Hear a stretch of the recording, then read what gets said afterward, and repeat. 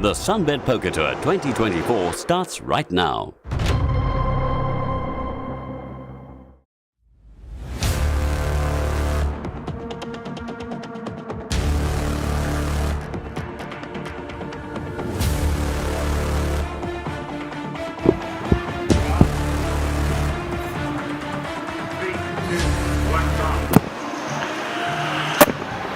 Alright, and welcome, ladies and gentlemen, to what is the pinnacle of the SunBet Poker Tour at Sun City. We are here live at the greenhouse, which is located just behind the Gary Player Country Club, and we're situated right next to what is the ninth hole, the iconic ninth hole on this course. And gentlemen, what a special evening, what a special vibe, and just an incredible experience for all. Jamie, welcome to the show. Everybody that doesn't know Jamie by now, Jamie McCarthy is our GTO analyst.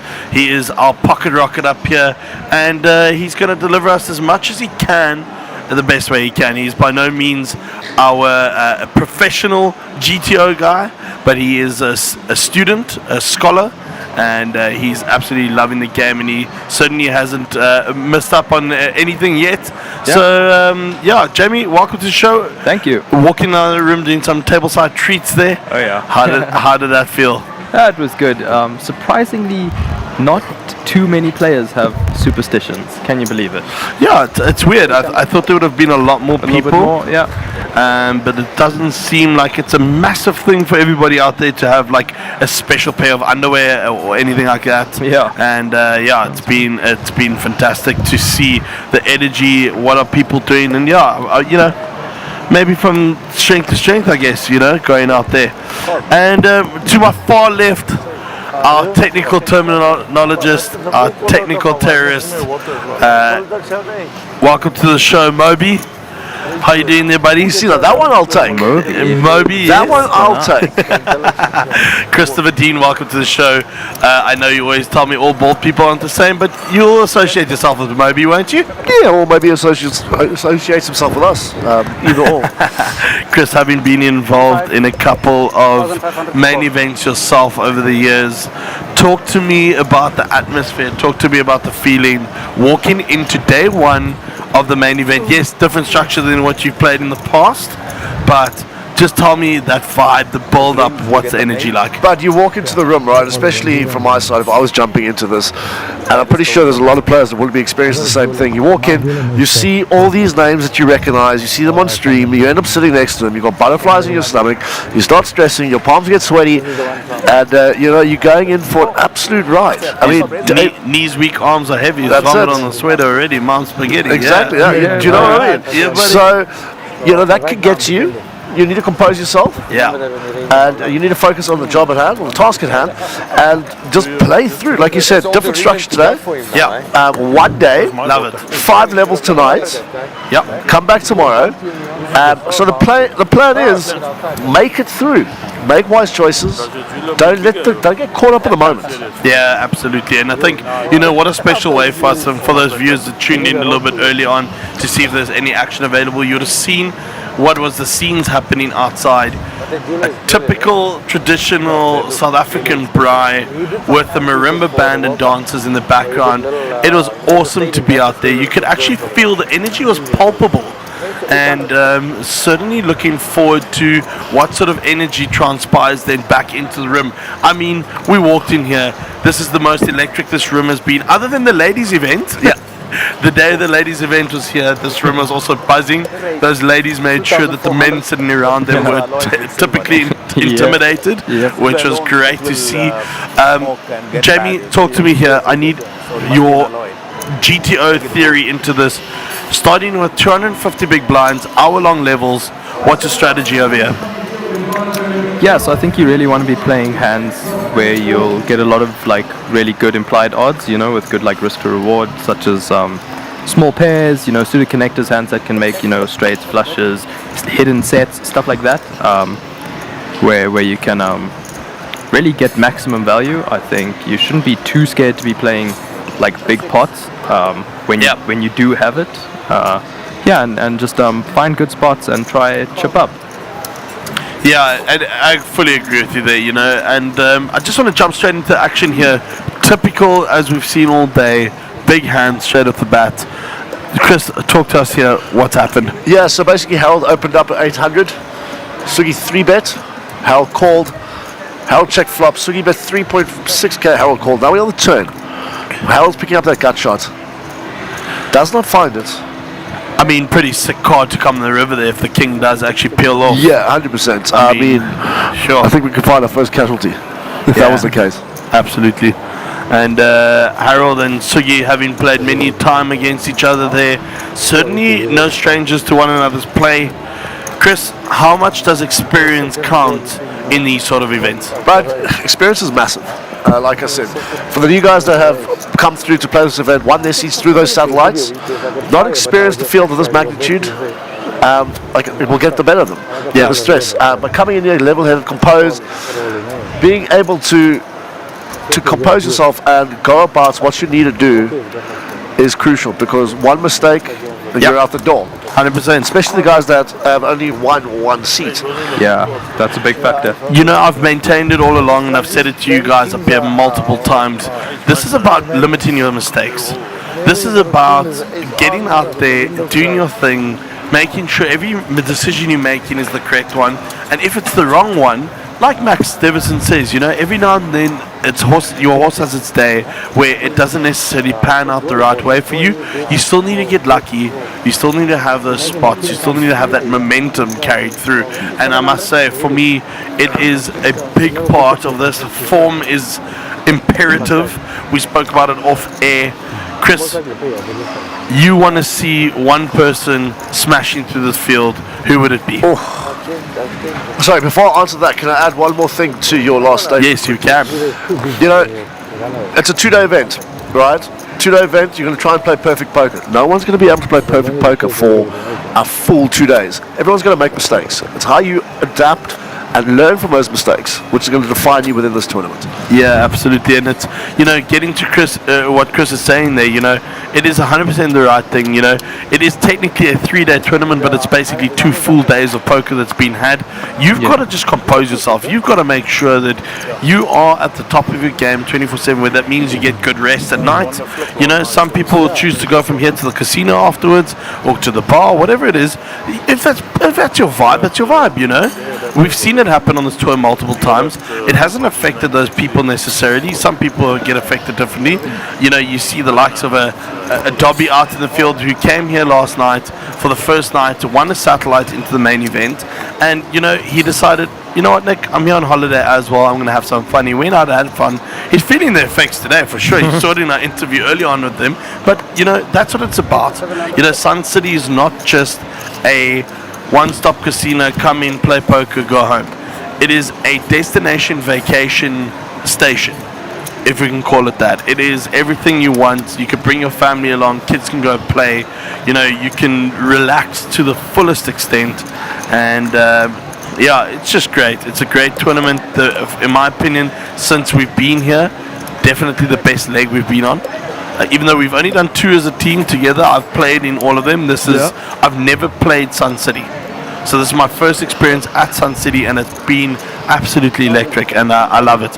Chris, back to the question. Who do you want to see have a deep run here? I know we spoke about it off air. Let's hear it from you. Look here, buddy. I'm going to have to stick with my pick. I've picked him in every event. Got to go for my boy Clayton. Yeah. Something's got to happen. He's just not found any form of the other events, and we have the main event here, which he has navigated and ran very deep in multiple times. So I think this could be the one. That variance could come into play here, and he could scoop a lot. Yeah, you aren't wrong there, Chris. And we've spoken about it so many times. Form is everything, but it's also not the be end and end all. Clayton is a very calculated, educated player. He analyzes his spots and hands. He does work over and above an extra. He is exceptional. He's really good at what he does, and certainly see him making a deep run in this one. It would be great. Local to Cape Townian boy for us as well. Nice to be able to sweat somebody like that and watch his progress. But I think great choice there. I love that. And I know it's not a case, and please to the viewers out there, it's not a case of having a bias. This is purely just based on what we've seen, what we want to see, and how do we go forward here. Jamie, you and I spoke earlier on. Who's your long runner here, your deep runner? Who do you expect to do well in this tournament? Yeah, so... oh, sorry. That's okay. Choking on my water. Yeah, so I think Rudolf Fariz is, I mean, he's proved himself time and time again, and he just has the best track record when it comes to running deep. I mean, look at him in the seniors event, WSOP, came 7th, I think, out of 8,000 entrants. Yeah, absolutely, I mean, that's insane. just insane. So and then the form continuing here, winning the super high roller, or the high roller, should I say. But also, I think cashing or final tabling another 2 events. the Mega and... I think it was a Little Slam, from what I remember. Maybe. Yeah, I mean, but he's it's just been on form. He's been on form, and I love it. And you know what? So he is so good for the poker community. But I want to pick up here, gentleman's hand. This is enormous. William Roberheimer, our competition winner, our online competition winner, winning a 40,000 Rand package to this tournament, plus the accommodation and everything included, staying up at the Palace, one of the most phenomenal stays, picking up a nut flush draw here versus Danny Diani's set and Edward's top pair. It's such a sick flop. Yeah, no, this is quite a disgusting one here, huh? And Danny looks like he's led this flop to a sizing 1.2k. Oi, he's raising it up here. 3,200. Music to Danny's ears. I mean, both of these Sorry. guys are To Edward's ears. Interesting here, spot for Danny. Danny sitting with a middle set there of 7s. It's just, it's poising for a raise here, and it's going to be so interesting to see what happens. Do you know what the worst card is on the turn here for Danny? Well, not for Danny, just to make it even more crazy, is the King of Diamonds. It's the King of Diamonds. King of Diamonds would be a sick turn card. yeah. I don't think Edwards is folding here, to be honest. We might find a fold here, but it then comes down to Willem. If Willem can make a call here, it could be a very, very interesting board. If Willem calls and a 4 of diamond pills, or even a 5 of diamonds. Yeah, good fold here by Edward. I think when you raise and you get 3-bet on a board like this, you're drawing pretty thin. Yeah. All right. Willem's hand is worth 8 outs, but only 5 available. He doesn't know that, but he'll know what his odds are. Makes the call. Has value to call there as well. Queen of Diamonds. Wow. Absolutely peels the nizzles and chips the baby. Oh man. And he just rips it. Just rips it. He, to be fair, only at 20k behind into a pot of 36k already. I think that was the inevitable. And Danny here being an experienced grinder the way he plays, 99% sure he's going to sniff this out. He knows where he stands. And you can just see how it is grating him that he knows his spot here. He is so irritated by this. Danny, I feel your pain, buddy. Brutal.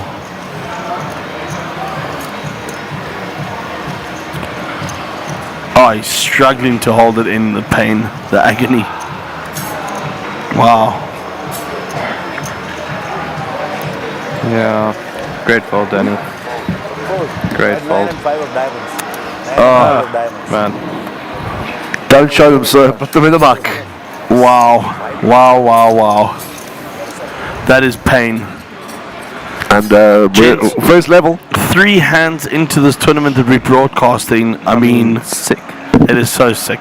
Yeah. You know, this is, but we've been seeing this all night. We saw the demise of Chad Moorman earlier on, which was just heart-wrenching to watch. You know, the guy made possibly one of the most incredible, actually 2 hands that he played incredibly throughout the day, of which one the notable 8s.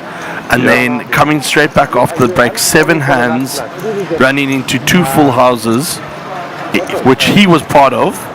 as well as then ace king into sevens, and the sevens holding up to eliminate him effectively from the competition. It's brutal, and we've seen on this feature time and time again. You know, we as commentators, we love to see this sort of action, but you can also feel the pain of the players. You know, we've been in the spot, we've been in the situations, we've seen what it's like, we've all played poker, we've all played tournament poker, and that sort of scenario you hate to see. It's gut-wrenching. Chris, Yes. what do you do mentally here to recover from that sort of a thing that Danny's just gone through? You've just got to recoup, huh? These things happen. Like you said, Danny's a seasoned vet. He knew exactly where he stood in the hand. It's unfortunate, but again, made the fold. Yeah. Right. Now he has to gather his thoughts again, compose himself, and go back to work. And he still has 40,000 chips behind. I mean, Yeah. that's like 100 bigs at least. Yeah. But it's just brutal, you know. But do you have any techniques that you like walk away with here? Do you? What do you guys do? Well, for me, in that instance, you know, if I take a spot or a bad beat or something like that, I'll just get up, take a walk, Yeah. right? Go outside, have a cigarette, you know, do whatever I need to do, clear my head, Yeah. just reassure myself that I'm still there, the fight's not over, and go try and play optimal poker and try and make as little mistakes as possible. Another big hand here, gentlemen. Two players in here flopping for the flush draws, and then Oki sitting with a nut flush blocker, but still sitting with the best of this board. I mean, if this is anything to go by, gentlemen, this is going to be an exciting night for us to comment on. 100%, buddy. You hate to see it at the expense of other players, but this is what viewers want. This is what viewers want to see. And, you know, turning around here, gents, just for half a second, just turn around. Just do me a favor right now, turn around, look at the venue.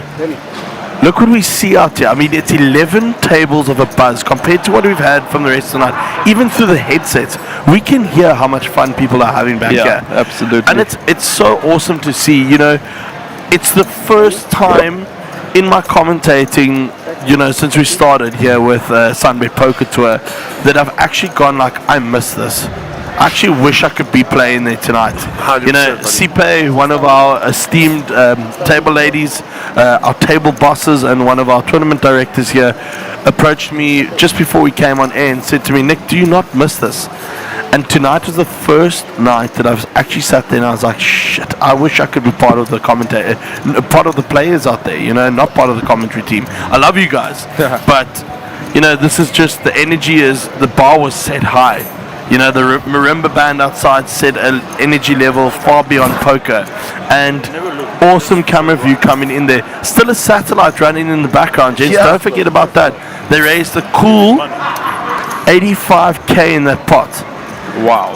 Looks, So that works out something like, I think it works out at 5 seats 5.5. plus 10 grand extra as a bonus.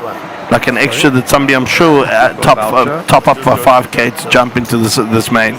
So that's an entire another table basically coming out of that. And the gents that are in that satellite, a lot of them are going to buy into the main anyway if they bust out. yeah. So we will definitely see 12 tables tonight, if not more by tomorrow. You know, this guarantee is going to get smashed. Like, 100%. I will put any side bet on that, and I know it would be a stupid bet to take, and I'm telling you, Jamie, do not take the side bet with me. No, I will not.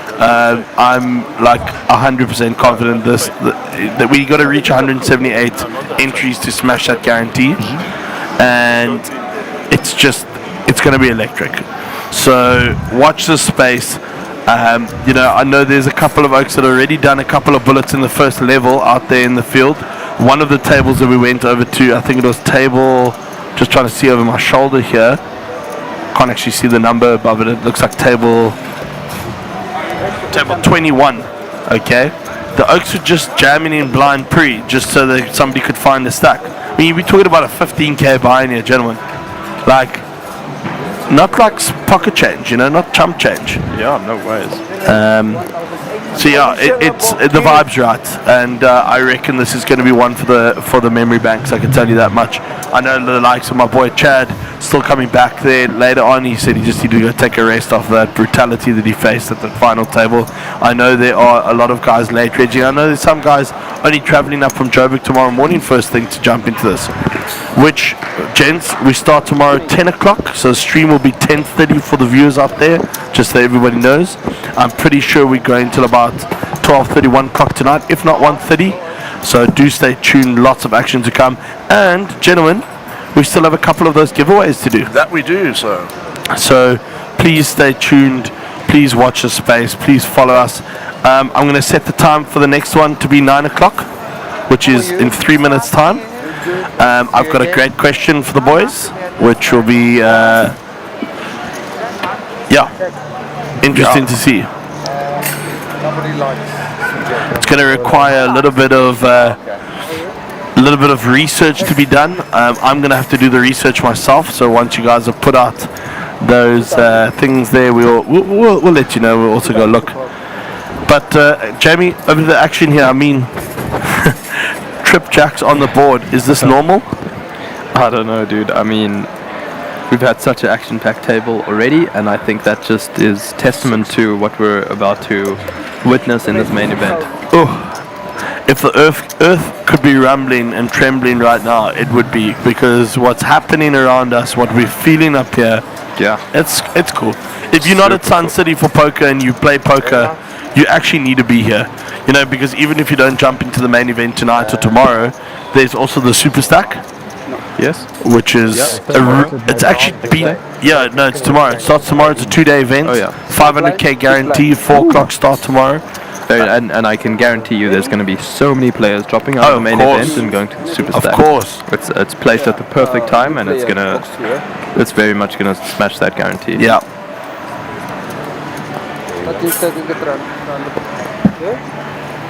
50,000. Yeah. No. You are going to be out the same because it's a small blind. You can't come into a small blind. You know what, Jamie? This for me is such a treat. It is. If I look at this feature table, there are 1, 2, 3, 4, 5 people that have not seen this or been on the stream so far, of which 4 have not played a single event in this SunBet Poker Tour so far. Wow. And it just shows you what a main event like this can do. You know, bringing in new faces. A guy like William Robenheimer here, winning his seat on an online competition, you know, not paying a bloody cent into this, getting a 40k experience. What a cool story that would be if he could go on to win this thing. Wow. Yeah, I mean, that Alan Young story would take a backseat to something like this, for sure. Yeah, for sure. Because Alan Young there, Jamie, I know you love that story. Do tell the viewers out there about that Alan Young story. Yeah, I believe he satellited into the main event here at Sun City last year. And he went on to run super deep. He came second, I believe, losing to Giovanni Zanetti. Yeah. But I mean, what a deep run! And I mean, even in that heads-up battle, he gave Giovanni a run for his money. It was it was actually fun to watch. Oh man! But I mean, that's everyone's dream, and he turned a satellite into R1 million. Crazy. Yep. Absolutely crazy. Was it a free roll satellite? Do you remember? Or was there some sort of buy-in into it? I'm not sure. Okay. Yeah. I think I do recall. I mean, we talk so much poker, but I do recall at the last one you did a bit of research. I think he bought in for like a total spend of like 1.5k or something like that. Wow. Something silly. Yeah. And to spend 1.5k into a milli, that's what streams are made of. All right, Danny here and Sugun catching a respectable piece of this board. Yeah. Trouble in Tinseltown if Willem sees the turn here. With his ace queen and a queen turns, it's going to turn painful. Oh, yeah.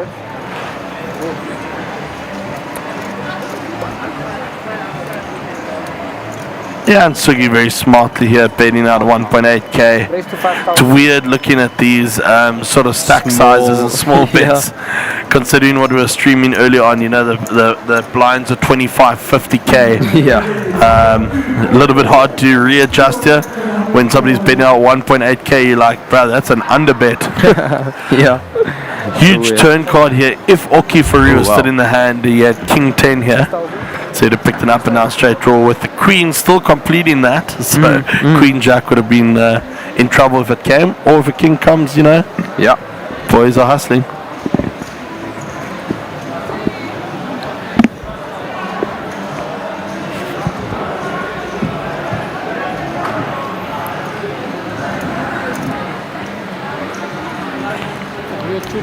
Chris, you've missed some hands already. It's just been spaceship on spaceship on spaceship. It's just been crazy. And yeah, again, you know, Danny's strut is back. You know, his proverbial table strut is back. Yeah. Betting Sugi off the same hand as him. That's good for confidence, I guess. Yeah, 100%. Man. And Danny has actually been running really deep as well. He's a grinder, man. Yeah. He's a proper grinder. He's like one of those understated oaks. He goes Yes, into absolutely. a field and he knows how to navigate it, you know. And there's the view of table 21 out in the field where the boys and the girls are just jamming their faces off. Well, they were early on. Apparently there was a couple of hands in a row. And I think Imran there in the background was complaining that how can he play poker on a table where people are betting blind. Well, Imi, that's part of the game. You put your money in, that's what you're allowed to do. I mean, did you see those four next to each other? It was Mathieu, Marco, Imi, and Max Deverson. No, it's crazy. Four of easily, like, probably top 10 around here. Yeah, All next to each other. love it. That's the greatness of the main event. You know, Yeah. you never know where you're going to end up. Yeah. Jeez, can you imagine being at that table? I would love it. I'd love it. Everyone just trying to level each other completely. Yeah, special.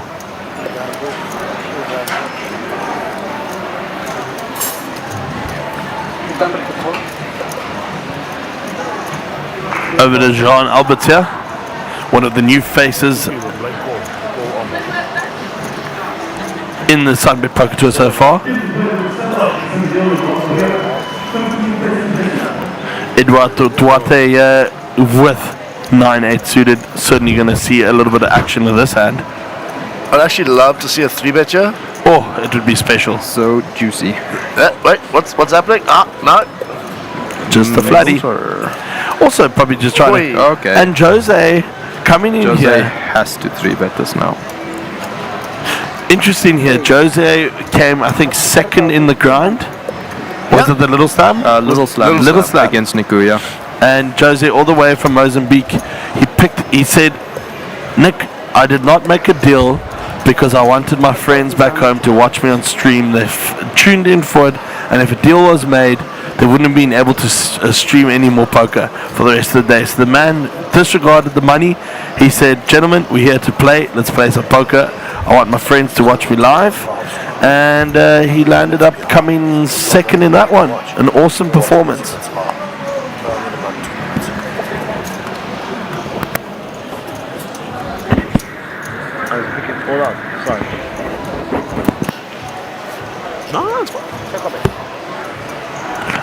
Right, into the action here. Harold Brooks not laying down his queen 10 easily. Oh, what? I thought it was Harold that jammed on him. I was like, whoa. But Jose there, happy with that pot, saying, you know what, let's not run into anything else risky here. Let's just take it down.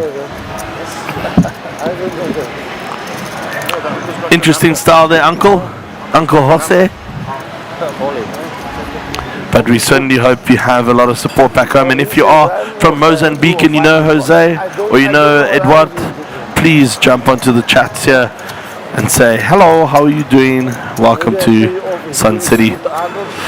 Right, folks, it brings us to that time of the night where I ask you that question. We're doing a t-shirt giveaway, all right? Uncle Jamie here in the middle is going to do the research for us on this question that I'm going to ask. You can ask anybody to go find out this answer. But I would like to know, within the SunBet Poker Tour of Sun City, how many of the tournaments where there were guarantees did we break those guarantees? So, two pieces of information you need to go find out which tournaments had guarantees on them, okay, and which ones have been broken. Obviously, we don't know with the main event. The main event's not going to count. Obviously, there's a Super Stack tomorrow which has a guarantee. We don't know. Doesn't count. every other event that had a guaranteed start to it, and I'll give you a head start. Here you go. Here's the sheet. They tell you when they've got a guarantee. You can see it put over there. Yeah. So go look through the sheet. Let me know, and then you got to go do the research for me as to how many. And let me tell you who the best person to ask for this is. Caitlin Fox. Okay. All right. Cool. So the viewers out there, is a little bit of homework for you to do. It is going to be a little bit challenging, but if you go to our social media page, you'll be able to find it quite easily. It's going to require you to go, and this is my suggestion to the viewers out there. Go look at the tournament schedule, go look at the players guide, and then go figure it out. A little bit of homework, and this one's going to be a 2-hour period, folks, to give everybody a little bit of chance. What I strongly suggest, if you go and do the homework, do not post it on the live chat until the last minute so that people can't steal your idea. So, in 2 hours from now, so at 11 o'clock, we're going to be doing this draw. From 10:30 onwards, I want people to start posting their answers, but I'm giving everybody the chance to start looking for the research. I know it's a tough one. I want this shirt, and if there's only one person that goes and does it, that one person automatically wins the shirt. Yeah, fair enough there. So, let's get this done. Let's go check it out. Jamie, I will help you with this one. Yeah. Okay? So you give me all the tournaments in there. I'll go ask Mrs. Fox when I go and do my tableside treats and interviews. Cool. And I'll bring that information back to you shortly. For now, gentlemen, and ladies on the view and on the chat, I'm going to leave you in the very capable hands of Christopher Dean and Jamie McCarthy. I have to go do some tableside interviews, get the vibe out there of everybody, and I'll be back in about half an hour from now. Cheers. Cheers. Thanks, Nick. Appreciate that, bud. Yeah, guys, do that research, get that kit, and come and win some gear. A nice shot of Moon there. Dubby chilling, always having a good time at the table.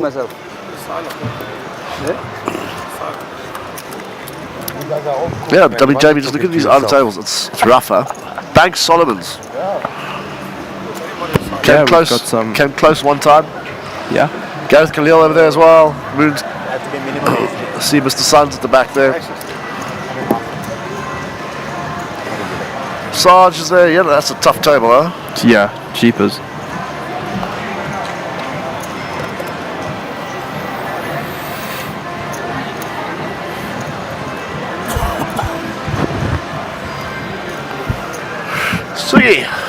Sugi got the full kit on, huh?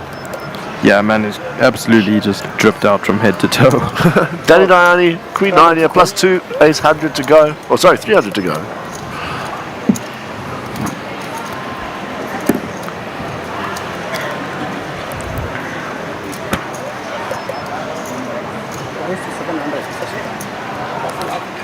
And Jose with a cheeky 3-bet here, or actually a raise.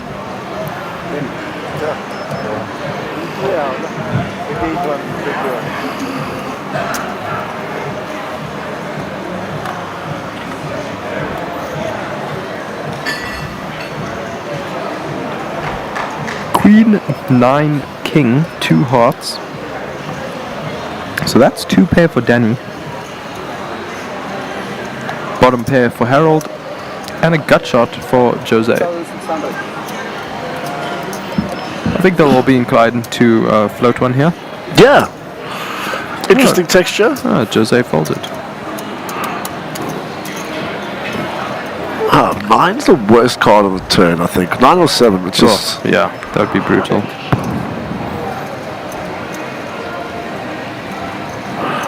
$7.8 in the middle. Danny definitely going to fire again. Looks like 2,400. 17.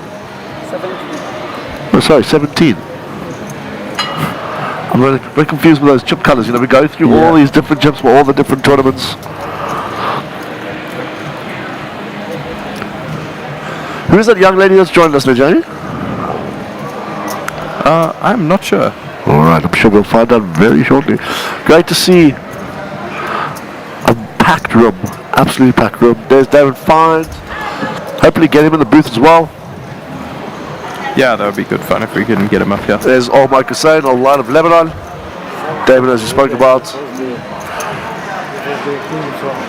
He's also had quite a tough run of late. Variants coming into play for him. Yeah, absolutely. Could can also run deep. Hopefully, I mean, Damon is here to win. I interviewed him earlier, and I mean, I'm hoping he gets a really deep run in this event.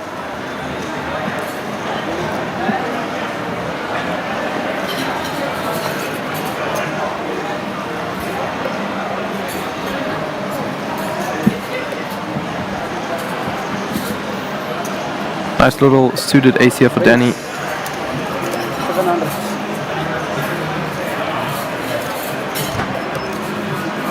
700 to call. Oh, call.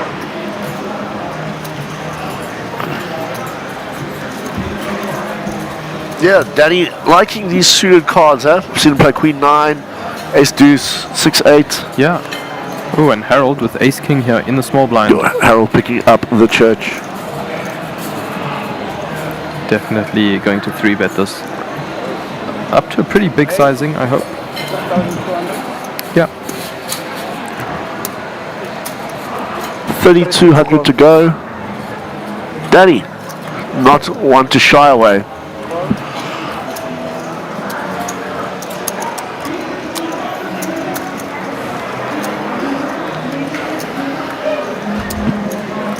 Right, to the flop we go. Danny flopping that gut shots. Harold still out in front, holding that ace of clubs.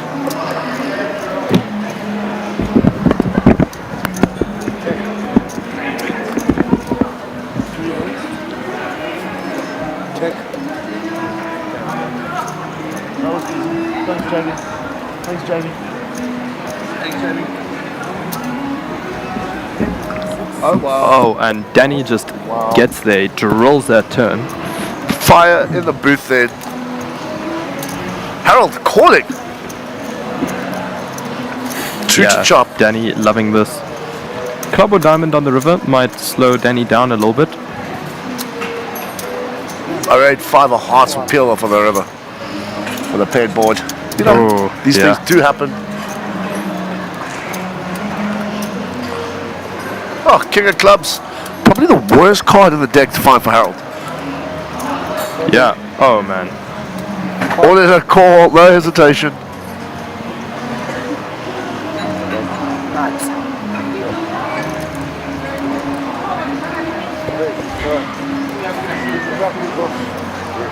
Mr. Brooks, GG, unlucky Harold. sir. Yeah. We'll see you back Surely, within yeah. the event, 100%.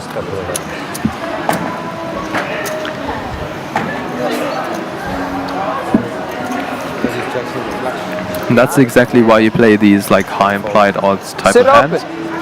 Hands that make lots of straights, make lots of flushes. Yep. So that when you do get it, you can get the maximum.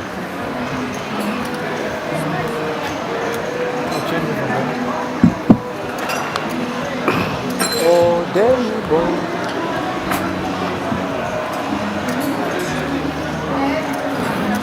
Yeah, look at that. There's Simon over there as well. Marina's there. Vicar Vickers. Joe Boy Rami. Yoki is there as well. Not an easy table, Johnny. No, not at all.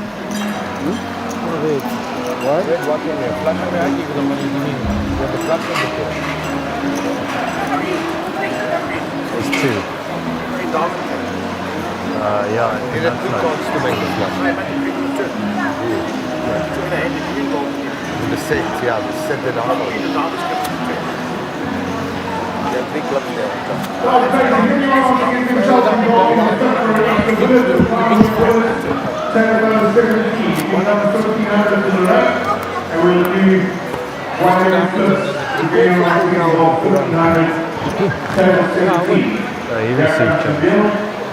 500.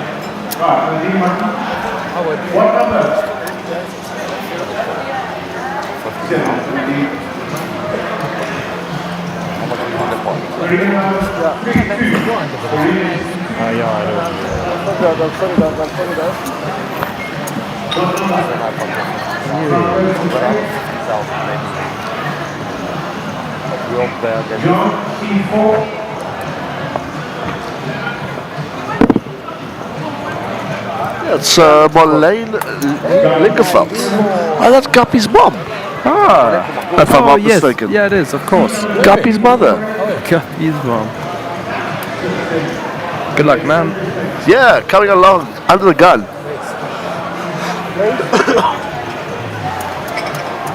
Jose, yeah, it's Jack.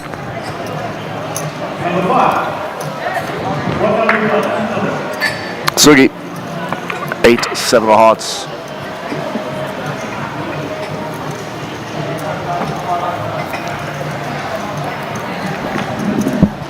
$1,600 to call.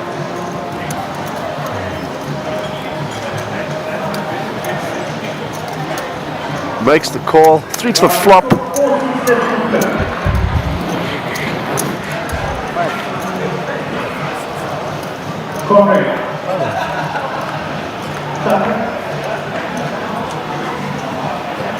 Oi, interesting flop there with my lane.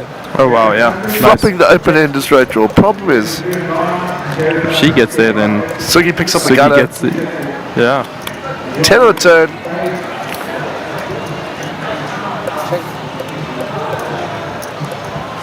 So of course, for those who didn't know, Sugi won the last main event at our previous stop, Times Square. Yeah. I wonder if he does have the bracelet on there, as you can see. Sick. It's good. Brought it out for the big show to let everybody know he's not playing games. Yeah. And how fantastic would it be if Sugi wins back-to-back? You never know. You can't count him out. Yeah, never do.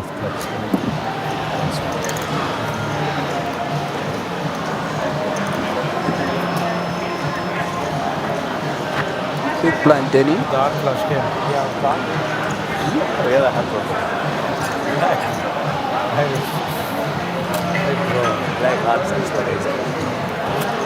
Everyone's super deep here. Starting stack is 40k. And blinds are 200, 300, 300. So you've got more than enough playability at these first couple levels.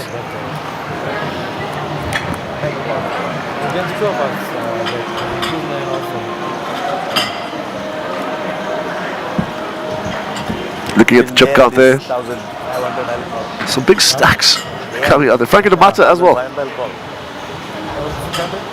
In the mix.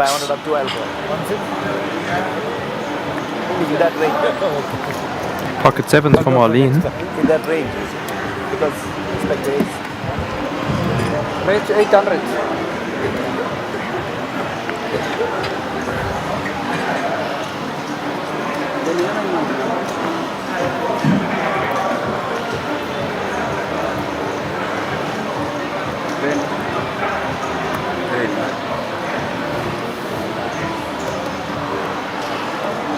Call.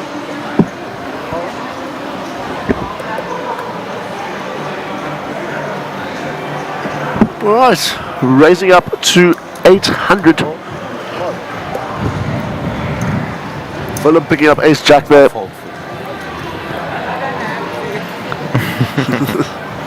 got the rubbish.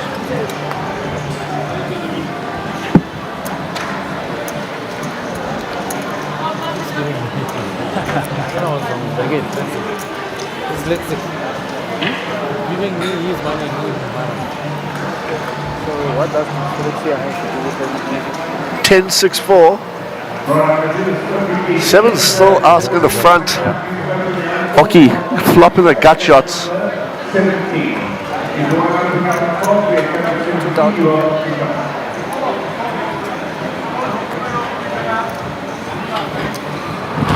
Betting 2k. Oki not going anywhere.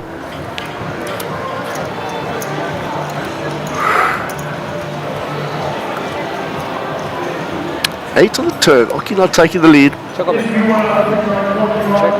Ew. One is slowing down. Ooh, the four liner gets there. The four flush, should I A say. lot of hearts, yeah. Oki just doing the double check. Checks back. And Mono's getting the bad news. Ah, Second time, one card Cheers, Barry. Appreciate that, mate. Thanks for tuning in. Really do appreciate everybody that's watching. All 125 of you. If you've got nothing else to do on a Friday night, come join us. Get in the chat. Ask us a couple of questions. Tell us who you want in the booth. We'll try our utmost to get that all sorted for you. Rudolph has got the lot in. Not surprised. Thank you, Barry Stimmet, in the comments. Appreciate your compliment, mate. See what's happening here.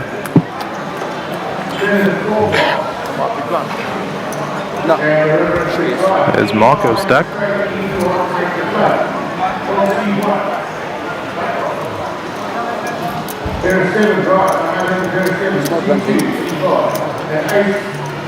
Got some support in the chat for the Mozambican boys.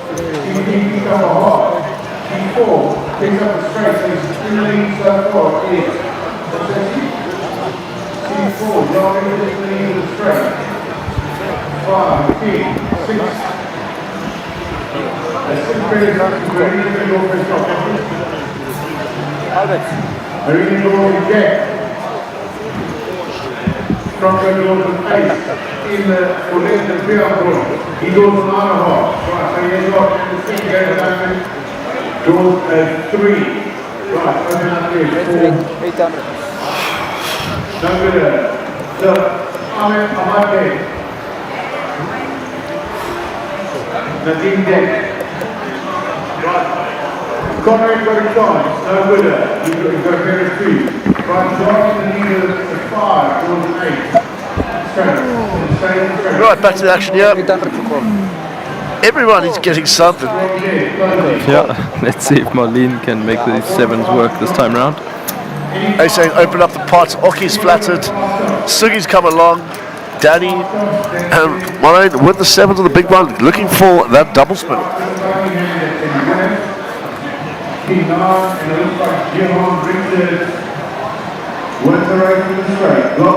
Oki, middle pair and a flush draw. Yep. Edward with top 2. We have brutality coming up. Yeah, I mean, everyone's got a piece of this board except Sugi.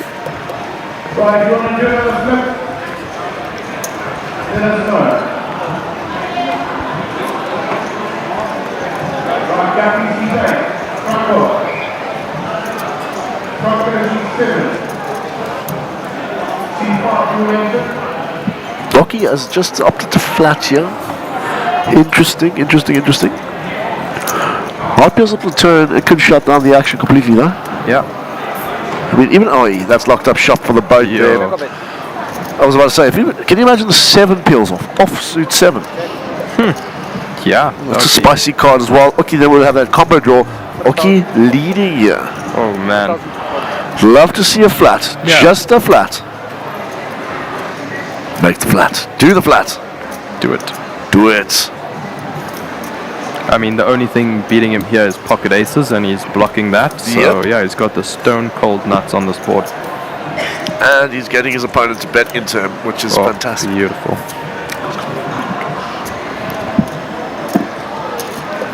Makes the call. Nice.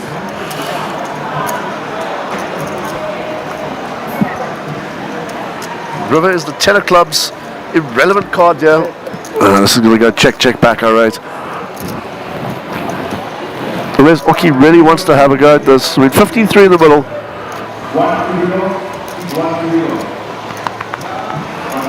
Thinking about it. What is he beating? What is he losing to? What are the national bluffs?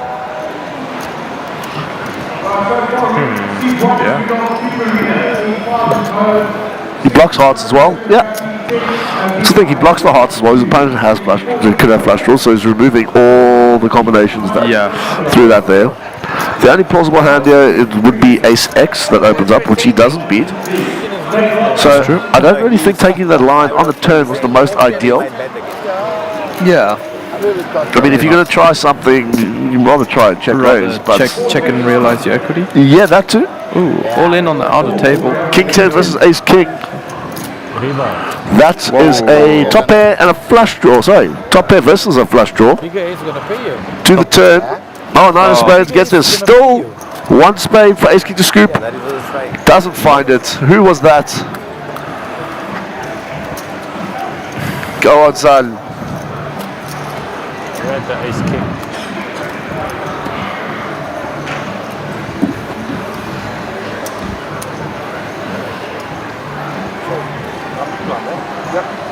And put in 300, you've got flex. It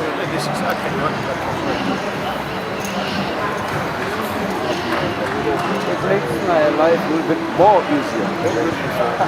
Well, somebody's lucky if that's That's what we Everyone's supposed to come That's shooting bet book for you. Sorry, No. Cards are correct.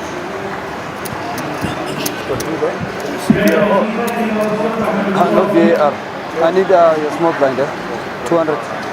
Okay, put it 500, it's fine.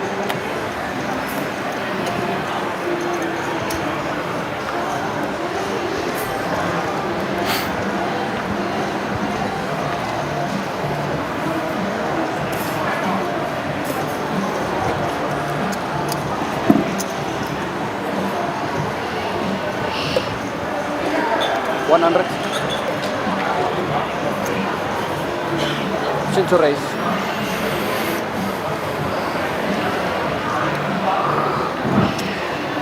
So action on John here as we wait for our graphics to catch up.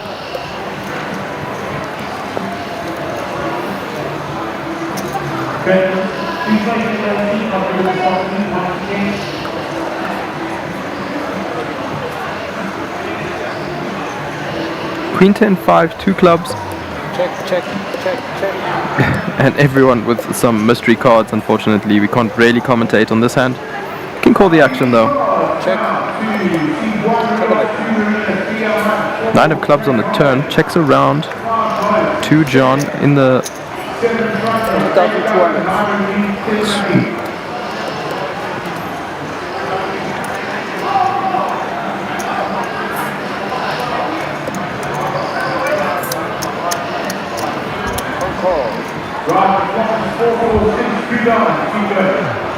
and King of Diamonds on the river.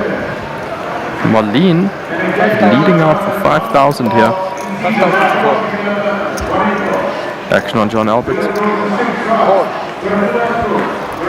Makes the call. Danny lets his hand go. And let's see.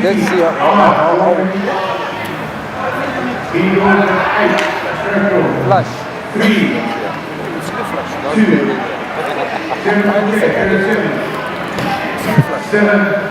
Nice, and Marlene scooping a nice pot here with the flush. Go on, Marlene.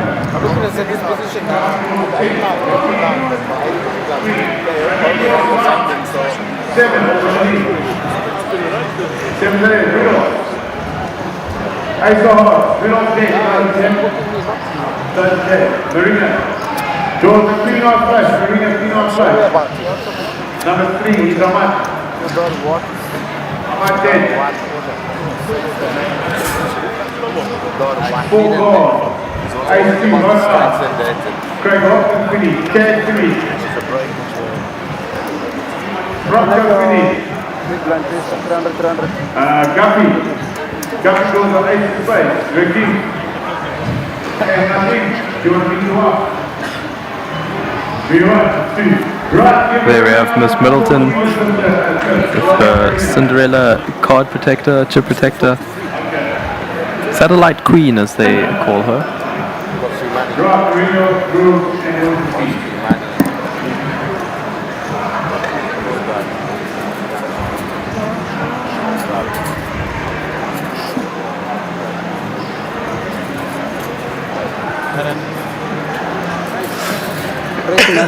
Alright, over to Sugi here, raising up to 900 with Queen Jack.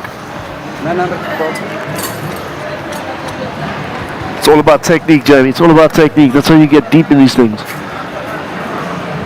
Hey, not wrong. Oh, and there's Edward with the Nick. The Nick. To the suit. Where's Nick when we need him? Out doing tableside interviews.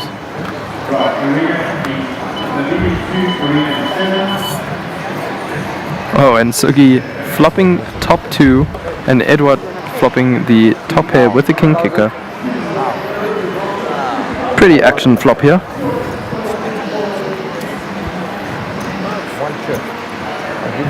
So check bet call. 9 of diamonds, giving Edward the 10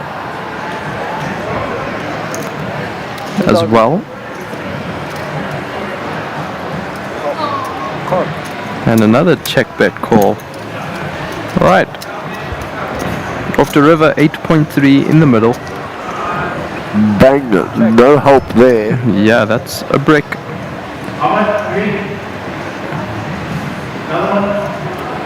Is Edward gonna check raise here?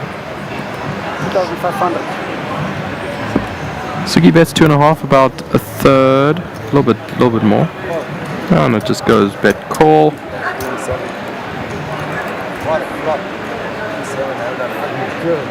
I wonder about the straight draw there with the Blinds are up.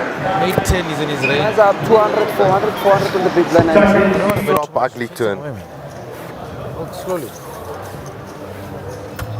244, Jose.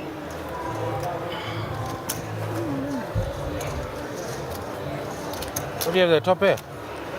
Your top pair? King Queen. Ah la la. And there's that 3D printed dragon that Nick was telling us about earlier. I believe Leonard is the owner, You're waiting for the king to come. with his classic Baby Yoda chip protector.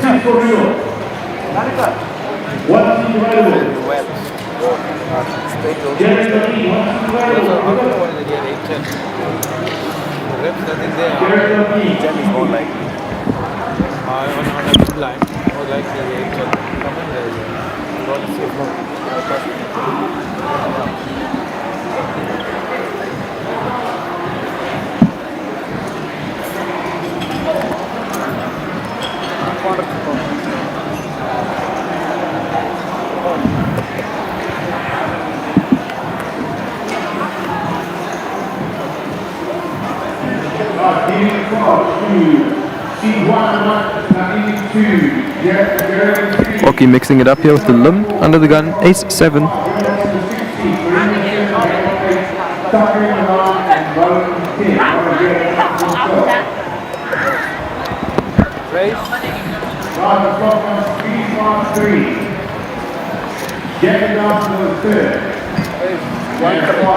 Edward raising it up to 1-3.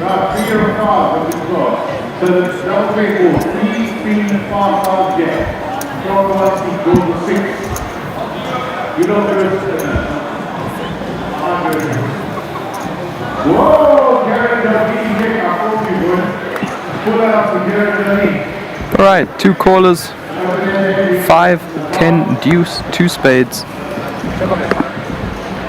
Middle pair for Jose. Edward still in the lead here with his pocket 6s.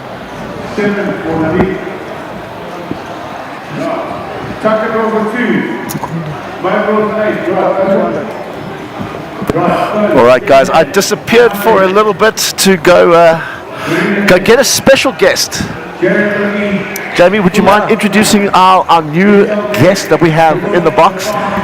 Welcome Danica, an avid viewer of the stream, I believe. She won a... Oh no, that was Tiana. I'm so sorry. Yeah, a viewer of the stream, Gareth's partner. Welcome. Hi guys. I think at the end of this evening I might have a job. You might have a job. Danica, thank you so much for taking the time out to join us. You know, we're trying something different here, right? We've had poker players in the booth. Now we have a poker wife in the booth. Tell us what it's like being together with someone that plays poker all the time. How do you manage that? Like, talk to me. Do you enjoy the game yourself? I have no concentration for this game. Yeah? I'm the flip side of it. All the drama, all the players that hate each other, they can't stand each other, the digs, the dives, all of that. The needles. No, I love it. And to be honest, I just add fuel And to you the just fire. add gas on the fire. You have no Always, idea. always, I mean, always. you guys know this. Yeah, too well. So you guys got here this morning, took the red eye in. You must be absolutely exhausted. Tell me how your day was. What do you guys get up to today at Sun City? First of all, we are very used to this lifestyle. I mean, once again, concept and fries keep us going till 3 o'clock every Wednesday and Thursday. But what we did was, I had a fight with my Uber driver on the way here. And then when we got here, obviously the hotel was great. They checked us in immediately, and I mean, it was like 11 o'clock. So that was fantastic. And then we got settled, and then we went to the Valley of the Waves, which is a knockoff of Cape Town. And just to let them know, it's not supposed to be one wave every half an hour. Yeah. Fair enough. So Danica, other than that, what are the plans? I know you're not going to spend all weekend in the booth. There's a spa here as well. Yeah, no, definitely. Just across the road here at the Gary Player Country Club. You don't play golf? No, I'm not allowed to have sticks. I went to a class that said I'm not allowed to. So what about putt-putts?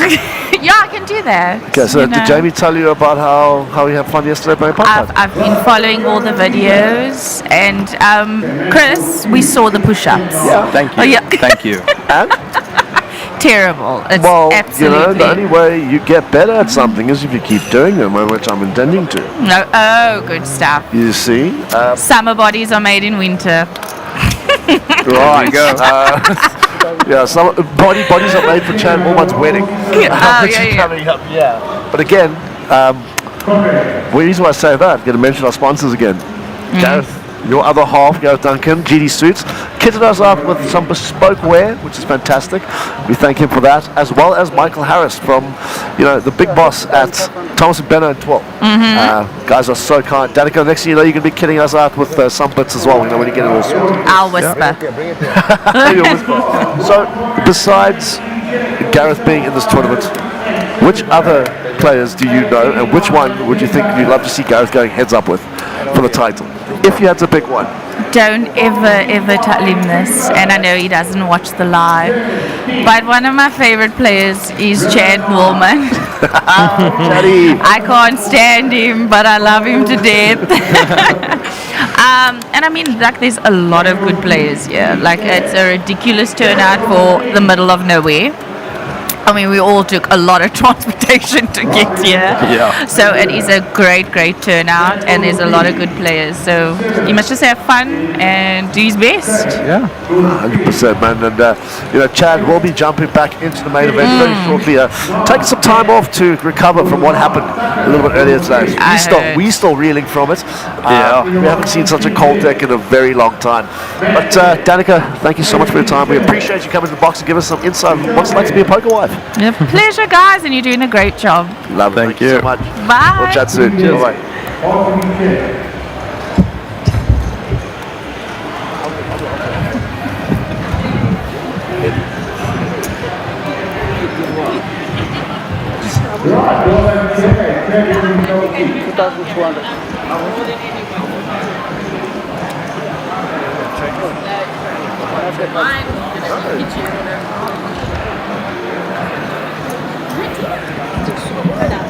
Alright, so we have Oki picking up ace queen here in the small blind, finding the raise against Jose's limp on the button, and Jose getting sticky here. Makes a call, gonna play a nice hand here in position. 6-3-6.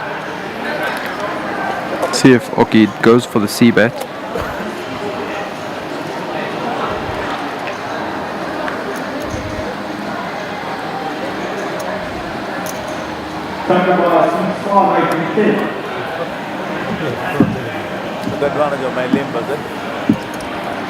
And he takes it down with a nice little c-bet. Nice check. Good fold. Yeah, nice check.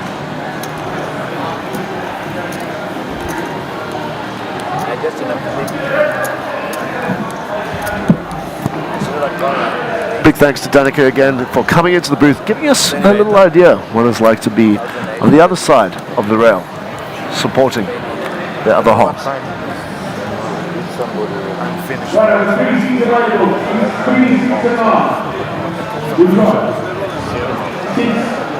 Your duty. Round 5. End of round 5. I'm completely dead. Yeah, you came in the early morning today, no? You come from China. I'm really. Yeah, China talks the eyes. Before I came down when he read. You go to China. Have you been to China? No, my China. Sharp.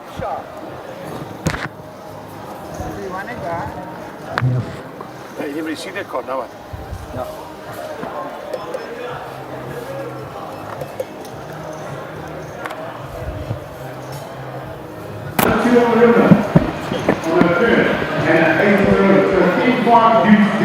Ace 8 of hearts for John. 400 Limps in.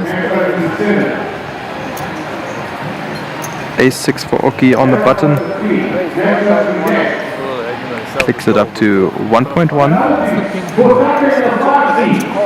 And another ace here for Sigyn, who should probably be inclined to defend his big blind here.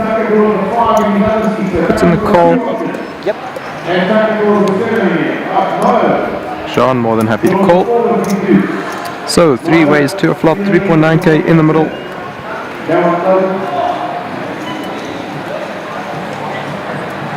5, 4, deuce, 2 clubs. Oki holding the ace of clubs for that backdoor nut flush draw, and everyone on a flush draw. Sigyn actually flopping the straight. Sorry.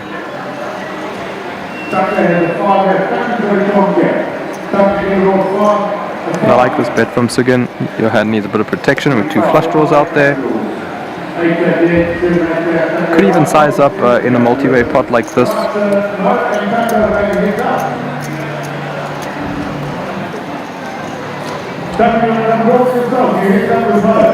Here's the Jack of Spades on the river.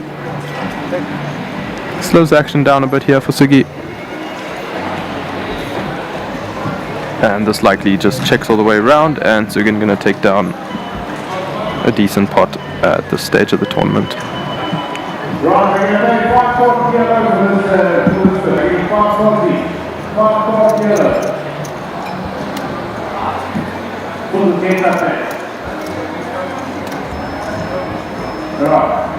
The ball is 4-3.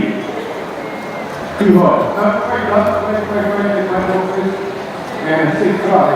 2 points every time with your 5. Second was the 9. Two, 6 came in.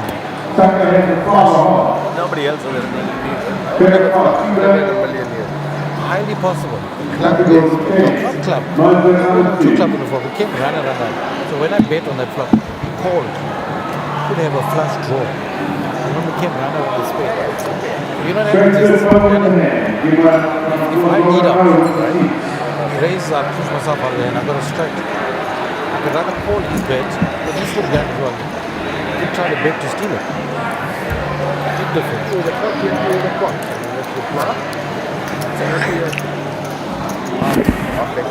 Have to see like that.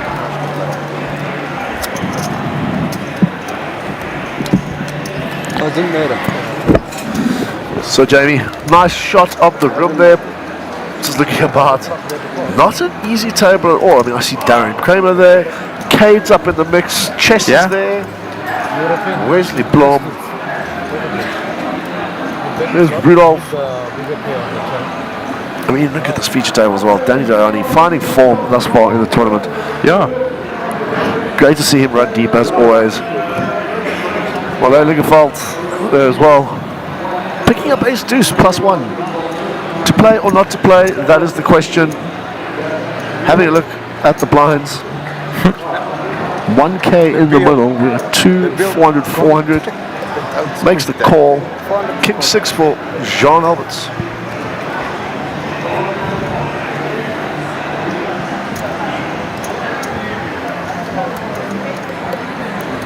Six ball coming along there. Oki fold there. Oh, Yoki has joined our feature table. Play a lot with Yoki back home.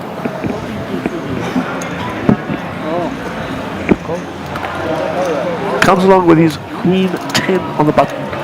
And Philip picking up ace jack, makes the call too. Would like to see a squeeze there, Jamie? Yeah, definitely.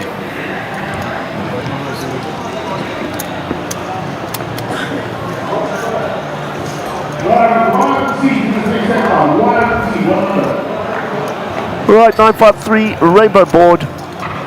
4-6 flop in the open-ended straight draw. Well then, flop in the gut shot.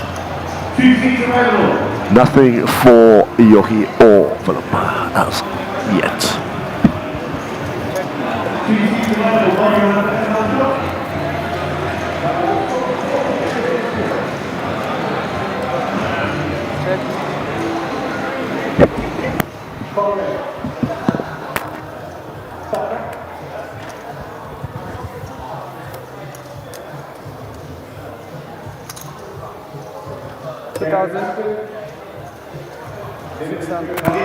Five of hearts on the turn. Another open and straight flush draw.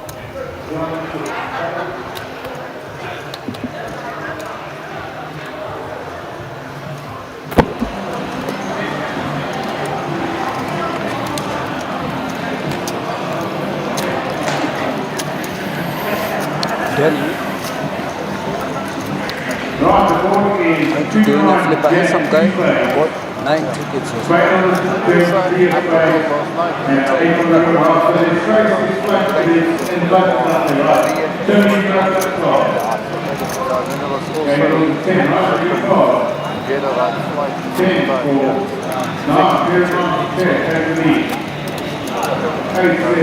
In the past, he played for the 3, he was 16, and he drove a 8 there in the game. He's there. Alright. Greg goes to 2 hearts. Nadeem goes to Jack, top 10 for Nadeem. And strike. And Greg goes to 4. 7. So yeah, we've got Nick's been busy. He's been a busy man. So have you on the table side, treat side of things. Yeah. We're going to be shooting across in a bit to go have a listen to some of those interviews. So if we cut away from action, please bear with us. We'll be back very shortly. We'd like to catch up with the players on this end. 10, Alberta. Team 7, please. 7 left hand. 3. Team 9. 3. God. Team 9, Mr. Nadeem. 3 big. Oh, he's a great. Alright, and the team has a net and a 4. There. Wow, okay, great with 2 big. Right. Oki loves these one-gappers, huh? Yeah. Loves these one-gappers. Suited one-gappers, right up his alley. Very interesting, pretty like passive sort of table here. A lot of recreational players. A lot of multi-way flops.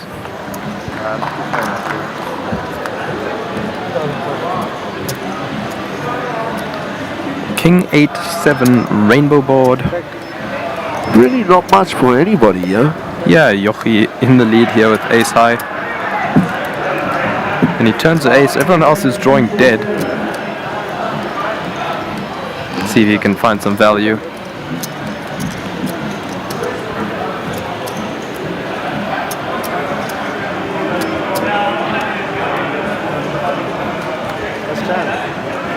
And Yoki just picking it up there with ace and turn.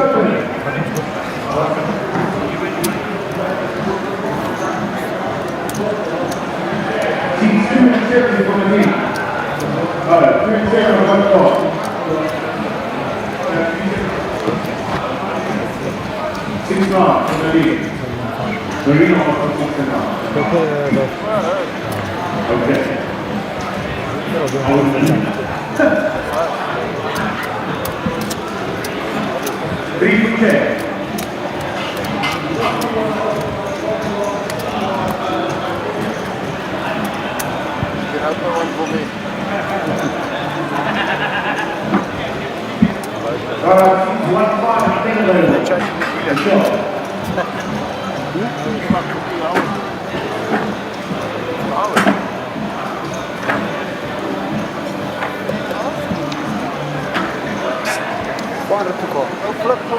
Sean Alberts under the gun. Now, at table 17, they just... Queen 5. Taking his time to get rid of that one. He's been quite patient thus far.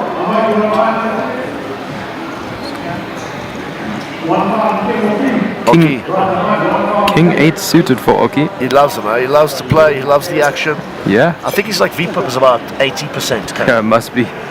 He's probably just trying to find one of those big hands to try spin up a stack here early on in the main event. 10s for Sugin. I think we're taking a trip. We're up on that bus to 3-Bet City. I hope so.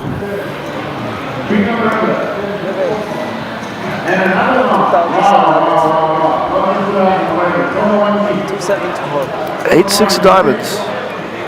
Nice, and you know that 3-bet gets those hands like 8-6 of diamonds out of the way so that you don't have to worry about getting cracked.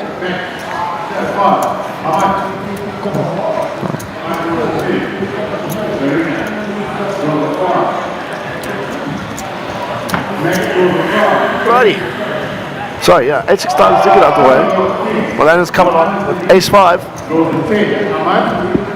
Those are ace. Ace in the lead, 2 aces, chopping. Right, the queen, full house for Ahmad. Full house, only Ahmad would beat Ahmad. Only Ahmad. All right, 10 high board. Sorry, Queen 10-4, Queen high board. Middle set for Sugin. Yeah, run better. Yeah. Very chopping with Ahmad.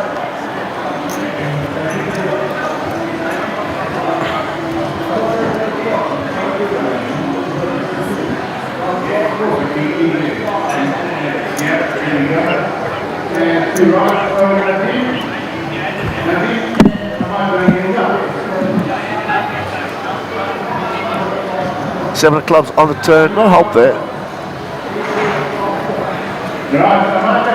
Oki checks. Yeah, nothing that will really get Oki in too much trouble.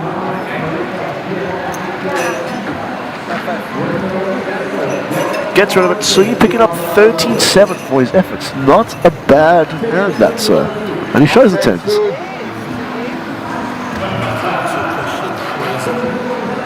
Where is it? There it is, the SPT main event bracelet from Times Square.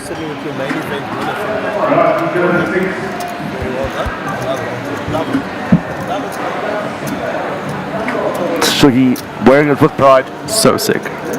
So sick.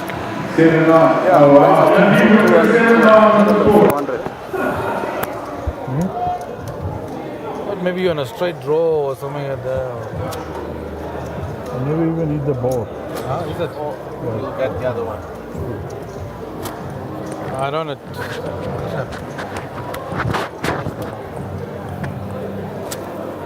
They punish if you try and trap it.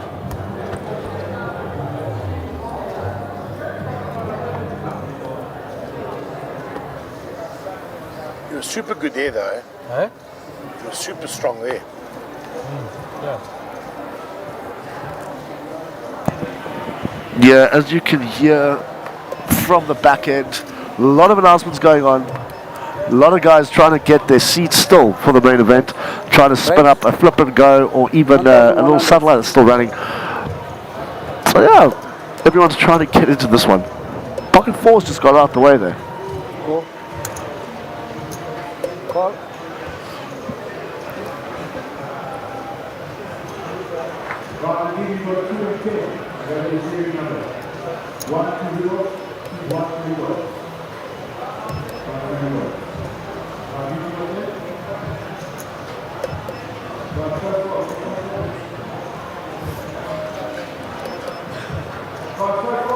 $1,600. Am I seeing this right? Wow. Okay, what's going on here? 1,100. I mean, jeepers, I can't even keep up. This is like a family pot if I've ever seen one. Alright, 7 ways to a flop. Let's go. Spin it up, baby. Who will get lucky? Because in 7 ways you just have to get lucky to win. Alright. 7, 3, 5. 3 clubs. Marlene with the strongest club.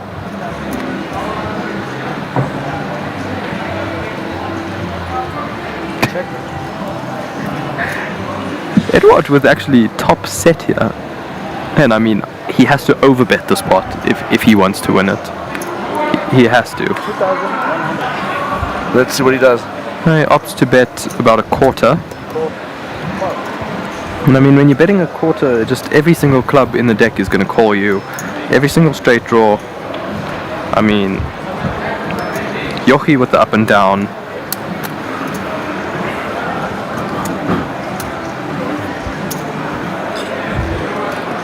One club. There's only one club here. One person with a club. King of Spades. Sorry, King of Hearts. So I'm really flustered of all the actions that we've got going on that side. I think that breaks the record for most ways to a flop we've ever seen on stream. Easily. Oh, that's ridiculous. I don't even know how you study 7-way poker. No, the chance.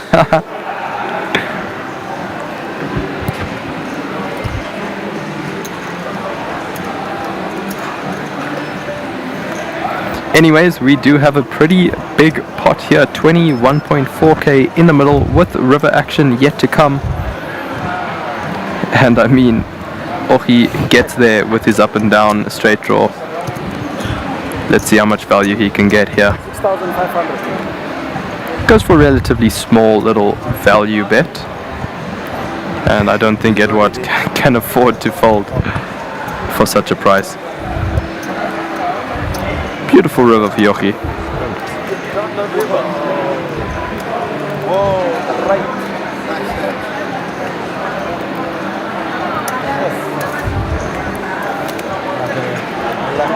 I would have loved to see like a 1.2 or 1.5x pot bet there with that from that top set on the flop.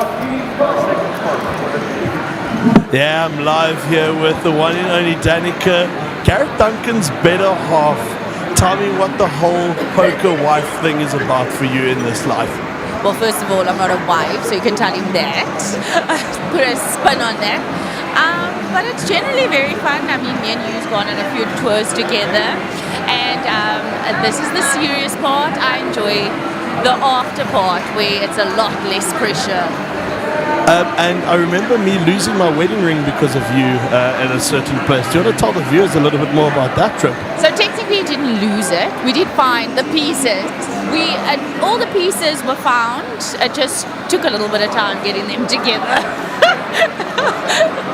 And a shout out to anybody out there from Cape Town. The whole entire concept team and the Fries team, all of them, because they do it the best in Cape Town. So. Well, there you heard it from the rails. Yeah, Danica. Yeah, shout to Nick, as Danica was in here with us earlier. Nick was just having a little chatting, catching up, feeling a little left out. Right, Oki, raising it up here, +1 with 7-5. Yoki this time now, with Queen 10. Philip comes along, Danny Diani, 3 betting those jacks.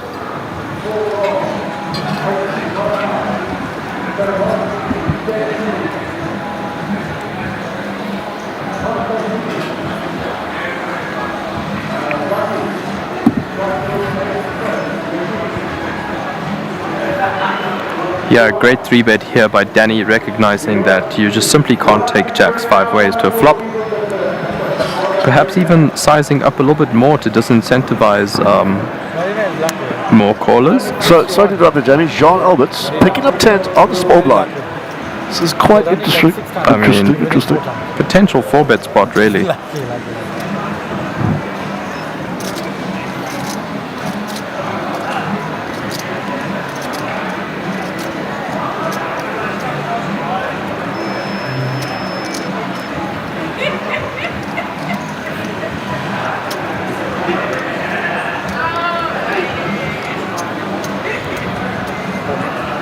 All in. Whoa, and he rips it for 100 big blinds. Woo. That's bit of a jab. Danny's going to be in a bit of a spot, but he's got heaps of chips. And this is a big chunk of his stack, though. I mean, what a full bet squeeze. Last time Danny folded jacks pre-flop. Certainly regretted it. Can he find the redemption call this time round? Oh, some history playing a role here in Danny's decision making. And yeah, unfortunately, kind of has to fold. I mean, 122 big blind shove, Chris. You can't call off jacks for 122 bigs, can you? Nope. Not in this early side. Maybe kings and aces, but queens, jacks, ace, king, got to fold it for 120 bigs. I mean, Sean taking the ultimate risk, shoving those tens for 120 bigs. Putting Daddy to the test. Yeah.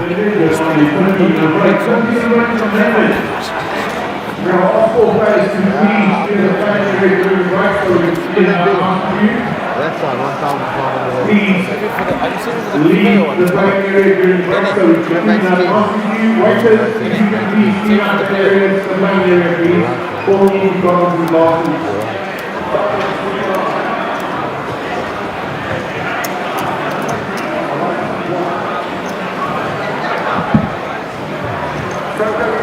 Right, I'm sitting here with Tiens on the outside table. Tiens, talk to me. I know you're in a deep satellite here to get him into the main event. How's the whole experience been for you so far? It's been amazing, and I've been short stack, built my way out, lost to a guy flopping quads to me, and now it's basically bubble time. Just want to get through the bubble, and I think we just got through the bubble. Did we just get? No, we didn't. Okay, but it's been excellent. I love it. It's like close times. I have to ask you the question. The attire for the last couple of days looks like you're ready to run every single time. What is up with the attire? So yeah, no, after this I have to go run. I have to do a 30-minute at 80% heart rate, whatever, for 300 points. And I guess it's also, you know, maybe it's metaphorical to have a good run at cards. You know, I got my running clothes on, so I'm prepared to have a run of cards. You know. Awesome. There you heard it from the side of the table. Good luck, Tiens, and good luck everyone else. Yeah, well said, Tiens. Yeah, Tiens, I mean, a character of note. We love to have him here. He loves having a good time. He loves the game. I'm just glad that we actually have the ability to get so many different characters in a room to see all the different personalities floating around. Yeah, absolutely. So Jose Kings. Yeah, so we had 3 limps. Folded to the big blind. Jose with kings raises it up to 2.5. Well, they're not going anywhere. Yeah. John Albert priced in now to call here on the button. With the Nick. The picnic. Dominated. Queen, Jack 3. 2 clubs. And now that's a pretty dangerous board for John, having top pair, king kicker. Yep. Versus the overpair of Jose. Which also, as you like to point out, your favorite thing, that backdoor flush draw. Of course. It's always great when you can turn additional equity. Yeah. Let's see what he opts to do here.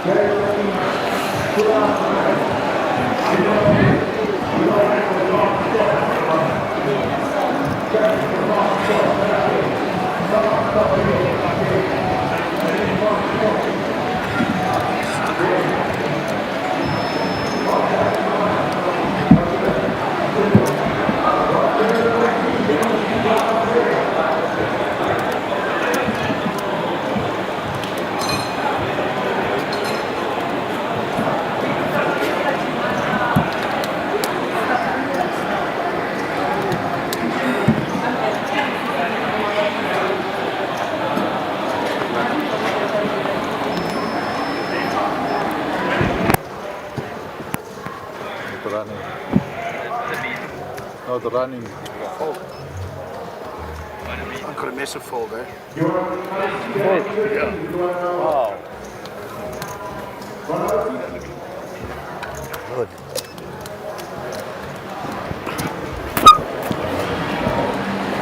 Righty. Looks like that one got through Jose. Wow. Folding top pair. We are here at the main King event kicker. at Sun City, and it is building up to be an incredible event. The vibe has been palpable. The energy in this room is just electric. We have 115 entries already with 11 tables underway. This is going to be one for the record books, and we're certainly looking forward to seeing what the rest of this tables and feature table has to hold for everyone.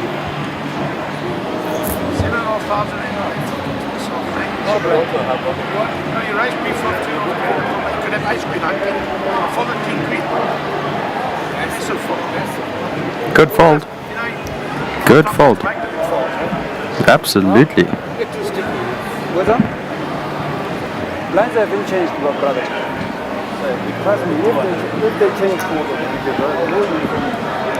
I can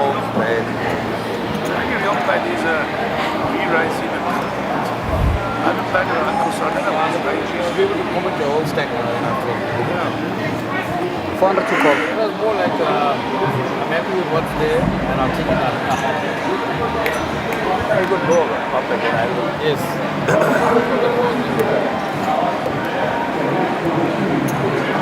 Raised 1,100.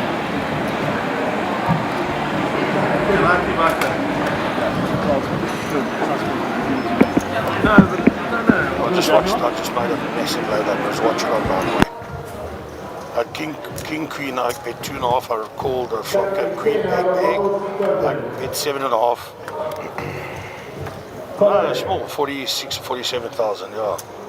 Cut a long story short, I should never have folded. As check. Check. I should have just shipped, and he would have folded. I collect another 14,000 chips. But it's hard. It's not easy. This is the. No, he told me that, check. He never bluffed you. He just continued.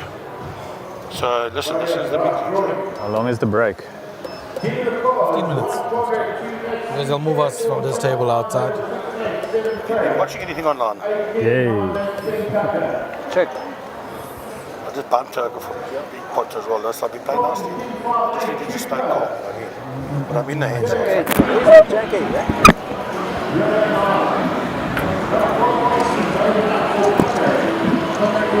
All right, and on the side of the table here with Maria. Maria, welcome to Sun City. How's the experience been for you so far? Awesome. It really, really is awesome. Very unexpected, but awesome. Now, I wanted to ask you about a certain trip. It certainly is my favorite poker tour we've ever gone on together. What was Tanzania like for you going with us? It was great. The oldest in the group, and I had so much fun. And then we went to Zanzibar, which was even better, thanks to Nick. Yeah, a very unexpected trip, that little Zanzibar mission. But what does it mean to come on a poker tour like this? Just other than the poker, what else do you get involved in on the side? Not much. I love playing poker. I come when I can. As I say, this one was very unexpected. I wasn't expected to come here. And yeah, here I am. Let's see what happens. Was it maybe that t-shirt that you won in the stream last night that brought you to Sun City? No, it actually wasn't. A friend of my ex's gave him accommodation at the vacation club. He gave it to my kids and I, and here we are. Well, there you heard it from the table side for Maria. Maria, good luck in the tournament. Thanks, Nick. Raised 1,200. Jumping out there, catching up with anybody and everybody that he can, huh? Yeah.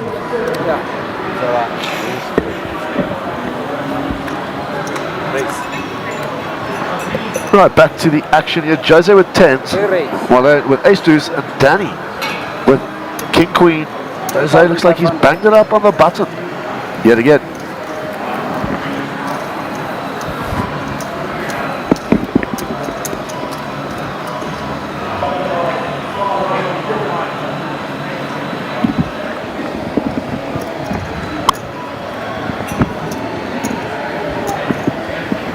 Jose certainly with the highest 3-bet frequency on this table.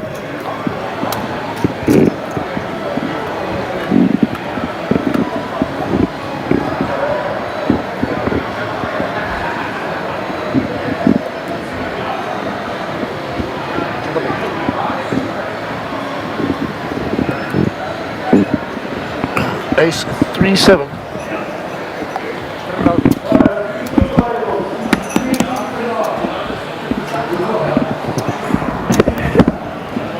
Charlie,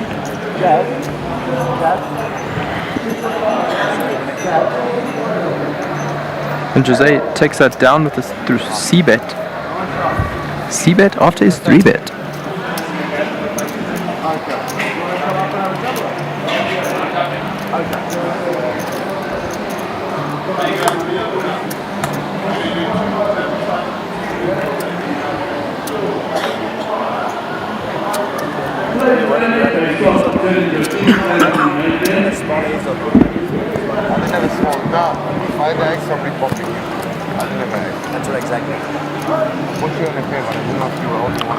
Shots out of the table there.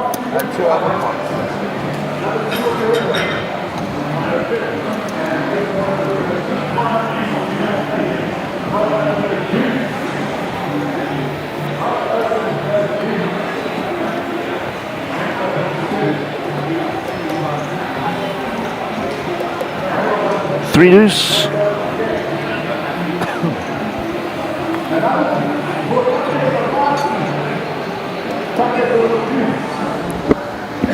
King Jack for John.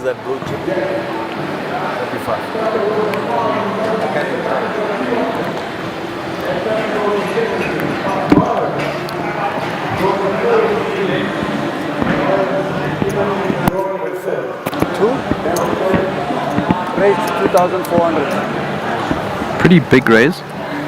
6 big blinds.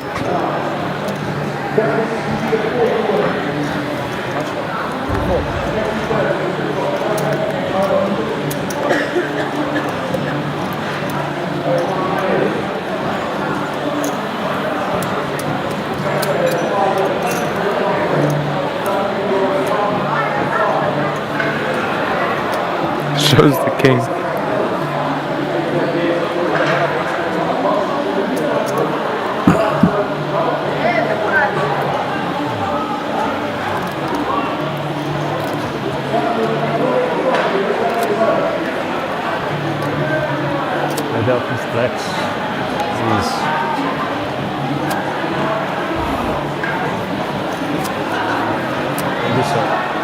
Nice shot on the outside there.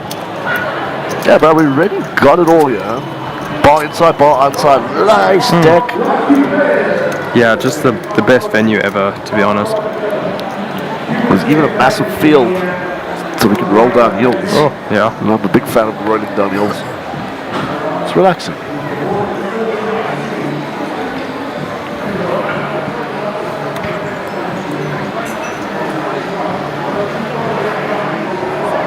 Alright, let's see what's happening on the YouTube side of things. If my computer gets there. Chris has the worst luck with technology. Technology, you have no idea. Alright, Marlene limping here. Edward also limping. Ace 9 for Jose. Does he raise it up? Yes, he does. I like the aggression frequency, Jose. Very nice. Pocket fours for Yochi on the button. He's going to call.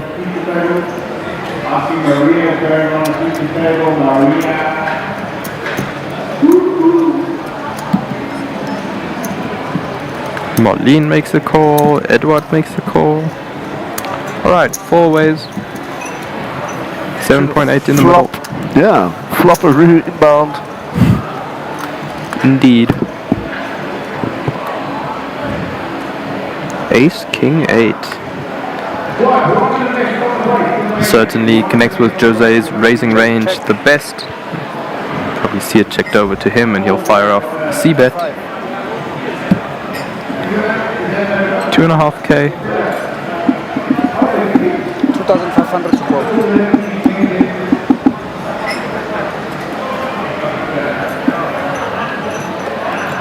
And it just simply folds around.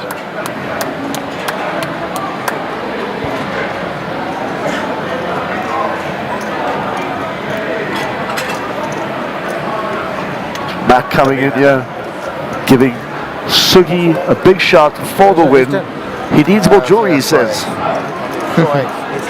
Maybe another main event bracelet will do. Imagine that, huh? Woo. Show the show me the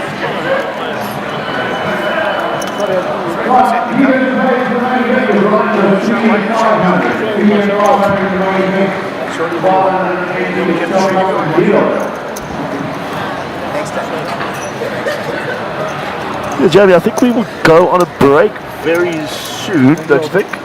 Next 15, 20 minutes or so?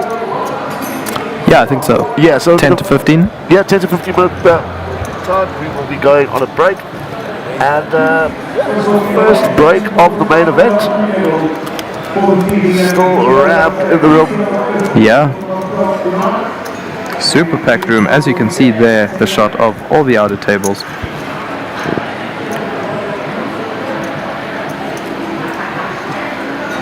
Thank you for that.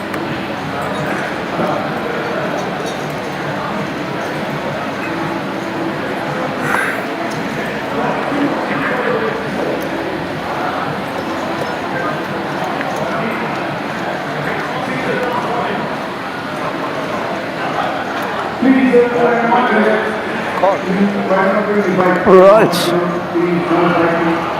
Well, in ace 8 under the gun, making the call. Jean Albert's out the way. Oki picking up ace 5 with the hijack. I think we are going up here, Jamie. 1,100. Yeah, I hope so. Oki looking to punish the Limpers. But then he's got Siggy on the button.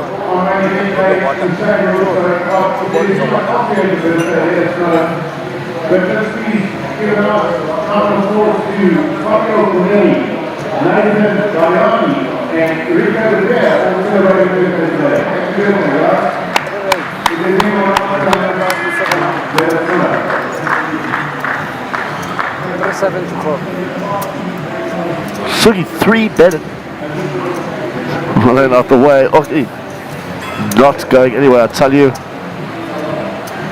The man loves to defend. But this time he opts for the latter.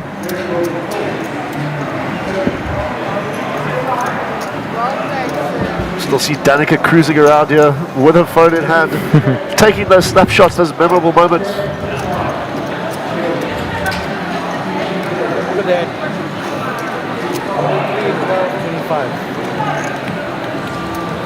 Is that light? Yeah. Can I ask you a question about Deborah, Right, I'm standing here with Carl. Carl, welcome to Sun City. A little bit of a weekly planning thing happening here. What happened last minute on the plane?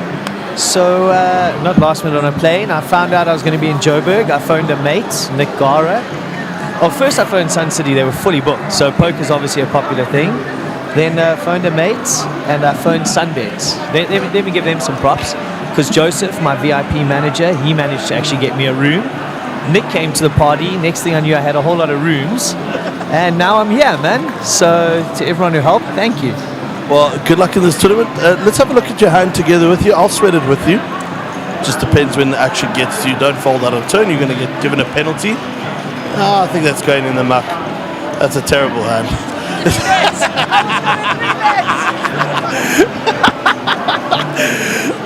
I needed to ask you a question quickly. How has Deborah been for you as a dealer tonight? She's amazing, man. She's amazing. Always smiling, even when she gives you a shit river. Well, there you heard of him. Carl, good luck in this tournament. Yeah, Carl, an absolute legend. Known him for years. Good mate. But Dimitri couldn't be joining us. Would be great to see you up here, buddy, but I'm sure you're having fun back at home. I hope you're keeping well, my man. King 8-3.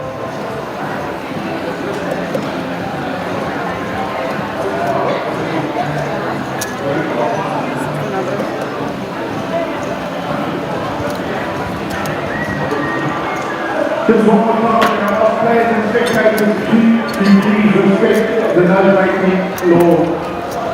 Thanks for the suggestion, Camerson. We will certainly forward that to Nick. And we'll try deliver a tableside interview like that and see how it works out. Check, let's see. Open.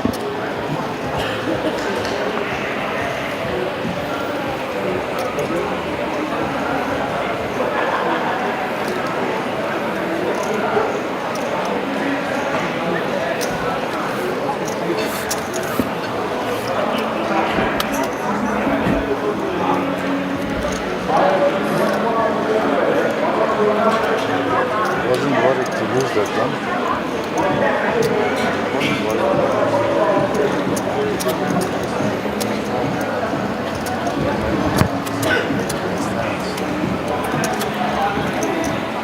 In the 10 also I wanted to put a continuation back. I wanted to put one more continuation back on the 10. I put it 2. Yeah, I thought so.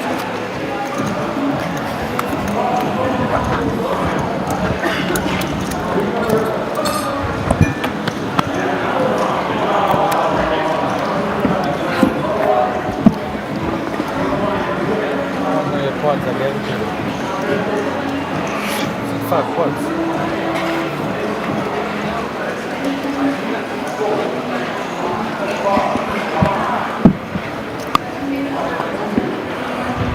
Pocket 80 under the gun.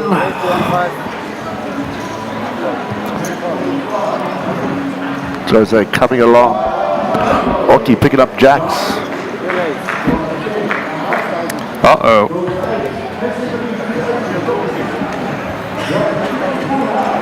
Suki with King Queen. King Queen facing a 3-bet.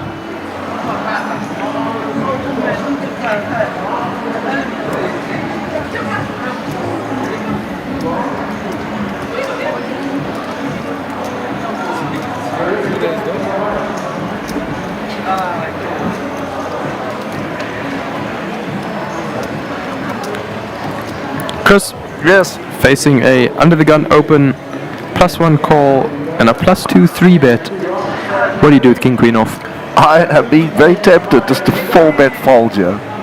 Wow. Okay, I thought you were gonna say just fold. Nah, But 4-bet fold as a bluff. Pretty sick. You're blocking all the ace kings, all the ace queens, kings queens, Queen jacks, queen tens, queen jacks, king tens. Oh, actually, I like it a lot. Okay. 6 spots. You've enlightened me. You've enlightened me. 5,000 to call. 5,000. You make it to a nice size. You know, you could go. There's 29 in the middle there, or 9 in the middle there, considering. Yeah. Oki's made it 5. We could make it 25 here, or 27. Oh, gee. Especially a Sugi stack size. Yeah. And I do think it will be a spot for Oki. Very fun. Yeah. Because he's got a couple of things to think about there. First off, he's out of position. Secondly, his opponent could have a overpair. Yeah. Or the ace X could have ace king. Yeah. I mean, imagine he has a 5-bet rip there, but it's, you know, folding jacks could be. I mean, everybody hates jacks. Let's just be honest. That's true. So I think it's quite a plausible positive EV play. Guys, let us know what you think. Interesting. Would yeah. you 4-bet King Queen in position here? If you were 6. 9 deuce 5, all spades, both players having a spade, but Oki with the better one.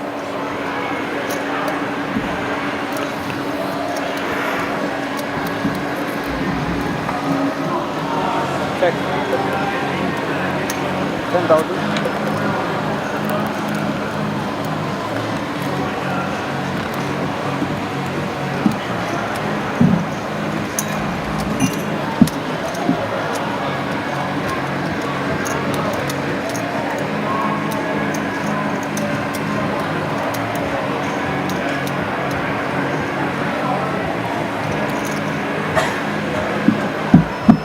So Oki betting close to pot.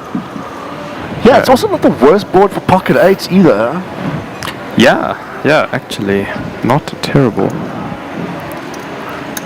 Would have been interesting, like just thinking back to that 4-bet squeeze spot. Oh man. Especially on this texture. Yo. Yeah. And especially if Sugi's had to go like 1/3 on this board. All in. Wow. Ripsky rips it for 53 bigs effective. I think he definitely makes the call here. Yeah, I mean he's already invested a third of his stack with that bet. Bet 10k on that flop. Got 21 behind. I mean, super easy call. I had queen 3 of spade. Then Oki, you can see the good news. Absolutely crushing here. 79, or basically 74k in the pot. Yeah. 75k. Queen on a turn. No help. Suggs would have taken the lead there with that squeeze. Okay. Yeah.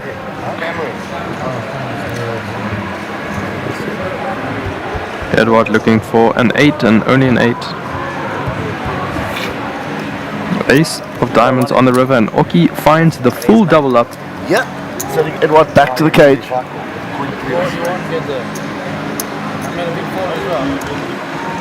I am standing here with the very impressive Dobby. Dobby, what is going on with the hair today? What is the vibe? What are you going for here? Bad hair day. Bad hair day? Is that pertaining to something else as well? I don't like jacks. Today I like jacks. And last... Jacks with ace king, okay. And last but not least, it'll be an incredible story if you can see it happening. But you won your seat through a satellite yesterday? Last night, yeah. And how was that heads-up battle there with Gordon? Asked the bottle of wine. Well, you heard it from the man himself. Short but sweet. Shot, Dobby. Thanks, Nick. And shout to Dobby. Well, that's winning a seat into this main event. So I hope you can run deep. Yeah. Yeah, she's voice out. Can I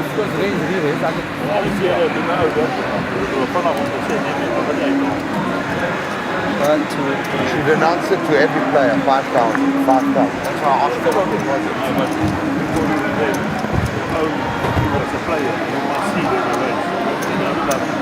But now the gun has changed. We throw a chippy. How do we know?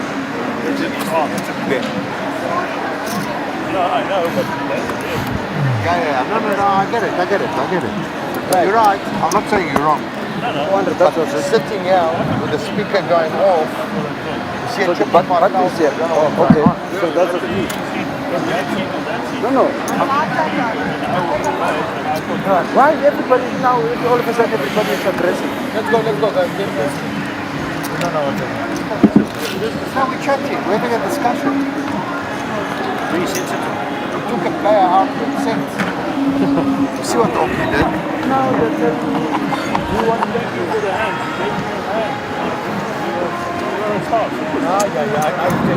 Right, Oki, off the table, picking up Jack 7 on the gun. This guy is Jack.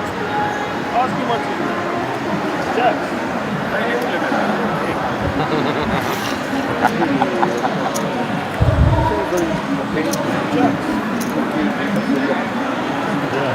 Yoki Ogum. Picking up 10-8 plus 1. 1-5. Raise to 1-5. But a 1,500 hijack, call. yeah.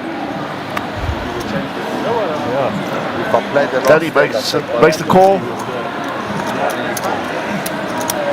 because they were not connected. I was calling the first race.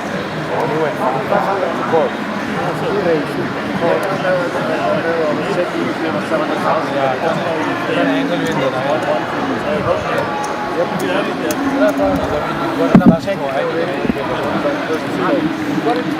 Three ways to a flop. King 9. Interesting. Danny flops bottom pair here. Backdoor diamonds as well. 1-5 to call. Willem leads. Oh, and Danny with the snap raise. Not playing games.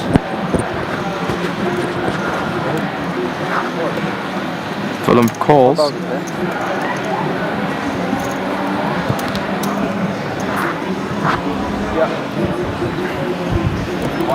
Oh, and a king on the turn gives Danny a full house. It's a big The only thing beating him now would be a king or a higher over pair than a 9. Yeah, big blind. As daar nog een hand is. Angle me in. Go quick. Ja, ook nog een one ball game, yeah. Check. Say one more hand or not? Pretty action killer river card there. Not the 9. Either way, Danny takes down a nice 13,500 No, no, pot. We're not playing another hand. No, we're not playing another hand. But yeah, we will move you. Okay. So you leave everything. We will take care of it. So button is on you, eh? Wherever you're gonna be, button is on you. So when you You'll be going table 2. when you come back, you're on table 2. Alright, I'm standing here with Sugan Singh, our last main event winner in Pretoria. Sugan, the time has come. We've spoken about this all week. You're rocking your bracelet tonight. Talk to me what sort of vibe you're looking forward for that to bring to you. So yeah, I mean, I'm looking at having another great run like what I did in Times Square. You know, there was so many good hands, bad hands. Overall, it was an awesome play. I'm hoping to have that exact same run at the moment. Now, we all as commentators are rooting for you in the last one because of the fact that the main event bracelet was for grabs. There's nobody better in this room that could have worn it better than you can. How does it feel on your wrist? I mean, has it made a difference in your life? Yeah, definitely. I added a bit of a bounce to my step. And I mean, always when I just love adding bling to my bling. So that's it. Well, to the viewers out there, if there's anybody out there in the world that wears more bling than Sugan Singh, please let us know because this is incredible. Sugan, shot, good luck for this. And guess what? There's another one up for grabs. That's for the other arm. Good luck, buddy. Cheers.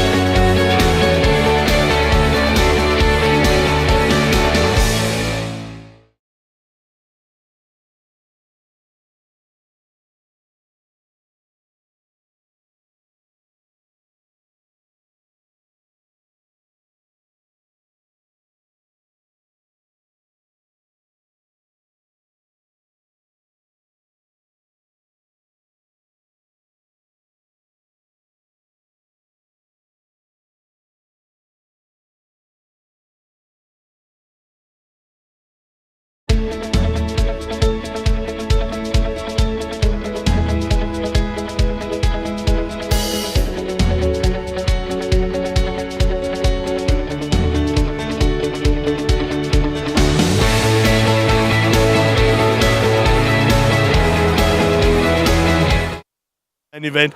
I'm here with Marina. Marina, welcome to the main event. I see you've been here the whole week with the kids and the family. How's that been for you guys as a family out here? But we here, to be honest, it's our 200 times here. It's our second home. It's the closest area where we can come for the holidays. But it's always nice to go for the poker, and on the same time, your family is safe. They have what to do. They have entertainment. Even without you, you're not worried. Oh my God, what my kids doing? They definitely have what to do here without me. Yeah, absolutely. No, it was amazing. And can I confirm with you that you did actually come a week before at Sun City? I saw you here a week before with your family, then you went home? I'm doing. So I bring in the kids before the main event, so they doesn't feel bad. I don't spend time with them because I play poker all the time. So I bring in them, but the best part of this now, because on this area we allowed to use this for the kids outside. So there was 2 days playing outside here and just checking on me what mama doing, if she winning, supporting me, and this is amazing. It's unbelievable to see, and thank you for that, and good luck for the tournament.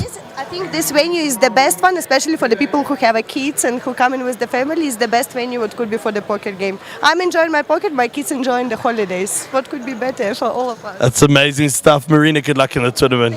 Cheers for now. 1,100. Down a bit. Where's the... Welcome back to Sun City and the SunBet Poker Tour here at the greenhouse next to the Gary Player Took you a while, Country Club. No, I had it perfectly down packed. It was a case of just taking a breath for a moment. This has been an incredible main event. It's been hella busy. We've got a new feature table up here. Some really cool faces out there.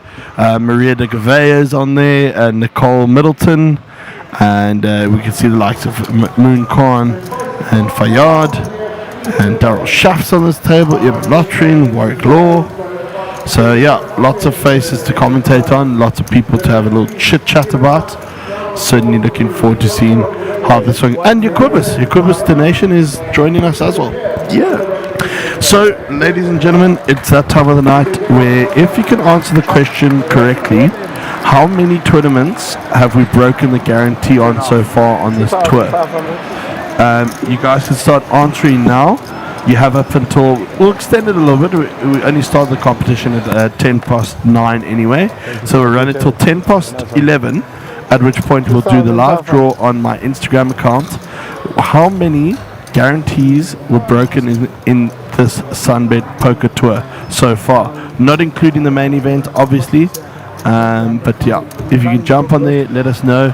Take a guess if you want to. If you get it right, then at least you'll be in the draw for later. So that gives you approximately, gentlemen, about 20 minutes. Yeah. 20 minutes to answer that question. How many events so far in the SunBet Poker Tour at Sun City have the guarantees been broken? Alright, bit of an interesting hand here, Nick. Daryl with his 8s. 4,000. And Evan with his King Queen. Board is King 6 Jack. River's the 7.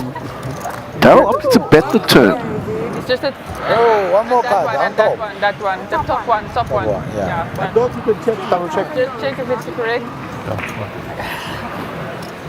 I put the chips on my lip there. Yeah. To protect me. And the check coming next to Evan Lottering's name here. Daryl Schaff in the tank, trying to think.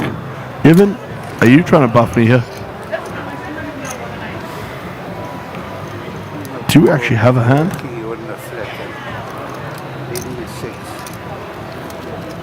6. Check. Right, Evan firing out 4,000. there. 4,000 into 13,000. Love this bet. Daryl looks perplexed. I love that. I was going to say perplexed as well. It's a great word. Great choice of literature. I'm trying to see what he called me. There we go. Curiosity killed the cat in this instance. Yeah, and he's not going to be disappointed to see King Queen calling there. Yeah, but when it comes down to crunch time, it would have tilted him if it was King X there and it was a terrible low card.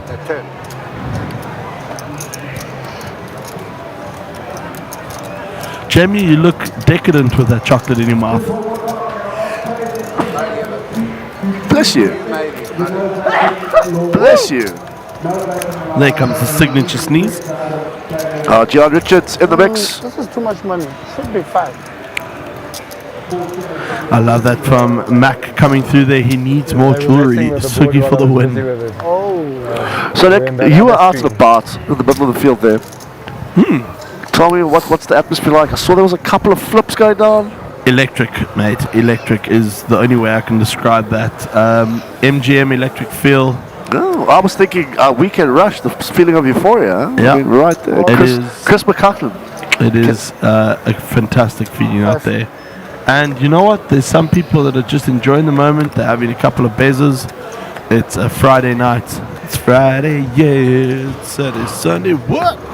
Here's a question. What was the original name of that song? Oh, the name on the song. You don't need to give me the artist. You can just give me the name. I think it was just called Friday. No, it's called Push the Feeling. Boring. Friday's so much better. No way, bro. Come on now. Stop ripping off things, make original music. Right, over to the action here. 327 ways to place the flop. Yep. Yes, that's the difficult part that we were talking about earlier. Everybody wants to play these early stages of the tournament.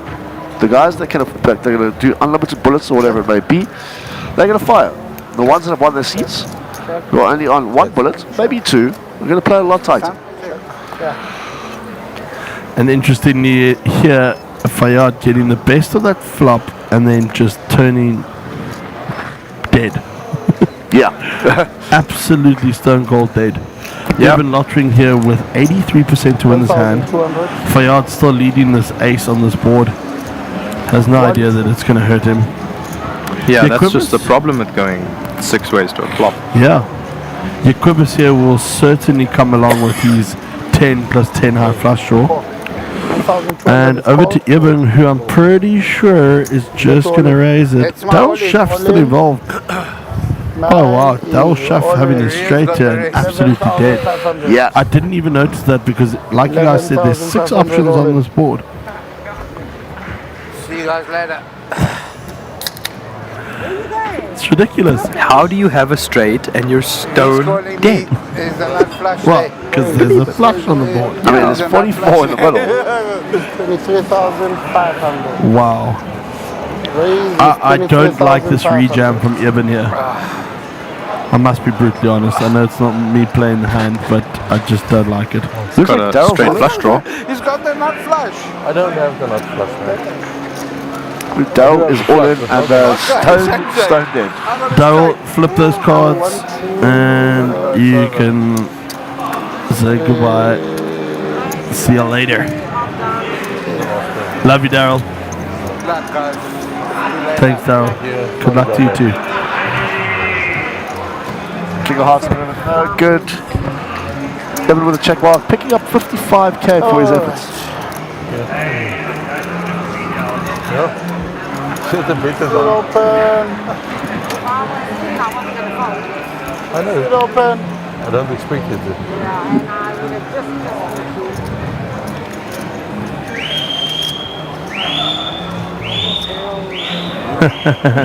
It's a bit of a whistle, that, huh? That's Grant's candle in the background there. Just enjoying the moment. Oh man, is electric. He creates such a vibe. People should just sponsor that oak to have him in a poker room. Literally, the energy he brings is electric. We're going to go with the word electric for Grant's candle from now on. Yeah. Right, some answers coming through there from Kimisine Naidu, 7, Peter Khan, 6. Folks, that is for the question of the night tonight. How many guarantees have been broken so far at the SunBet Poker Tour? Can I enter? No. 1,200. 1, 2. Can I get someone to enter for me? No. Okay. Just checking all options. Negative. 1, 2. So, Warwick, Queen Jack under the gun. King shot, please, madam.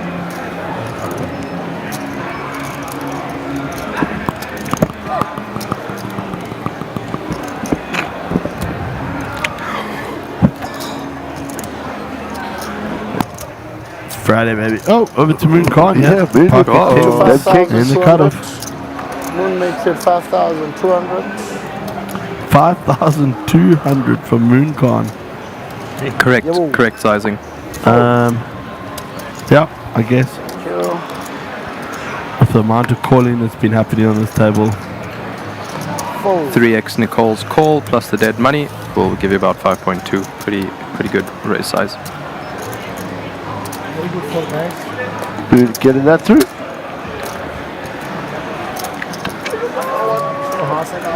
I actually had the privilege of interviewing Nicole's husband, Deirdre. That's coming up shortly, and you'll hear what he has to say about her play. Is he also in the main? He is, and he also won his third satellite. Are we surprised? Nice. Absolutely not. Was it his first satellite? I don't think it was his first, but yeah, certainly via satellite he got in here. Where is it? It's good, man. Satellites are Yes, such it a is great also thing for the game. Unreal. This headphone, yo guys, You know, it's also been very quiet this series, Nick. Who? Bayard. Fayad? Is he even here? I have to agree with you. Fayad's normally a centerpiece for these events, but yeah, seems rather tame. Struggling to find momentum. Maybe it's because he's significant others with him. I don't know. Oh, should we maybe get another poker wife, as we classify them, into the booth to give us their perspective? Oh, maybe. Sounds good. Yeah, different segment.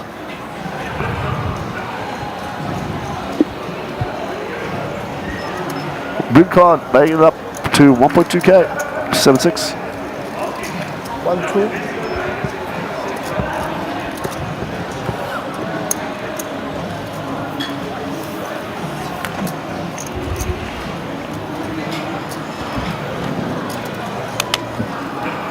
Warwick here with Until 8s. call.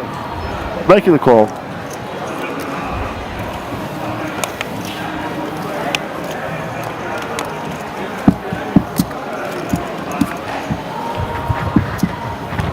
Queen 4-5. Moon flopping and up and down here. Check where you come. Oh. No, I'm just. sorry. I mean, just in the.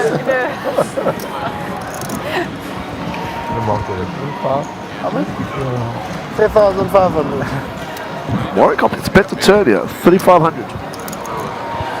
On this paired board, 2 clubs. Quibus holding that ace of clubs. Be interested to see if he wants to try and have a go at it, but he opts not to. And Warwick takes that one down. Nice. Easy game. Too easy.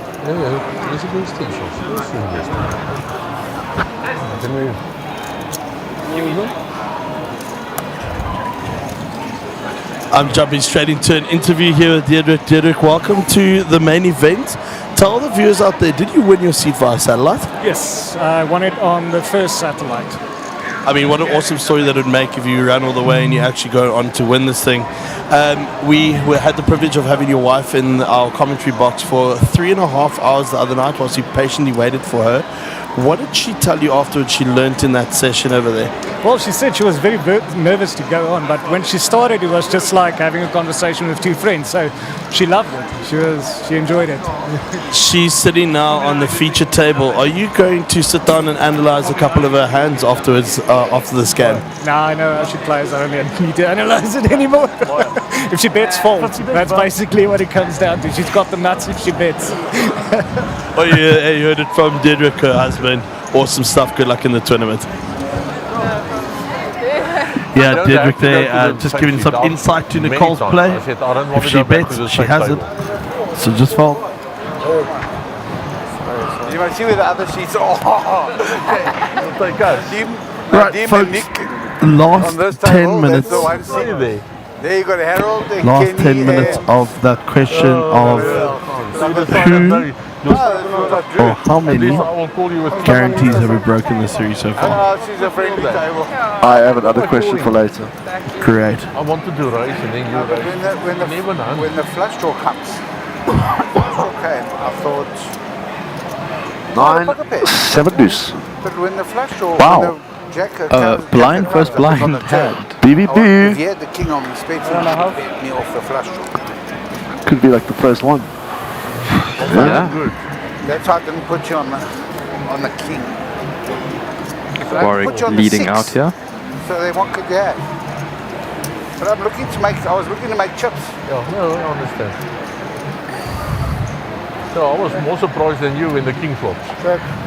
Yeah, I mean, once there's also 2 kings. I mean, King of spades goes check check. Doesn't 10 matter. of diamonds You'd on rather the stay here. river. Yeah. Know what you're Gives getting. Mr. Sun the check mark 100%. with his pair of 7s. Maria, can you change that for me, please, love?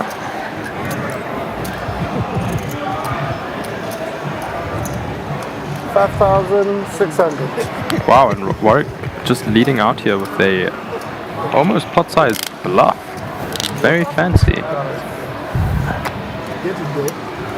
And Maria being a little bit naughty there, passing across chips over the table whilst there's a hand During going a on. hand, yeah. He's so Nice, can Maria. play, yeah. Good job. Look at that. Nice call from Mr. Sun. Did you guys Mr. see Sun that doesn't interview fold, with that's why myself he's and so Maria good. earlier on? We did, yeah. I tell you, she was the surprise package for me in Tanzania. Anytime we wanted to go out or go for a jaw or go for a couple of drinks around the pool, Maria was always guaranteed to be there. She loved her experience. She's reliving her youth with us in Tanzania and in Zanzibar. I mean, it was just an awesome trip. And you know, this is what poker tours are about, folks. It's about the whole vibe, the whole, you know, experience of it. It's not just about the poker. It's about spending time with your mates, getting to know people like Maria. Maria and I would never have gotten to know each other if it wasn't for that poker tour to Tanzania. So yeah, That's pretty cool. It was great. Yeah, That's wicked, mate. nothing. Or he left them on their Oh, table. Daryl Schaff is back. Chef is back. Yeah, of The course. chef. Back again. Chef is back. Tell a friend. Stop it. Oh, guess who's back? Guess who's back? Guess who's back?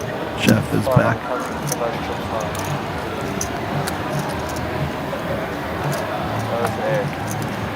Folks, just remember the question is 1,300. how many guarantees have we broken so far at the series?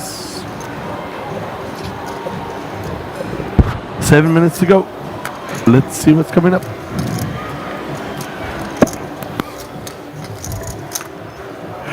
Right over to Fiona. Hey, excuse me for yawning. 1,300. It's just on me. Rude. For yard over here, Queen 10 suited. Mr. Sun coming along with Queen 8 off. 126 big blinds behind.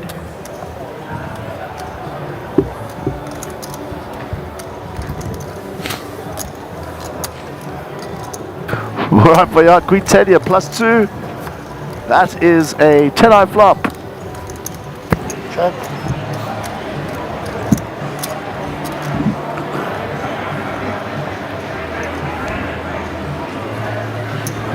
One. Yeah, you actually need something to commentate on, so I thought I'd give you something. Otherwise, there's nothing happening here.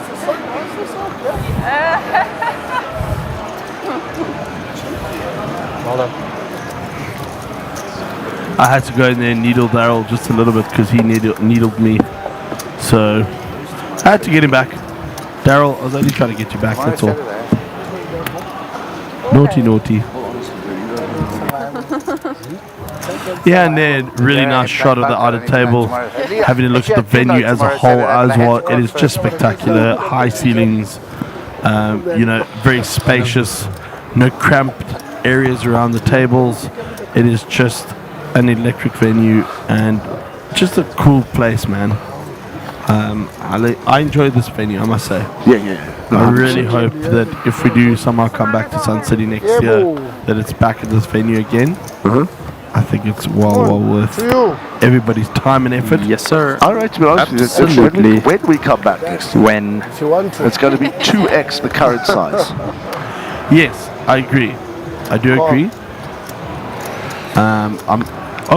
Air praises. Bayard, welcome back. The bullet of Fayad here, firing away across the table, opening up to 1.1. He hasn't done anything. Pre-flop. I'm falling because Tom said I'm on.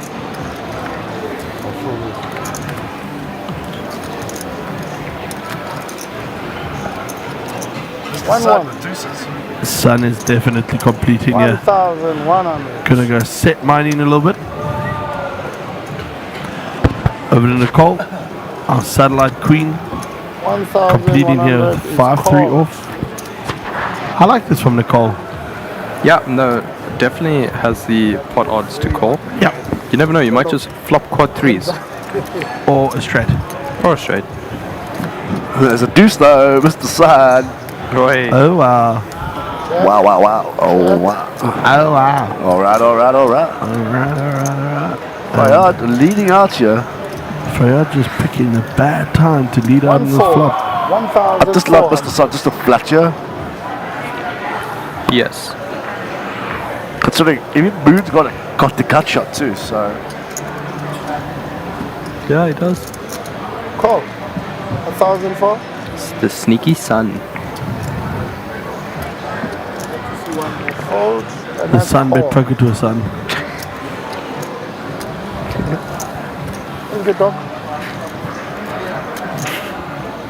Oh. King on the turn. Wow, okay, this is expensive. now we're getting some juice Moon here. funny check. Fayad picks up the gut shot. Moon's got top pair and a gut shot. Just do this like normal Mr. Sun has a set. I really hope to see just calls He's there. gonna do a lip dance. Who's doing lap dance? Mr. Sun trying to pretend like he's really not interested in his hand. I love it. Yes. Mr. Sun is coming I along. see one more card again.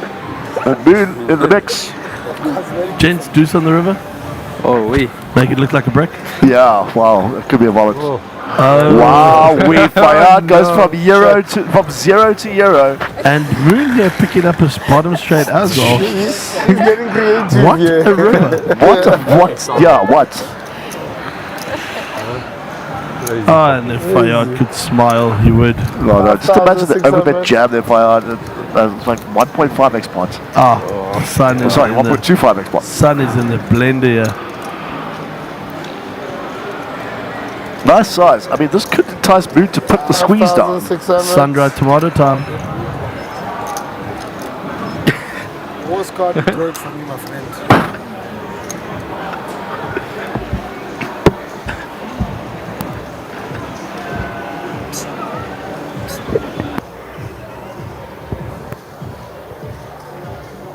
Fold the straight.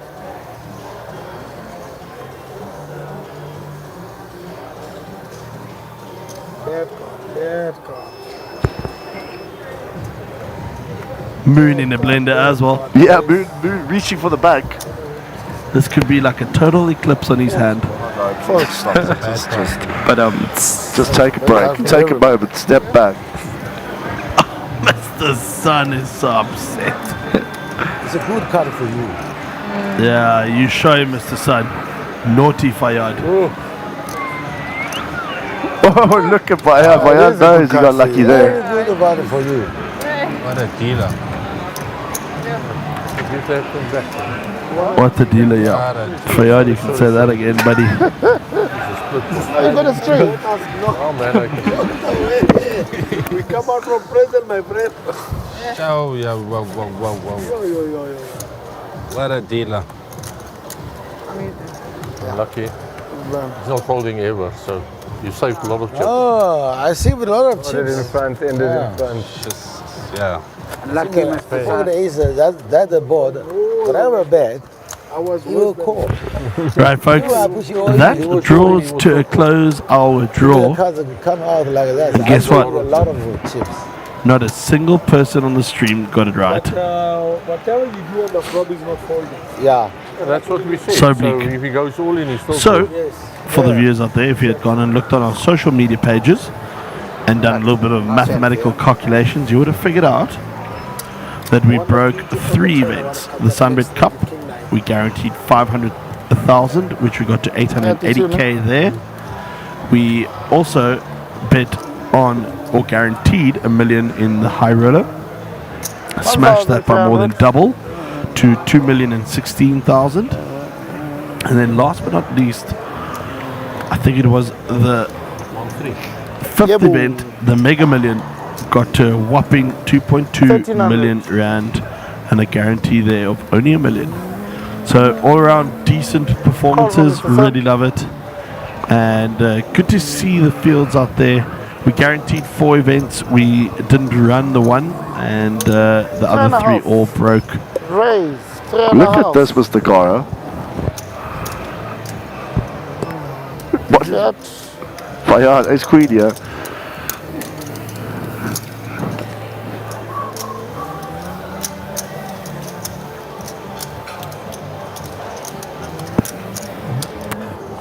$3,500.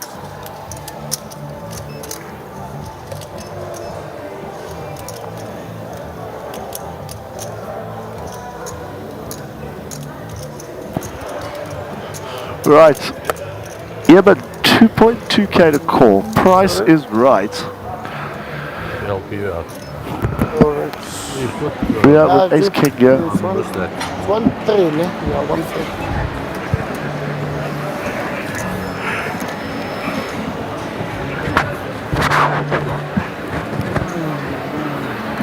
Right, to the flop and go. Ace queen 8, Fayad, flop it top 2.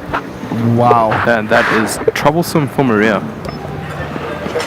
Yeah, you know, Fayad just starting to find a little bit of form. Oh, no, careful, no commentator's curse. You know what? No Maria does have the backdoor 6,500. royal flush draw. Oh, wow, Jerry. I mean, That's exciting. We know how much you love your backdoor draws, but I mean, that's a massive stretch, mate. Stretching. Come now. Okay, Fayad, we're just calling you, sir. We're just calling. Every draw starts somewhere, guys. 6.5 is called. Alrighty. And then there's 2 players. 7 of clubs. No help to Maria here. No royal flush. Do you know what would be the worst card of the turn? Is the king of hearts. That would be a shocker. 4 of clubs on the river here. All right, 21-6 in the middle. Jamie, talk to me. What size does Fayad go for here? It was a 3-bet pot, right? Yep, correct. As the action is to the top of your screen there in the left. I would make this 70%. Yeah, I was going to say 18k. So now we go 20,000, boys. 20,000. Looks about 15 5. 13,800. 13,800. 17,800. Maria looks like she's wasting no time at all. None. I'm going to go do table side anyway. Knew it.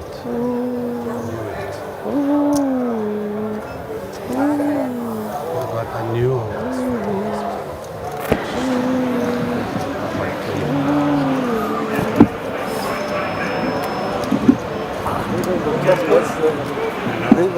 Right, ladies and gentlemen, Nick Gar has gone off to do some more tableside treats, and we are joined by the man himself, Mr. Mark Joseph. Hello, sir. How are you? Hello, Chris. Hello, Jamie. Hi, how are you?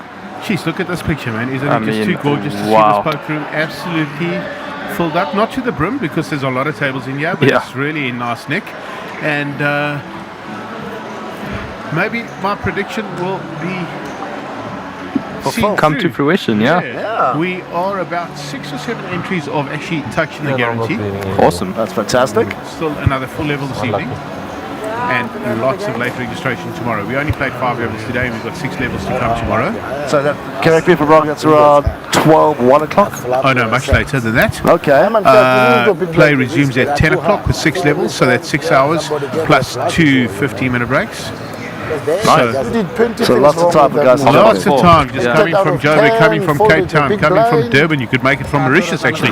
So, you know, we just had an awesome evening. I mean, if people watched the stream a little bit earlier, we had a really fantastic brown outside, real South African traditional marimba band, and you know, it was just so authentic being African in that sense. You know, it was just so nice to be able to showcase what a beautiful country this is, and how in the middle of winter, well, not quite the middle of winter, but in May, we are all in short sleeves outside. Gorgeous day. I played golf today. It was 33 out there. It was just absolutely magnificent. How did you do? You better than the last round? Yeah, I did okay. I shot 5 over the front 9, 1 over the back 9. Okay. So that wasn't too bad. My buddy Luffy paid me for the first time in my career. So that was nice. Thanks, Luff, if you watching. And I might have another go to you tomorrow morning. All right, so just a quick action break here. Warwick's opened up to 1.4k. Mark, just let you give you some insights here. We're going every 2 or 3 hands. We're going 4 or 5 players to see a flop on average. Well, Moon Khan, Fayyad Albertus, Warwick Wiggins, Mr. Sun, Maria de Gavea. These are all action players. I mean, look at Yeah, this. that's true, eh? Wow. Moon Right. flopping the stone call. And absolutely 2 pairs for Maria. Top pair for Warwick. With a gut shot. Gut shot for Mr. Sun. Totally action-packed. Oh, wow. Right. But this is how it's been. This is how it's been. Like The whole when we night. go multi-way. Okay, right. So there's going to be a bust out this hand. I'm pretty sure of that. Yeah, it seems that way. I mean, let's look how deep they are. You know, it was so funny. Warwick arrived yesterday and he played in the SunBet Cup, the 8K tourney, and he came and bought his second bullet, and he managed to mint cash this morning, so he broke square. But he hadn't been around a poker room for a long time, and when he came and bought his second bullet, he looked at us and said, "I forgot how aggravating this is." Wait, so somebody got out the way with 9-10, right? That's correct. Yeah. Even Warwick got out the way with Ace Queen. How did that happen? That is special. Wow. That is a special fold. Wow, Warwick gets out the way. There's and the rub. Moon goes all in for the whole lot. Talking about the cup there, Mark. Can we just? I don't know if you saw it, but Chad Walmart pulling off probably one of the sickest calls I've seen him make ever against Jacobus's Jacobus donation, 2 Cape Townians, 2 fellow Cape Townians. Against a line, a crazy line that Jacobus took with Jack High. Chad made one of the sickest calls of the days. Really got put to the test. On the stream? Awesome, On yeah, the stream. Wow. For absolute heaps. Right, went on break. Had the chip lead about 1.4 million. First hand back, second hand back. Rounds boat to boat. This is Chad. Rotation again. Runs boat to boat. Loses his stack again. Then runs ace king into 7s of Henny. Loses that flip. That was the hardest I've ever seen a deck hit someone. The coldest deck I've ever seen, should I say. Yeah.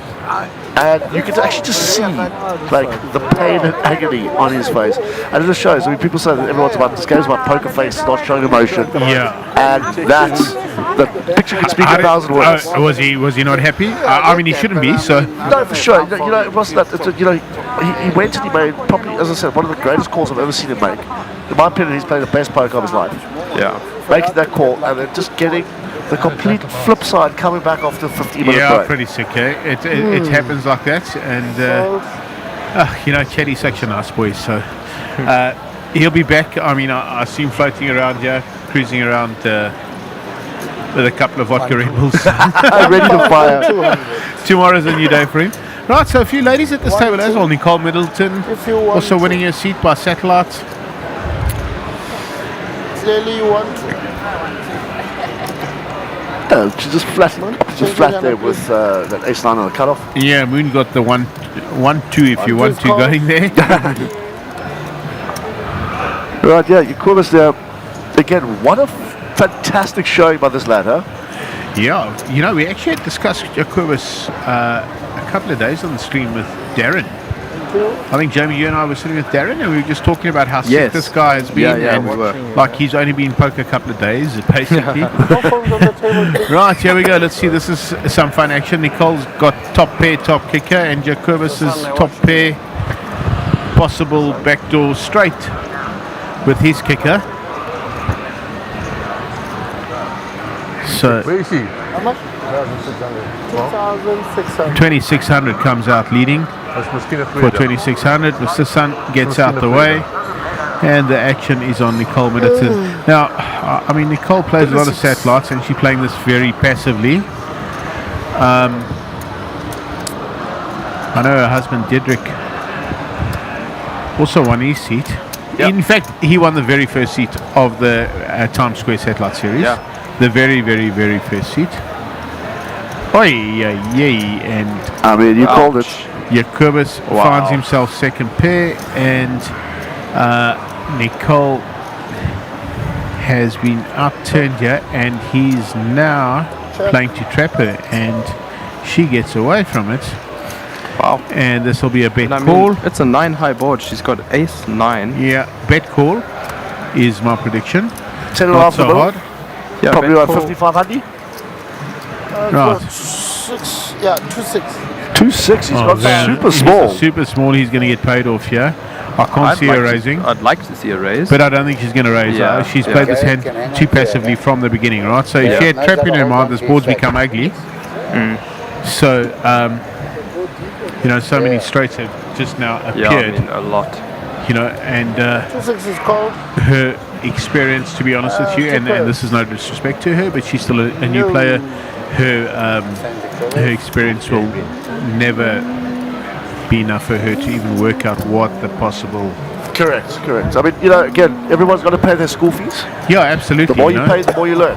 Absolutely. I think if she played that hand properly, as she should have on the button, not on the button, on the flop aggressively, and made a fair sized raise, Jacobus would have got out the way. He's a disciplined player, and he knows when he's beat. There's no doubt about that, and that's why he has success. 100%. I play a lot with them back home. So, you know, a lot of inexperienced players can't believe how bad their luck is at the table, but they don't take control of the table when they have a commanding lead, and they don't realize that by letting other people control pots and pot sizes allows them to stay in the game. And I think that's true, yeah. One of the most super pros in this country that controls pots and pot sizing and effect on people and how they play is Jared Solomon. He is probably the best I've played against when it comes to pot control. Now, Jared's fantastic. I'm surprised he's not here. He's just taking a little sabbatical from what I heard, just from poker for a couple of months, and then I'm sure he'll go to the series in the summer in Vegas and go and have his little flaunt there. But from what I understand, he's just taking a bit of time off. I mean, he had a fantastic time at the Times Square as well. He did. But just getting back to his play, Jared really is especially against good players. Yeah. He manages to keep pots very well under control and gives himself every single chance. It's a good sign. It's a good sign. I mean, gentlemen, look at this flop here as well. Multi-way. How many people are in this hand? Yeah, like I said to you. 6 2, ways. 4, 6 ways. Yeah. I mean, even lottery, flopping the nut flush draw with a gut shot straight draw. Top pair for Jacobus. Maria picking up flush the draw as well. third nut flush draw. Nicole with middle pair. The only one that hasn't got any of that is Bayard. And Daryl. Oh, Daryl's even got a piece of it. Yeah, bottom pair. The great fun of the first couple of levels of the main event, have I? No, this is absolutely lovely. And you know, this is why I love this is why we, should I say, love streaming all events in early stages, because we want like players to get the opportunity that would possibly never get to final tables, etc., on feature tables, to actually enjoy themselves, you know. Yeah. And it's really cool that people get to enjoy themselves a little bit like this. Right, so Jacobus still in the lead, yeah? They're raising it up. Yeah, well done. And Maria got out the way. That's quite weird. 2 overs. She's quite disciplined. And a flush draw. Yeah. Eben, turn. Wow, he fires the gut shot with the 3. Jesus, this is pretty sick. Yeah, Jacobus not going to see this one coming a lot of the time. 21,000. I mean, how many times, Jamie, do you kind of block that turn if we are even, like, you know, if we miss that kind of flush roll? Yeah. You know, like about that, Jacobus just got rid of it very fast, and now Evan showing his hand. If you're watching the stream and you never played poker before, I wanted to ask you nicely, please do not ever show your hand. Do not show the contents and give away information. Now, Evan's been playing poker for 30 years. Yeah. And that's how they play, and that's how he plays, and he's happy to play that, and he wants to, get himself credibility by exposing his hand, so that players will stay away from him going forward. But if you give out any information out there, folks, good players remember it all. They store it, they stock it, they know about it. Lock it in the safe deposit box. Absolutely. Jokovic, who's become a very good player, will now remember that. It's locked up, it's stored, and they'll definitely use it against him. Absolutely. At some other point. Absolutely. The table They remember agrees, you're batting. okay with one guy. Good players remember betting styles, betting patterns. Yeah. And poker is a game of incomplete information, and now you're just giving the information away for Absolutely. free. Right, so Maria picking up another premium hand with Ace Jack. Nicole Middleton folding the King 8. Moon looks like he's having the best time. Play baccarat, Moon. A player that we haven't heard much of this series, Mark, is normally a formidable foe. Fayad. Yeah, he's just also, I feel quite bad every time I go to the table to see a hand playing out, he gets knocked out. Oh no, because. So I'm kind of getting away from him. Right, so you're speaking about Fayad, he picks up queens and he 3 bets. Maria's raise. Jamie, that's size, 3 bets. 2.5x. Yeah. I like it. Okay. 100%. We're in position, yeah? Yeah, in position, you don't really have to go bigger than that in position. To the flop we go. Wow, that's an interesting one. Jack 10-7 rainbow. Maria finding top pair. I've got a very interesting thing that if you study with solvers a bit, and this is a credit to my coach for telling me this, on a jack high board is the type of board texture you want to bet, a pot size bet, the most frequently when you have a hand like queens, because if someone flops top pair with a jack, like an ace jack here, they can just never fold to a pot size bet, and on the turn you bet pot, and on the river you bet pot, and you get absolute max value. Oh wow. Yeah, very interesting. Yeah, very interesting. Jamie, when are we going to have our lesson on the solver? What does the solver say about this 10 on the turn? Solver work is like really complicated and that's fun though. And tough. Yeah, I've just started using them a little bit. Which one are you using? In my spare time. What's it called? You got GTO Wizard? No, it's not GTO Wizard. It's a new one just came out. It's a little bit cheaper as well. But yeah, I use it with Sean Burtis. So is that your coach, Sean Burtis? Okay. Yeah, he coaches me on the side. All right, playing in the field tonight? No, he's back at home. Yeah. Oh, okay. Yeah, I use GTO Wizard, and it's a fantastic tool. Mark, I know you're not one for it. No.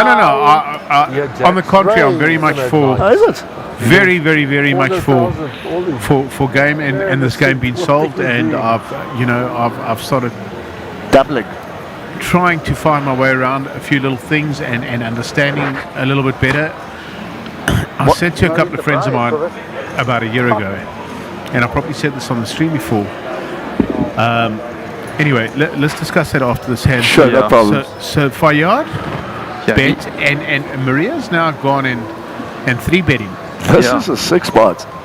This is pretty much a 6 spot. I mean, Fayad making the call. So it's a very big pot, and Maria with only 20k behind puts the lot in. Puts the lot in. He doesn't look happy. 19,000. Well, I can tell you 100% that he's not folding. Yeah, I mean, the price is right in the sense. Almost getting 5 to 1. When you call the turn, the 6 doesn't change the score. No, 100%. That's true. 100%. There's absolutely nothing that changed. She either had a 10, she either had 8-9, or she had jacks full. Yeah, so that 6 is not changing the board, and Fayad is going to make a very, very, very good call in the end. The word I was looking for is and that's Anna Maria. She'll be heading back to the cage. Was it a hesitant call? It's not hesitant call. It's when you I can't think of this word. It's a very nice English word. It's like under duress. Under duress, okay. He'd be making a call under duress, yeah, right? And that sends the end of Maria. So anyway, I'm getting back to this GTO stuff, and I said this to a couple of mates of mine about a year ago. I said, you know, I spent a lot of my time traveling to poker events around the world. I go for two real reasons. My number one reason is to go and learn and see what big poker companies do around the world, so that we can implement really good structures and good things into the SunBet Poker Tour, so that we can be world class. Gotcha. That is our plan, and that's our progression, and that's where we want to be. We want to be mix it up with the best in the world in terms of what we can get out there. And the second thing is I have a great love for poker. And because I have a great love for poker, I enter in a lot of tournaments and play in a lot of tournaments. And I said to my mates that have helped me a little bit, I said, you know, I've got to decide if I want to be competent and good enough to play in all the things I play in and show a return, or at least break square, or am I just going to be a donation? And I don't want to be a donation. And I've made you know, I said if there's a poker federation around the world, another big hand, you know, must I just send them must I just send them my annual donation, you know, pick a number and send it. I mean, Mark, like you said, another big hand here. Mr. Sun opening up 1.5, Nicole ripping for 20k. Fayyad, we always just see a flat here, right, Jamie? Or do we bag kicks? Well, Mr. Sun still has 92 bigs behind. 99. With that being said, with that being said, Fayyad flattered. Mr. Sun could look to ISO. Yeah. And, you know, if we click back, we back raise there, it's a bit of a spot. Yeah. Mark, what do you definitely think? pick up a couple extra chips in the middle. You know, it is such a tough spot. I know a lot of, I don't know what the solver says here, I don't know what the right thing is to do, and I know a lot of people flat here. And by Fayyad flatting, he also almost polarizes his hand by saying, I have a really big hand, right? Which he does call. I think the only hand you should ever flat there is aces. Aces, I think kings actually should isolate. So I don't know. I believe when you flat in that position, you are polarizing your hand and giving away like quite a bit of information. Now, if I'm in this hand and somebody does make that call, and I like say, right, I know they have aces, and I have some sort of suited connector, and I have a decent enough stack to get into this hand, I'm often willing to gamble a percentage of my big lines to know because I know what the guy has. Yes, 100%. You know, I have this advantage. It's all over it, you know. And why wouldn't I want to be in a pot against a guy pre-flop when I know what he has? So, gentlemen, if I may just interject there for 1 second, we're getting into big terms and so on and so forth, with polarizing, just flatting. Can we maybe dumb it down completely, right? And maybe for the guys, for the new players out there that are watching the stream for the first time, explain to them why we're going about the thought process of what we're going about by flatting kings and we're literally playing our cards face up. You know, so how do we disguise it? Are we raising more, like you said? Well, I'm certainly raising. Okay. I'm certainly raising. But Mr. Sun still got out the way. How good is he? Oh no, he's special. He's special. Mr. Well Sun, done, Mr. Sun. I mean, he just jumped right out the way. We call that riskier. Looking for 1-5 to keep the dream alive. Now some sevens as well into the mix. 705. Mr. Sun. Oh, she finds it. Mr. Nice. Sun calling the action. Oh, shame. Go on. Oh, she's poor Fayyad. I'm just looking him like at the commentary box. Yeah. And I'm thinking the poor guy out. Jeez. Very, very unlucky, Fayyad. And you can see the disappointment on his face. It's a pretty big pot that he could have picked himself up. Probably 40 big blinds. 40 bigs there. So this game is brutal. Yeah, it is pretty brutal. So, Nick, getting back to your question, I'll let Jamie take the lead on answering that. Yeah, so you want to discuss on why you would want to flat kings in that position? Yeah, just I mean, like from a simplistic point of view, like if we flat kings, If you flat kings, you're usually going to keep your opponent's worst hands in, which could be good, except for when you get coolered in a 3-way flop, 4-way flop. You know, if someone calls behind and they flop a big flop, and you know, 2 pair, straight draws, flush draws, and then they get there on the turn or the river. So usually, I think with anything but aces, you should kind of be re-raising if you want to go for the isolate.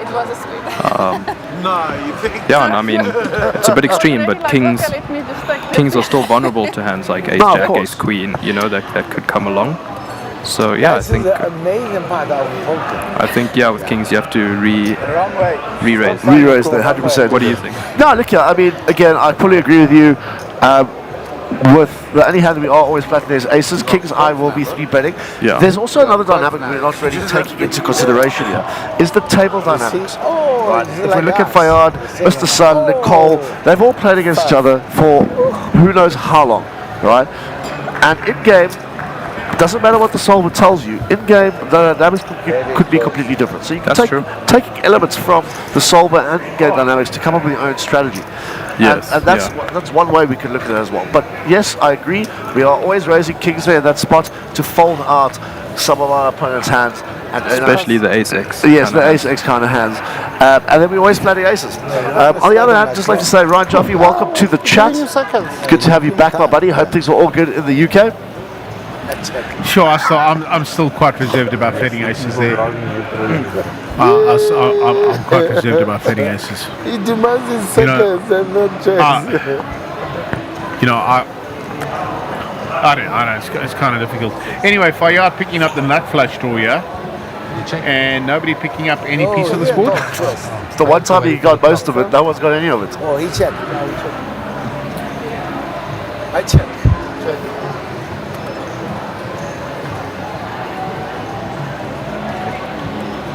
Check.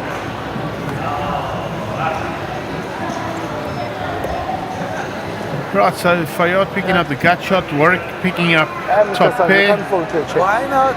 The rules. So gut shot and any hearts. Or I guess any king as well, right? So he's got king hearts and jacks. Yevon picking up an open-ended draw. Yeah.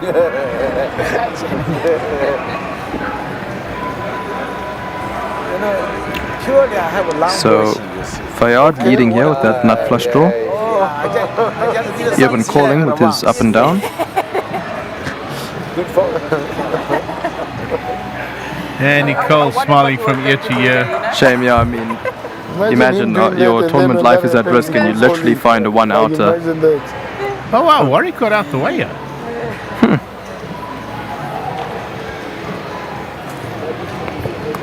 Guys, I know, I'm sorry, when I'm in the booth, I talk so much that we actually don't follow the hands and the action and what's actually happened. How did Warwick get out the hand here? I think Fayard bet and Warwick just folded. Did he just fold? I'd like to see Fayard turn his hand into a bluff here with that King of Hearts blocker.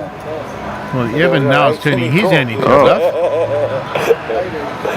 Yeah, and the only way Fayard wins, you know, is if he does turn his hand into a bluff. Even though he has the better hand, you know, you have to take the initiative there. To flop. Here the lever. Don't hear what Yevon says here. To women, very expensive. Yevon not saying too much here. Not saying too much here. Jamie, I mean, have you played much live poker? Yeah, for about a year I've played.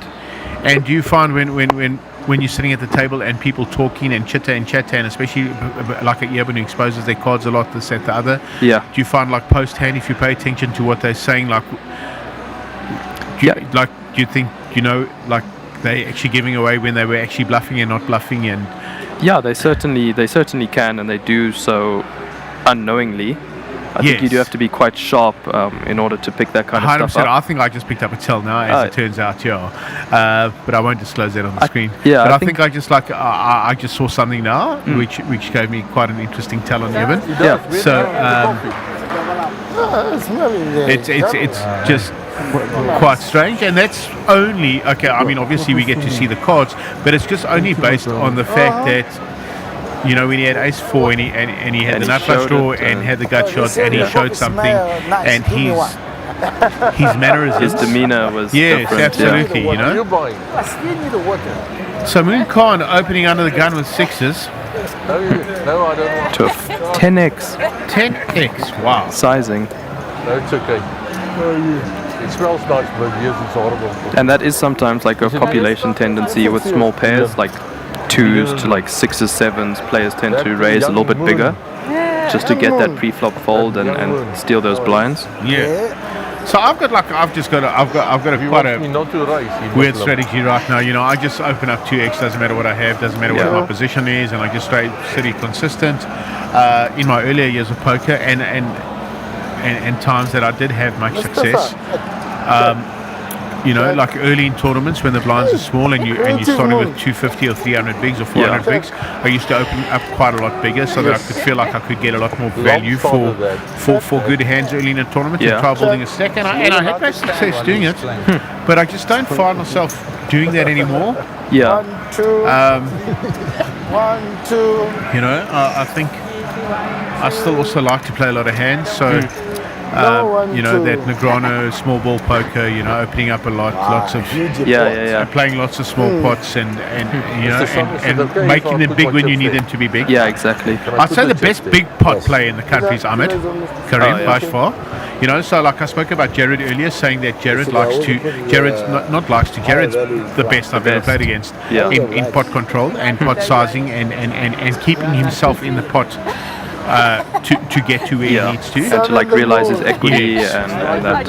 And Ahmed is just a great exponent of when he has it, getting that pot as inflated as he can from early and getting people to pile their chips into it.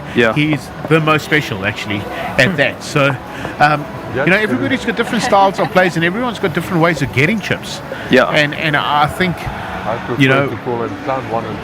if you can mix up that kind of like the best from both worlds. Yeah, that with all the GTO and everything else with it, I think that's when you become a really competent player.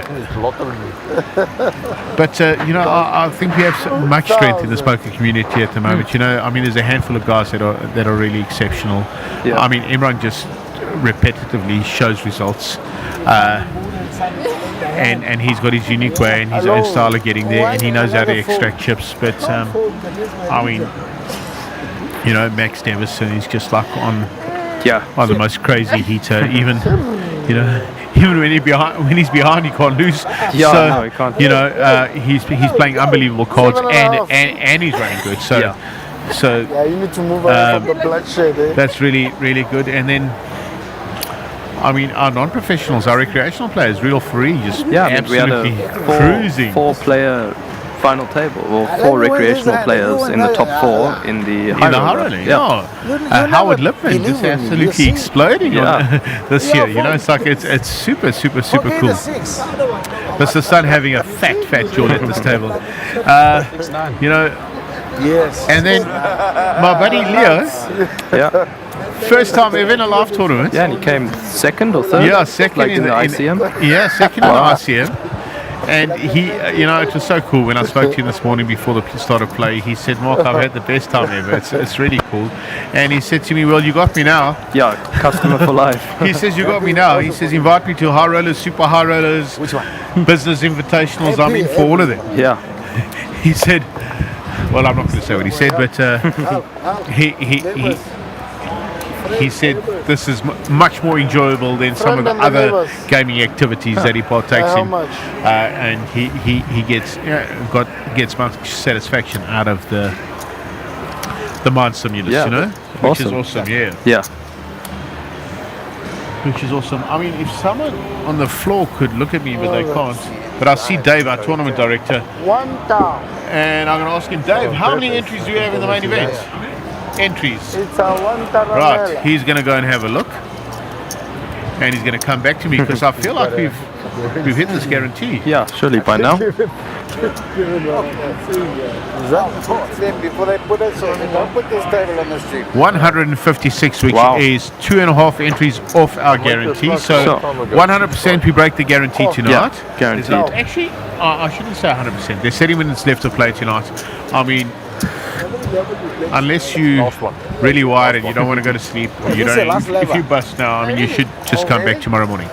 Yeah, that's what you should do. You know, there's no need for you to come and spin it up now for another 30 minutes, especially after busting.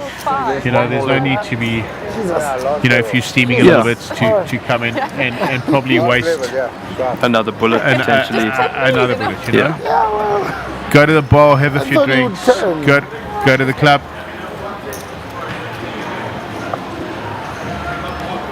And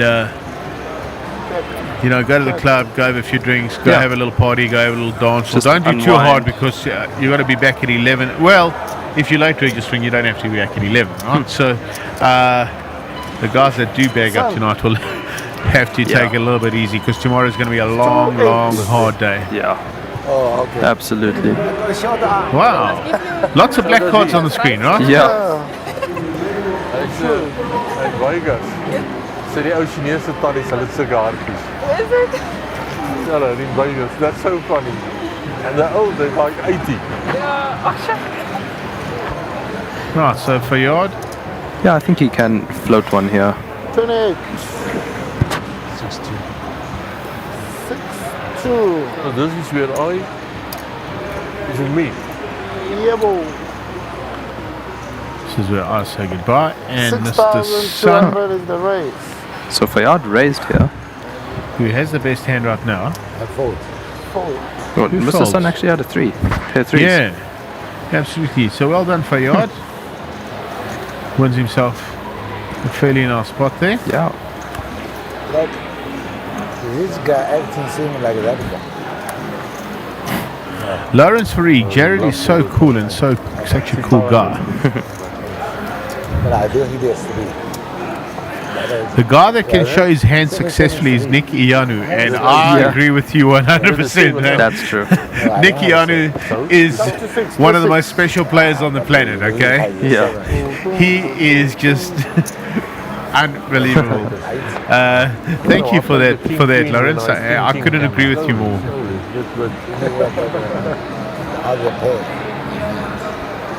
I don't know. I check the team impact right now, but Right, it looks 137 people watching this stream, which is really cool.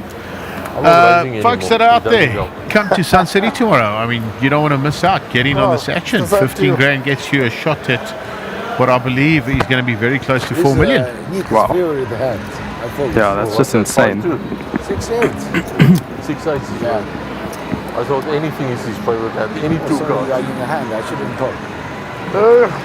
And I did ask my coach, for those of you who are wondering, the solver is called Lucid GTO from Upswing Poker. That's a check. Okay, upswing. Okay, those boys are good.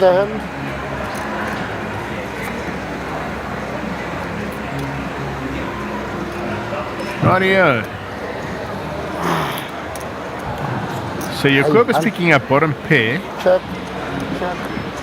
Check. Right, checked all around. Right, your Curvis's bottom pair has turned into trips. The best hand, he can't be beaten. Check. Yeah. Check. He already has the tick, the check mark next to his name. And a jack on the river, nobody catches up. Yevon does pay his jack. Oh, he pays his jack. I apologize for that. Could be inclined to call a little bet here from your Corbus. I think your Corbus is betting too small. Yeah, your Corbus, if you're watching the stream, I think you are betting far too small. It's about 2/3. Yeah, I don't think you're betting enough. Yeah. I don't think you're betting enough. And somehow you get Evan out of the way. Wow. Evan's supposed to pay him.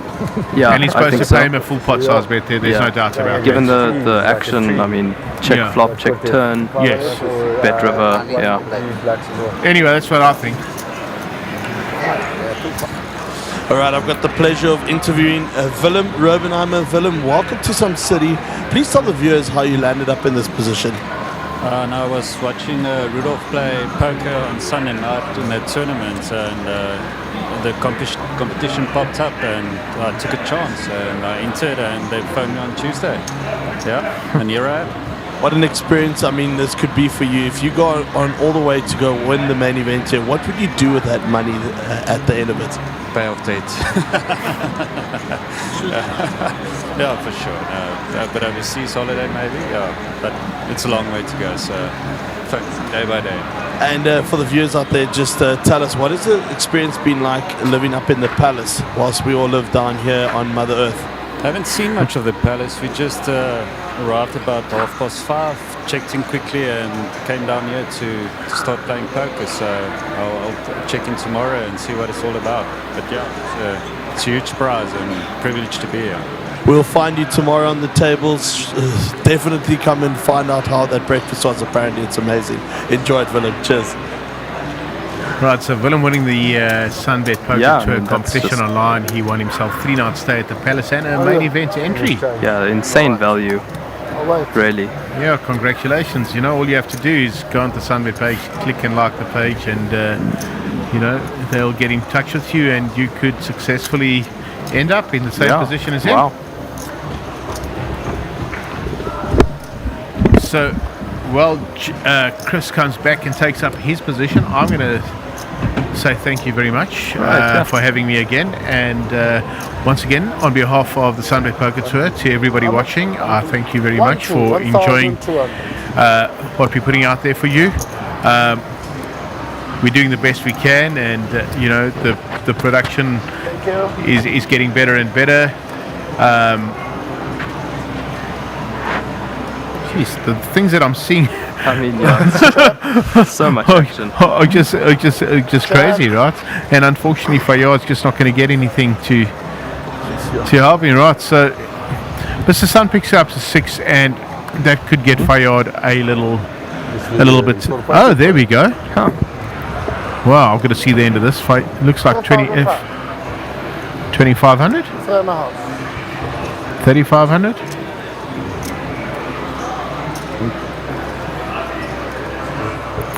Well, for your things about it, thanks very much, guys. Take care. And again, to everybody out there, come to Sun City tomorrow. Get stuck into this thing. It's going to be close to 4 million, if not over. Thank you, Mark. Appreciate it. And thanks for putting on such a great tour. Yeah. Thank you, guys. Thank you. It wouldn't be possible without a great team and all the support that we have from Sun International, and of course our title sponsors, SunBet. You know, as operating partner here, you know, without the great infrastructure that we have, all of this would obviously not be possible. So a big thank you to everybody. Thanks, Mark. Appreciate it. Appreciate your time. Cheers.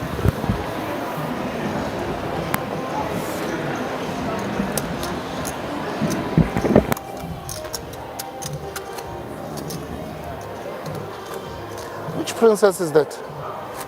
Rapunzel, I think. I think so. That's Rapunzel. Yeah, Rapunzel, yeah.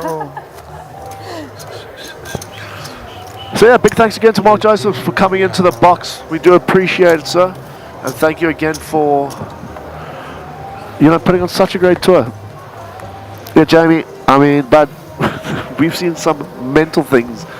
6 or 7 way multi-way pots. And so much action. So much action, buddy. Insane. It's nuts.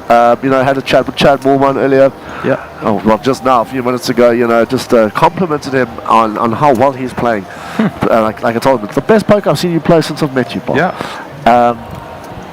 And, you know, just unfortunately the way the cookie crumbles. Yeah. And it all is, yeah, I mean, this is the game. Is the nature of the game. That is it, that is it. We always come back for more. I mean, look at it. End of the day, we're a bunch of sickies. We love what we do. We love putting ourselves through pain. Yeah. And, you know, we love testing ourselves, especially against other players, which is fantastic. So, again, guys, thank you for all the support, especially the ones in the chat. Yeah. We really do appreciate you guys. And speaking of the chat, Jamie, let's have a look. What's going on here? Not much. Right, Joff, it's only a pleasure, my buddy. Hope you are good that end, as I said.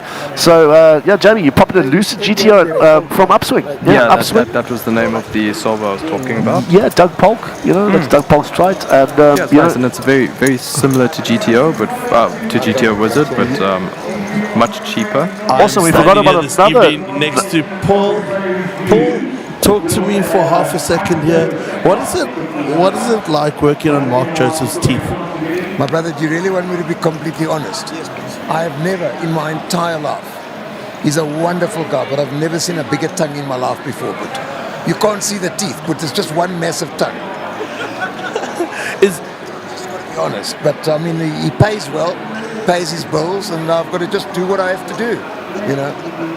And tell me, how's your whole experience been so far at the SunBet Poker Tour at Sun City? I'm loving tonight. For the first time, I'm above starting stack, which is quite unusual. But I love playing in Mark's tournaments. It's very well run, and he puts on a very good show. All right, Paul, well, good luck. It is your action. I'm not going to disturb you any longer. It's me. Oh, it's you. Thank you for that, Nick. Nick's out there, doing the duties, as anchor man. Stop calling him Ron Burgundy. Cruising back into the box so he can relieve Mr. McCarthy. Cheerio. Cheers, man. So, guys, Jamie forgot to mention about another piece of software that's out there that we also use from a GTO aspect called Odin.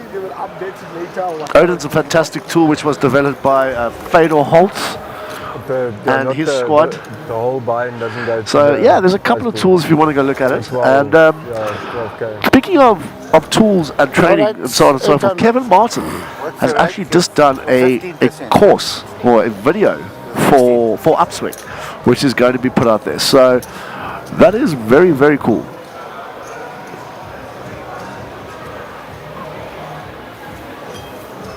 Right, Ace King, Ace 4 for Eamon. Welcome back, Mr. Gara. We missed you in the booth. Thank you very much. How are the tableside treats coming along? Yeah, very good. We did the tableside treats insert quite a while ago so that good old Joshy could work on them nice and early so he didn't have to slave through the night to get them done. But we've had a phenomenal amount of interest from the side of the tables.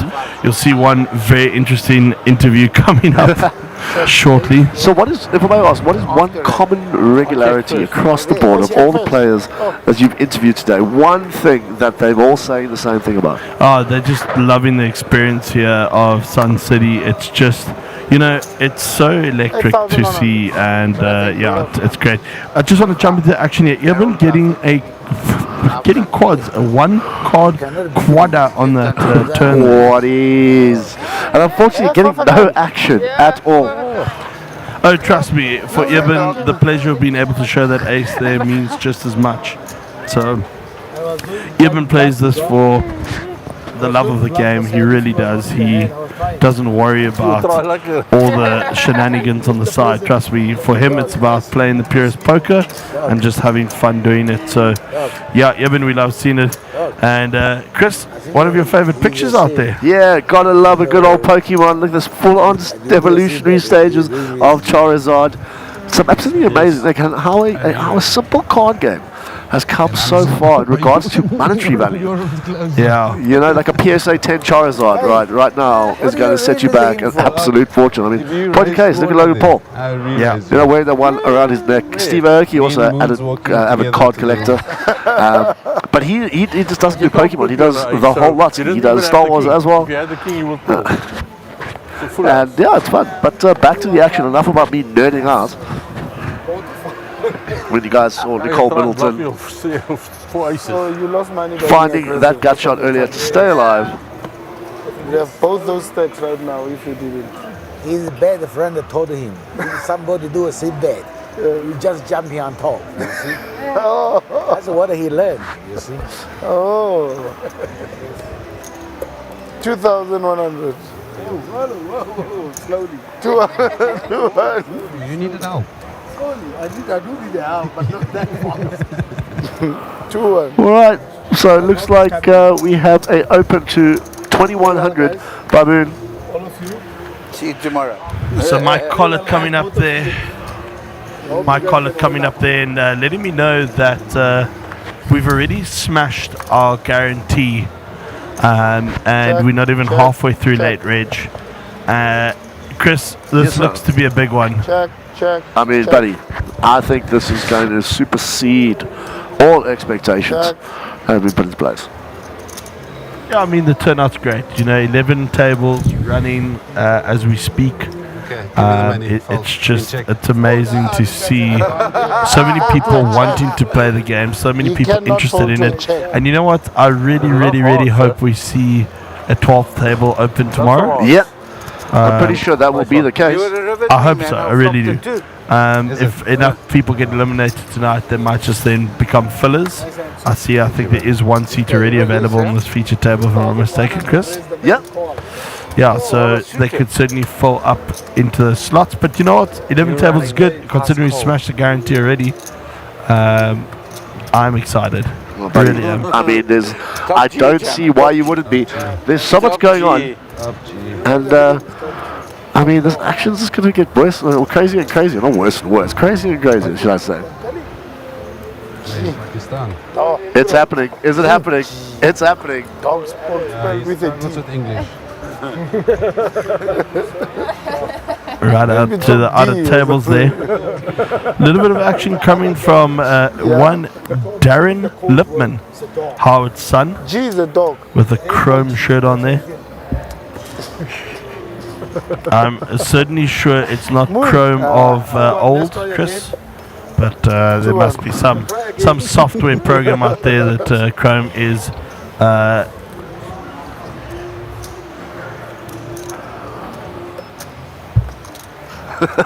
We have a guest with us, ladies and gentlemen. We all felt his pain earlier.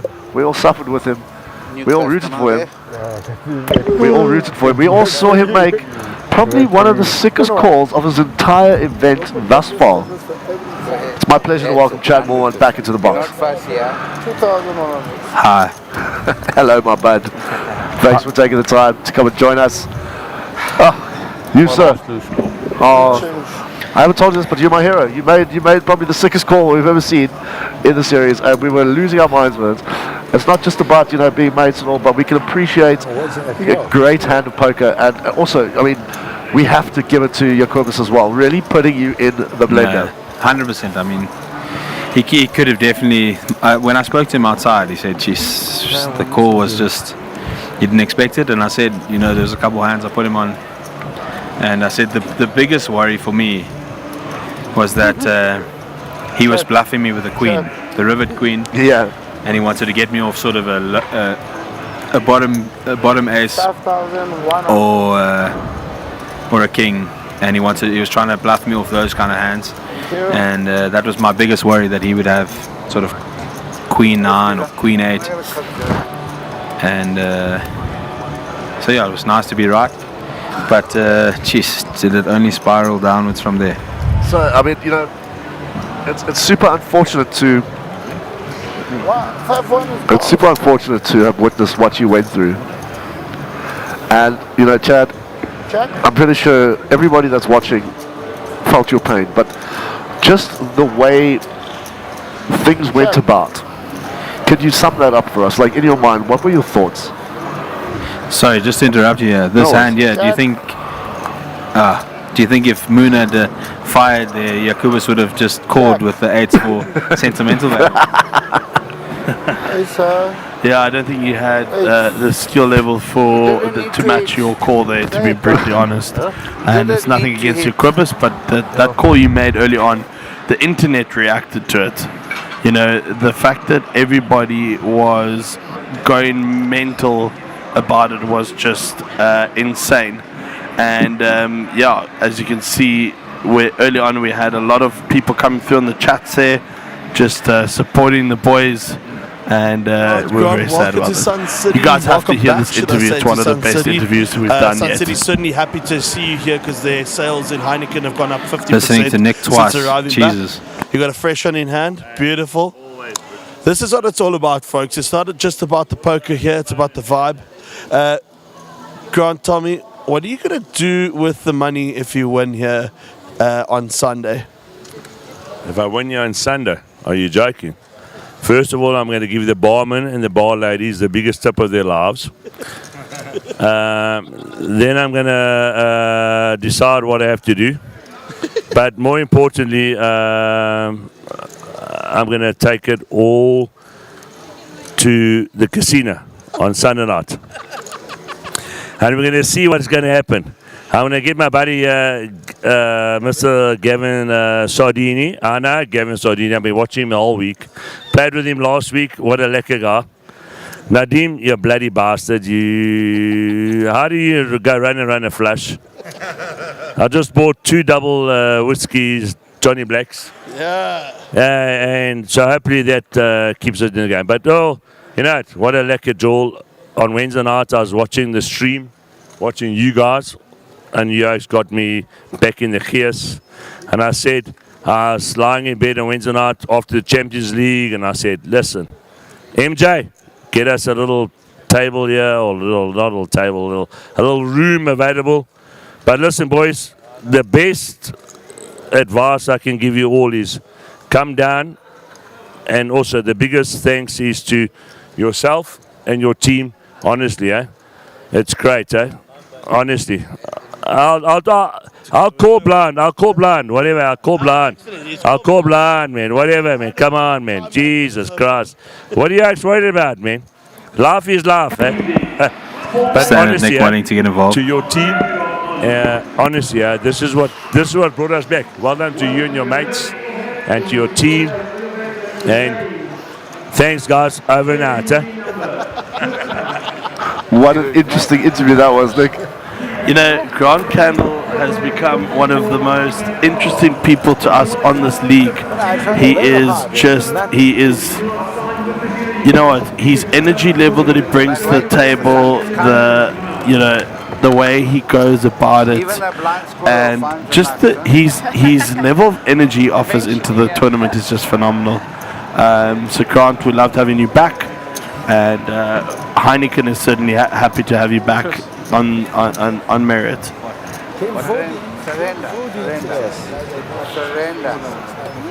Surrender. Look at me. And I knew him. 6'9". Surrender. Right, back to action here. Jacobus raising with 3-2 suited to 5.1 pre. And Mr. Sun coming along here with King 5 off. I'm doing okay. Playing very small. Nicole Because you're on your big line. called there with 10-8 off. And Moon just ships it. I mean, We want to see some flops. wow. How's that spot picked by Moon there? Somebody come. No, buddy, that's absolutely mental, Like, Nick, we are seeing... It was a 3-bet pot to 5.1k. Yeah. Sun calls with King 5 off. Nicole calls with 10-8 off, and Moon just rips it from the big blind with Ace 3 off. I mean, and he gets it through. Obviously, he's going to get it through. Like I was saying, buddy, we've seen the most unorthodox game of poker ever. Ridiculous. I love it. We're going 5, 6, maybe even 7 ways to a flop. That's, like I said earlier, the fun stages of the tournament, the first couple of levels. Speaking of, how many levels are we playing tonight, or how many do we have left? So we are currently, as we seeing the last couple of hands being dealt. The clock is paused. They do that thing where they draw 3, 4, and 5. Yeah. I haven't gotten confirmation yet from Dave yet how many hands they have left, but that doesn't matter. When we get to that stage in the broadcast, we'll allow that. But basically, from this point onwards, we have about another 45 minutes of broadcast left. Okay. So to the viewers out there, stick around, hang around, have a little chat, ask some questions on the group there. You know, send them through. Let us know what you guys want to hear and think. And send some personal questions for Nick. Or chat. We want to hear about his personal life and how things are going, and Well, PG, of course. Yeah, listen, of course, we're not going to get into mines, which is non-existent.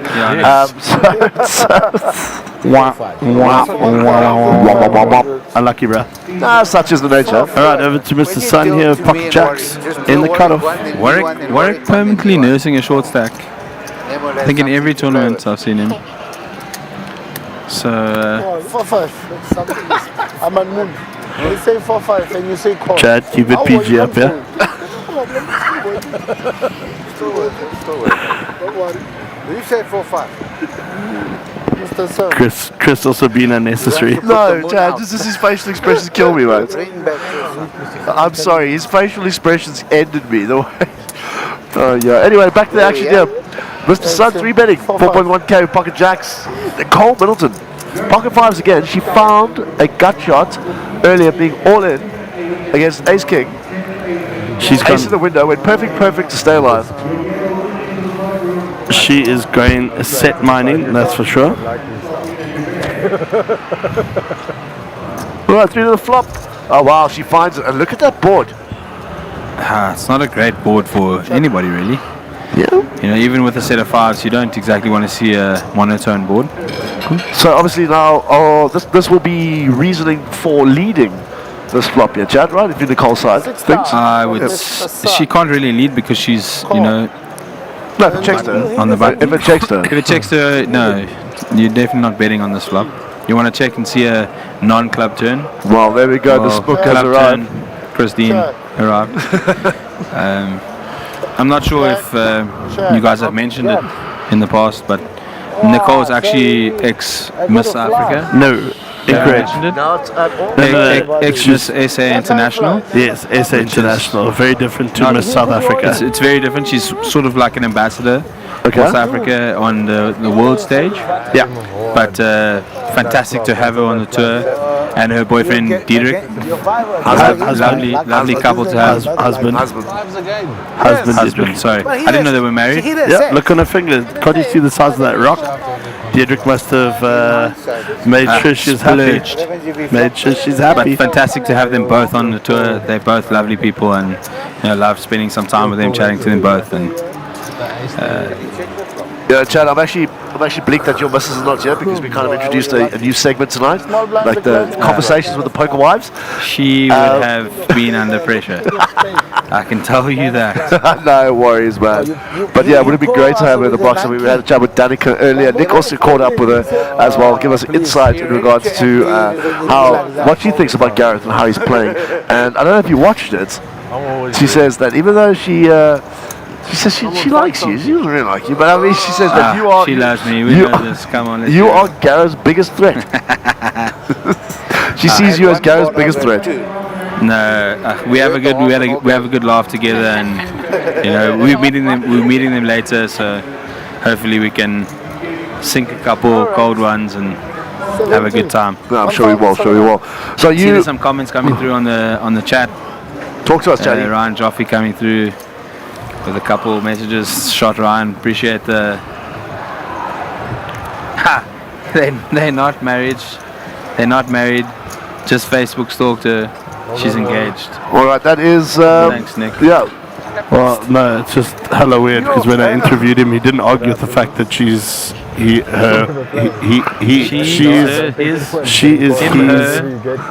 his wife. Leah Thomas. We got him. You know what the cool thing is about this dynamic place? You've got two best mates in the booth and then me. I'm just sitting here listening to this nonsense. This is a great time, isn't it? And Shoaib Ahmed said Jacobs. I'm sure that meant Jacobus. Looks like Nick Petrangelo. Looks like Nick Petrangelo. Who's Nick Petrangelo? Don't you know who Nicky B is? It's international high stakes icon, really. But I mean, there's some similarities, but Jacobus definitely can't pull that off. So. Yeah, Nick Petrangelo has a nice course on upswing as well. If eyes were to see it, it's a very high-end, extremely in-depth tournament course. Yeah, Nick Petrangelo. Yeah, very good poker coach. So if you ever are looking for an online course to do, Nick Petrangelo course is very good. And also, one of my personal favorites is Pads on Pads. Ryan, we're not here as a show to give away everyone's aliases. We appreciate your support, but alias for what? Online. You played against Ryan. I guarantee you played against Ryan many years ago on Sands. Ryan Chaffee, 100%. Yeah, Aldino. Such a fish cake. Yeah, he hates playing tournaments against me. He hates anyone that has a... Ash, we love you. Come on, hopefully Lee's doing much better. Hopefully she's doing well enough so that you guys can just pop in at the tournament at the end of the month. Really want to see you guys. Even if you guys just pop in, then we can do some dinner. Ash, we miss you guys, man. Mick, would you like to finish your sentence there? 600 is enough. Because I know what's coming. Yeah, Ryan Joffe is one of the biggest sharks in the game of poker. He only wants to play against Wales, and he doesn't want to play against anybody else that might have a slight advantage over him. I challenge you, Ryan Joffe, to a heads-up battle. Wow. Ryan, wow. you should take that up. Wow. It's a huge whale. Go on. The challenge has been put out. Could be streamers, chat. Can you imagine you and I streaming? I'll send you the link right now. You guys can play heads up on stream. Big Fat Duck versus El Nino. Heads up. Yeah. And we commentate on that bad boy. I'll be chip leader. Ryan. His online alias is Final Table James. FT. FT. But he doesn't play much. Check. I also check. Check. Oof. To be honest, I feel like I'm on the minus people at this point in time. 2.5. I mean, Ryan's been out of the game for a while, Nick, and you issuing the challenge, throwing down the gauntlet, could bring him back out of retirement. I would love to see an El Nino versus BFD. Tucking in my t-shirt. You guys are assuming that I'm talking about bloody poker. what heads up would you like to play? Chinese. Let's go drinking. Let's go drinking. Send Okay, that Ryan, oak you in lose. Send that oak in a wheelchair like Guppy. I would have won this end. He played 10 tables heads up. It's a classic folded head. So what we can do, 100, 200 over 10,000 hands or whatever. 1-2 over 10,000 hands. Sure, that could get quite pricey though. No, because it's out of Ryan's comfort zone. It's a full fold, boy. It's a fake. Ryan's not used to 1-2. Yeah, I know. Ryan's like, what size do I go? 12 rand? It's funny just looking at this table now that's seated at the feature table and to see how many of these players have actually done really well in the series in the past. You know, you look at Doc, always solid customer, you know, kind of just plays strong hands. Warwick, you know, has been on the scene for ages. Mr. Sun, he's won plenty tournaments. He won the Cape Town main event 2 years ago. Skip, Nicole's new on the scene. Moon, 1,700. I mean, don't have to explain Moon. Fayyad, you know, uncharacteristic player, you know, kind of just plays any two cards and does really well with him. And then next to Fayyad, Jakubas, new on the scene but really doing well. And next to him, Coco Pops, who 1,700. who's been grinding online for a long time and showing proper results. So this table's quite a nitty little table. And Doc flopping the business in this hand. Don't see him getting much action. But let's see how it goes. I don't see Doc getting any more money in the spots. He should win about 7,700 chips. That's the worst card of the deck though, because Jakubas with 4 deuces spades coming along. No, I think he still folds. There's no need for Jakubas to get involved now. They're relatively close to the end of the evening. In saying that, I don't really know Jakubas very well, other than when he bluffs. Chaddy, I mean, listen, but we've played cards for, I don't even know how many years it's been now. Do you even know? Probably about 12 years. 12. Has it been 12 years since I've met you and Olgara? Okay, maybe you not 12. Maybe she's 12 seems too much. I think it's too little, man. No, myself and Nick only sort of met 12 years ago. Okay, so you rolled onto the scene. Probably like 8, 9. I mean rolled because you were very fat back in the day. You kind of look like myself and Nick now. And you rolled back onto the scene with old Dummy back in the day. In around 2013, 2014, somewhere around there. Okay, so let's call it 10 years. Yeah. 10 years, alright. So, getting to the question though, like how much has the game progressed in your opinion? How much have you had to adjust, and how much have you worked and have you had to put in from back then to current? Because, I mean, guys, you were always a crusher, a tournament crusher. I mean, do you remember the time that we came to my house when I was staying in the flat over by my little loft apartment with my ex, and we just played at 5K? Just online. Shipped every hand. Shipped every hand. Decided final table. 5K Why first thing in not? the morning. All in every hand. We won the final table in about 8 minutes. It was fantastic. Great time. But I mean, taking that under consideration, how much has the game progressed since you've started?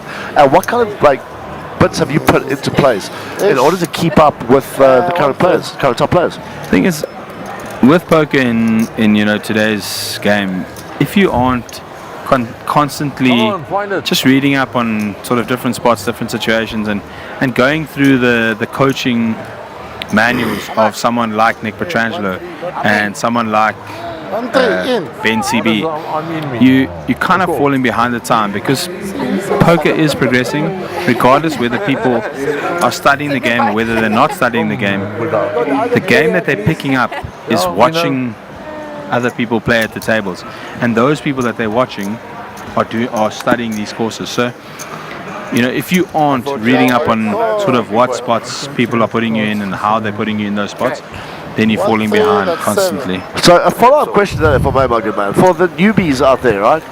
For the new guys that have just started playing poker, what would be the greatest tool they would have right now? Yes, okay, I understand that. So it's a rhetorical question, being the training sites they have at their disposal. But where would you say they should start?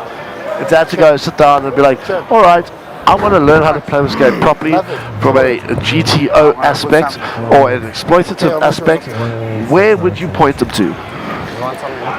So my first point of call, I think, for new players joining the game would be, if you're looking to play tournaments, I would learn your positional ranges. So learn, what you are playing in different spots. So if you're playing under the gun +1, middle position, cutoff, hijack, button, small blind, big blind, learn your ranges.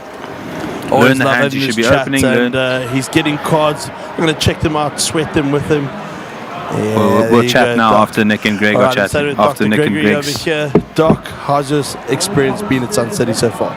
Sun City is amazing, man. Guys have to come down here. The poker's been awesome. Valley of the Waves, just a beautiful scenery. Sun City is the place to be.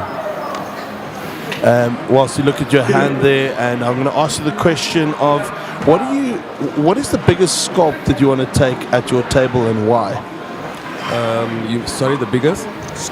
Scalp. The biggest scalp I would say is I want to get Greg's chips. And I need those chips to go into day 2. So definitely Greg, yeah.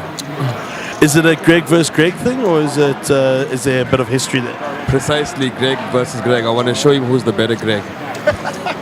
You heard it from the side, shot Gregory. 1-7 call.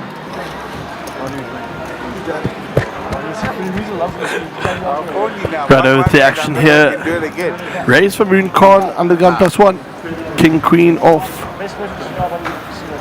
The Pricknick. And Fayyad and your Quibbers bus is coming along here. And Mr. Sun just calling with ace-4 suited. To the races we go. Yes. 1-7, what 1-7, only 3. Mr. Sun is sorted.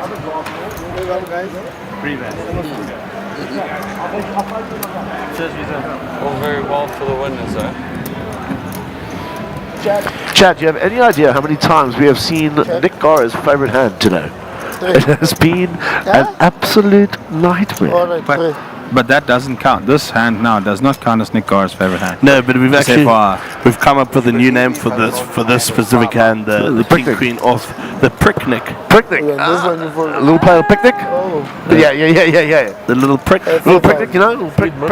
And then the King Coach Queen is is just making small willy signs. Yes, exactly. That's the point. Okay. I'm just trying to be diplomatic about it, folks. I mean, you could have said the Brynick. Off-suited, not formal Brynick. Going to bra with shorts and t-shirt. Jorts. Suited King Queen could have been the NJG. Are you wearing jorts? Turn giving shorts. sun here. Up and down straight draw. I will tomorrow. You will tomorrow. Moon still sitting in the top pair. Knows it's good. 6,500. Fayyad hanging around with a 0 next to his name. Gets out of the way. 6-5 is a biggish bet. Oof. Look at this beautiful sight. Yep.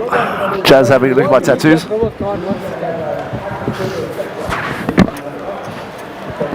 Starts again now. All right, Mr. Sun firing out to 6.5 over the moon. 65 handy to call. What time did they say? What, tomorrow? I didn't listen. I don't know what time it is. And moon card with the check mark. Mr. Sun going to toss it into the muck. No, you won big kid. What you heard about? Ash, Nick has said that he's definitely planning the Tanzanian trip at the end of the year. He's definitely planning on making us another little trip to Zanzibar. So if you guys are fit, healthy and ready, let's start planning it already. You know, Chaddy, that is one of my biggest regrets, not coming with you guys. I paid for my flights, paid for my bits, and unfortunately, you know, non-refundable, you lost things your... happened. No, I'm not complaining. Can I just say that not having you there was a pleasure?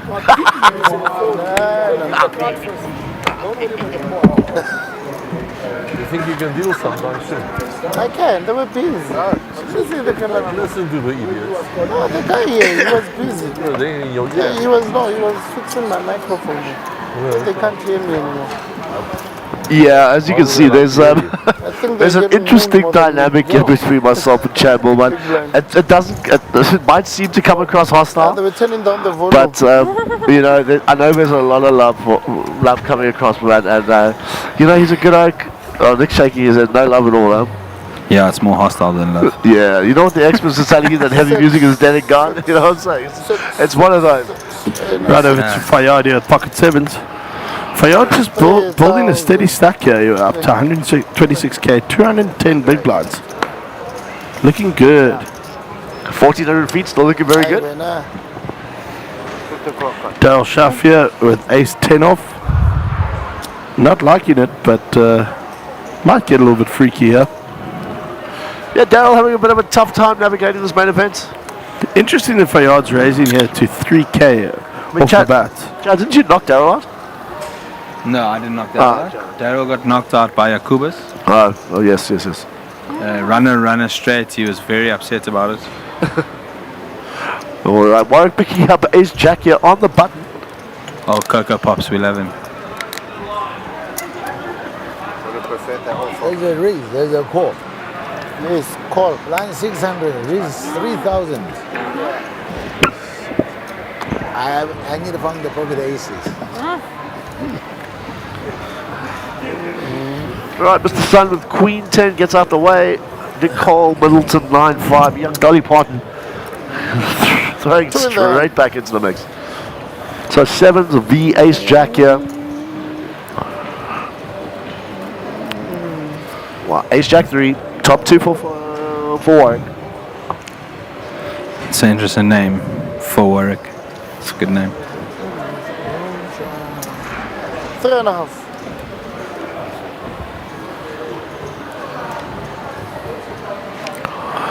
Anyone else in the chat? I just see Ryan Joffe, Ash Hera. Anyone else? Come send us some questions. Yeah, we'd any love to hear from anybody. Not too much time left in the chat for tonight. So if you're around, if you're there, send us a message. It'd be nice to respond. Yeah, like and subscribe. Yawn. Well, they need Send a message. They need to like and subscribe to be able to send a message. Let's have a look at the Facebook feed, gentlemen. 7.5. Fayyad just leading here. No, sorry, Warwick's leading there, 7.5, and getting it through. Very nice there. Well done, Warwick. Well played. Well played, sir. Chatty, plan for you for the rest of the weekend? I think I'm just going to enjoy myself in Sun City, have a little bit of a opskop. Yeah, a little bit of an opskop, a little bit of a relaxing weekend. There's Diederik, there's Nicole's better half. I mean, unbetter half. Worse half. How would you phrase that? It's, I think Nicole's definitely the better half in that relationship. I'm sure Yeah, no, I agree with that. He'd agree with me, I can tell you that much for free. We had Nicole up here for what was meant to be a 30-minute interview and turned into a 3.5-hour session with myself, Max, and Nicole. And what an interesting person, you know, she's just, yeah. No, I do agree with you there. She's extremely interesting, and chatting to both of them over time is lovely to see how their relationship works, and you know the sort of cohesiveness they have as a partnership, which is great. Yeah. Lawrence, lovely to see you still here. Love it. Where is Kiwi Colleen? That is a good question. That is a good question. 2,400. Yeah, I wish I knew the answer to that. Actually, not seeing him behind the scenes. No, I'm joking. Let's wait till Tanzania again and we'll get him back off the train. Gentlemen, let's just jump back into this hand here quickly. Fayard making it 2.4k to go under the gun. Daryl Schaff +2 has flattered. Ibn Lottering gets out the way. Warwick not jumping in here with 8 deuce, is he? Nah. Not gonna lie, I'm surprised Warwick has more than starting stack.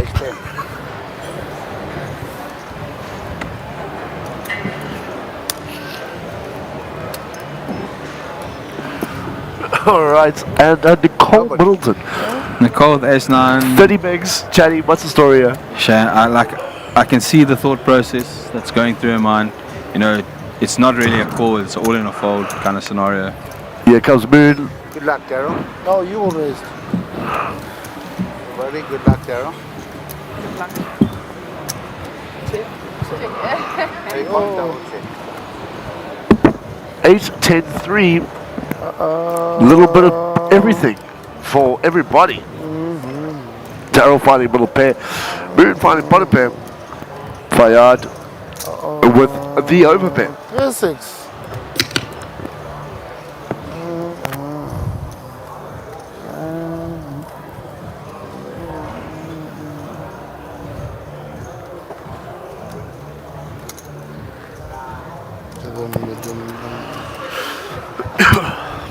Yeah, folks, it's check.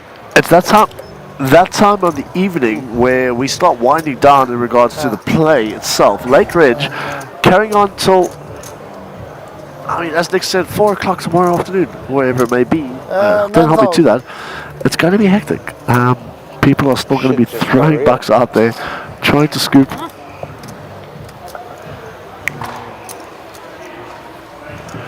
So yeah, we're in for a wild ride. Yeah, man.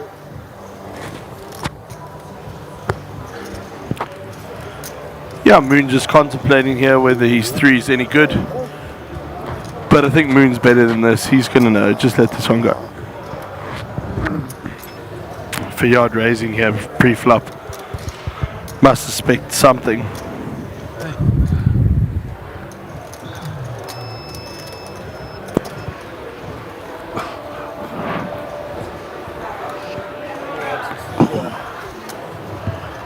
Tell you. You want to find a friend? All I can say is be careful. Oh, Fayard coming with a speech play. Fayard firing shots there.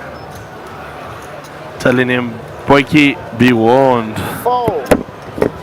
Who's firing shots? Fayard. No, man. Watching Nick lift a leg here in the box. Ah, it's gonna smell quickly. This is the last time you see my card. You never ever see. I'll see all your cards tonight. Outside table.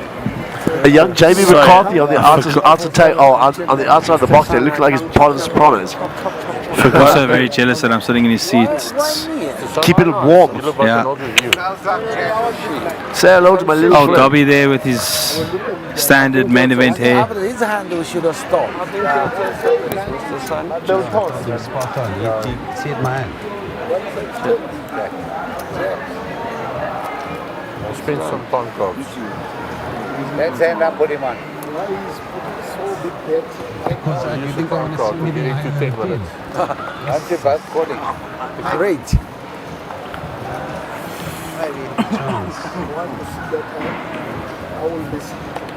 Over to Quibus here under the gun. It's Queen 3. He's just going to toss that in the muck. You'll tell me tomorrow because I'm not going to watch.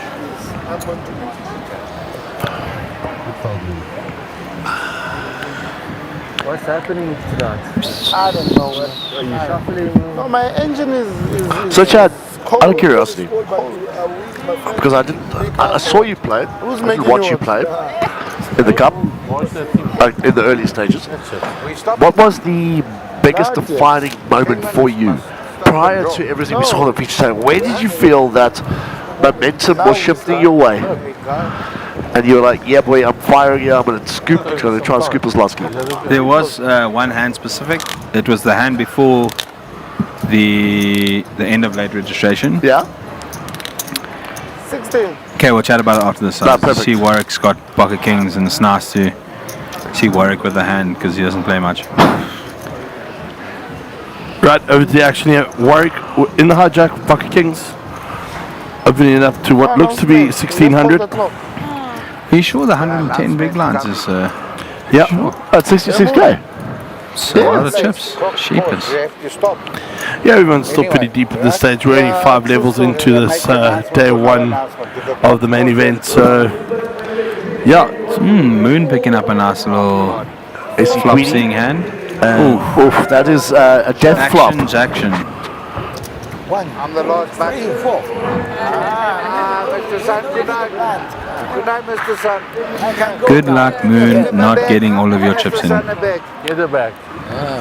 I mean, Moon, 54k, 90 big blinds. Are you sure that is right? I don't see Moon having 54,000 in front of him unless his chips are not stacked correctly. Looks like he has about 32.5, 33,000. But you know, regardless 33 or 54, I don't see him getting away from this. You and the knee, we need a double. Top air, top kicker. Hey, 6,200. It's did Moon just opt to donk? just donk lead. Casual. But he knows Warwick is a very tight player, so he knows Warwick's kind of range. So to donk lead, you'll see he'll kind of get his information right now from Warwick. Are you doing a table redraw tomorrow? Yes. Yeah. Oh, so I'm not going to be with these lovely people. No, unfortunately not. Hey, maybe, you know. Coincidence happens. Yeah, we'll be together. 3 hours or 3 hours of flight. I'll probably have Andy and Leonard also. So, Warwick just going to flat you, right? Yeah, 17 and a half. No, Warwick's definitely 3 Moon getting it in. And Moon's all in is not for 54,000, so those graphics are just slightly wrong to the guys watching. It's got about 33,000. But Warwick will definitely have been covered, and regardless whether it was 33 or 54, the money was still going in. Fun card we'll see, would have been a diamond, but unfortunately for Moon, he's looking for technically 3 outs. 5 outs. Oh no! No way! Moon lives to fight another day. Have a long version. Sure, 6-9 is nuts. Finding the miracle ace on the river, 5 outs. Kings are no good on this table. Even he is out. 6. The button still moved to him. Yeah. So I can't, we can 38,000 for Warwick to call. Yeah, it's an unfortunate spot, eh? Very unlucky for Warwick. He has been running extremely bad in those spots in this tournament. But in saying that, he did make himself an extra 17 grand last night, where he was left with 14,000 chips after he posted his big blind, and there was a big raise and an all-in SunBet Cup. So he was able to fold with 14,000 chips left behind when the blinds were 6,000, 12,000. He folded, and the bubble was burst, so he made himself 17,000 rand just by folding him in the big blind. So Chad, question for you quickly, buddy. Besides the turbo, of course, being the turbo champion. Turbo bounty. Hold on, turbo bounty. Now let me finish. Let me finish. What has been your other favorite tournament that you've played thus far? So I've only played 4 tournaments whilst being here in Sun City. I played the free roll. The little slam, I jumped in for a bullet. Got really unlucky against one of the biggest fish cakes on the tour at the moment, Marco Nokia. And then played the bounty, won the bounty, played the SunBet Cup. And I think it's we've all seen what happened there, and today just decided to have a little bit of fun. I had 2 seats into the main event, and sort of try to spin up a stack. Didn't work. So I would think my favorite tournament on the SunBet Poker Tour is the Mega Millions. Yeah. Sort of the best structure. It's kind of day 1, day 2, day 3, plain old. If you play good poker, you're going to do well. And that for me is really, really nice. I think the most poetic thing is that you won the 5k turbo bounty with your favorite hand as well. 5 deuce. 5 deuce is my favorite hand. Yep. Because it never loses 5 deuces when I've got it. But unfortunately, I didn't win the tournament with 5 deuce. Just that is the hand that I will always get photos with, because 5 deuce shall hopefully forever be known as the Moolies. Fair enough. I didn't know that. I'm a terrible friend. We don't disagree. Right, over to flop here. 3 ways. Pricknick making its another appearance here. Fayard with Jack 6 and Mr. Sun with a gut shot, and the turn brings a double gutty for Moon Khan here.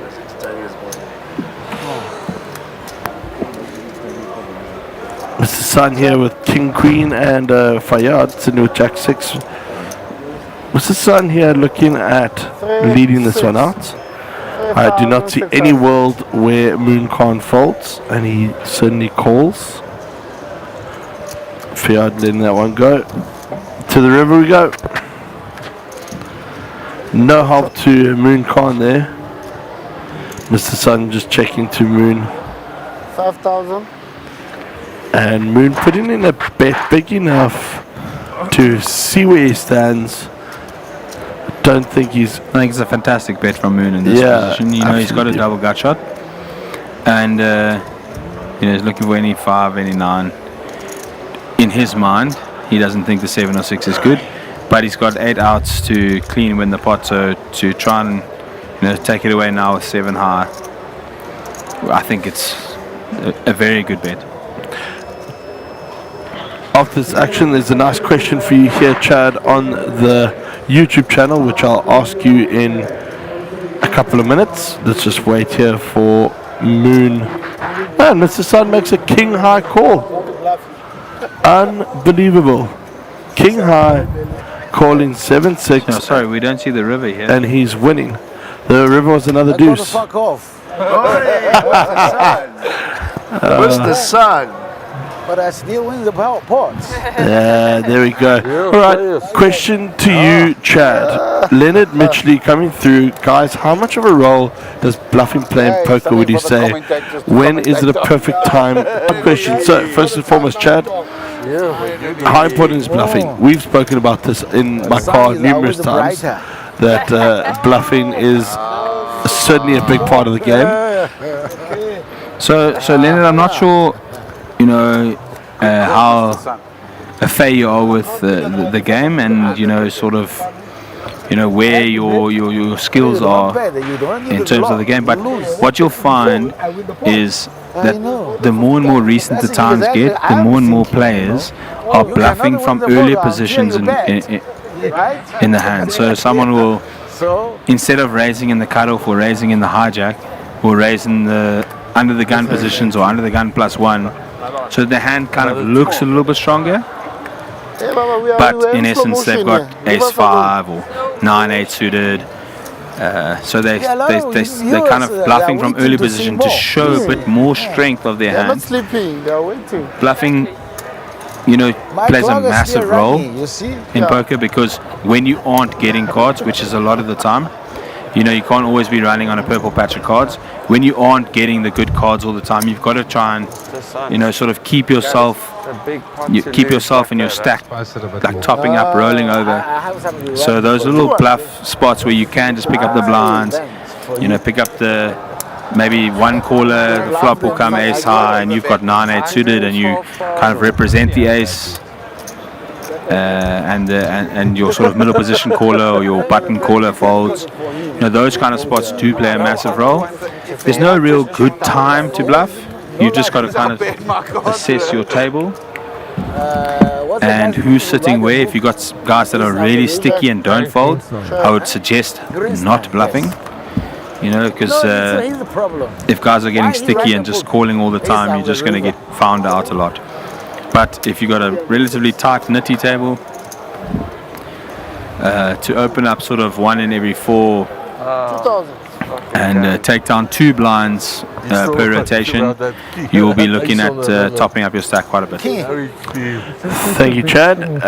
Proper player insight there. That's why we get our players up here, so that people don't just think that we're up here pretending like we know what's going on. We certainly pull the people into the box that do know what's going on. Like I say, if you can't play, you teach, and if you can't teach, you commentate.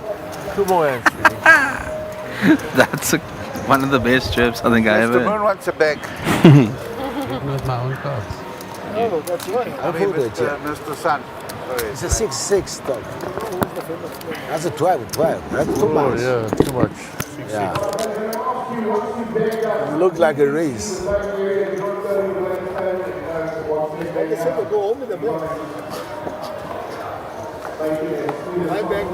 What did he say?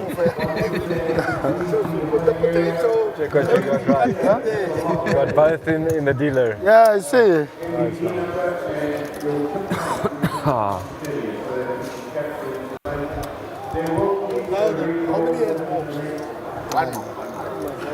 When you must be counting, not me. I don't count them.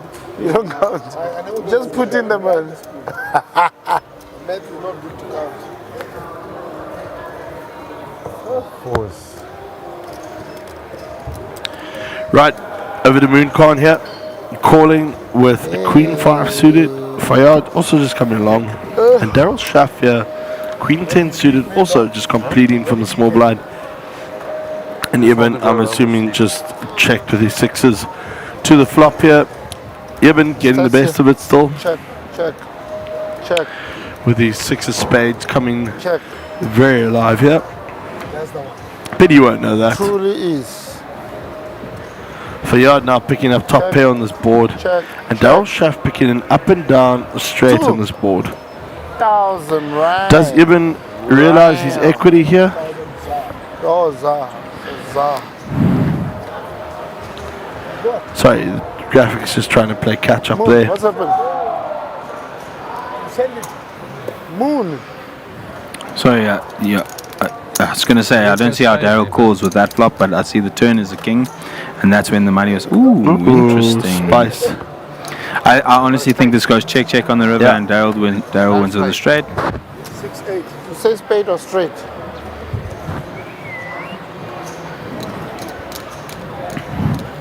I think if anybody just sneezed at that pot on the river, they were taking it down. See, that's what I said. I'm looking for the flush. Right, I think this will be one of the last hands now, folks. Last hand. There we go. Vessel Conradi commenting that Jacobus is winning this one. I'm not sure if you're talking about the specific hand that he won. If you're talking about the main event, I do applaud your comedic comments. Yeah, chatting to Jacobus outside earlier on, he acknowledges that his level of game is not up to that of winning. winning a tournament just yet. He does believe he's got the ability to run deep in many a tournament, but he acknowledges that he needs a little bit of work still to finish tournaments off. And Leonard there, thanks for the insight. I am an absolute noob and have never bluffed. Don't play anything less than the absolute nuts. But thanks for the stream. Leonard, this is what we're here for. You know, we'll give you, please don't take anything we say as fact up here. We are purely giving you our opinion as commentators 100%. and as poker players ourselves. We are certainly not the best in our industry at what we have done or are doing, but we can give you a good insight as to what we've done and have the ability to feed you that information. And the best thing is, gents, we can tell them where to go, we can give them direction, you can lead the horse to the water, but you can't make it drink. Or you can. Hold its head under the water and you'll figure it out eventually. Yeah, they're 100% there, but we only are trying to help everybody improve their game at the end of the day. Where are the bags? Right, last hand for the night here. Everyone looking to wrap it up. Calling for the bags for the chippies. For Yard here with King 10 might seize an opportunity with everyone's distraction being on bagging up for the day. 50,400. Yeah, you said that's the last I replied something else.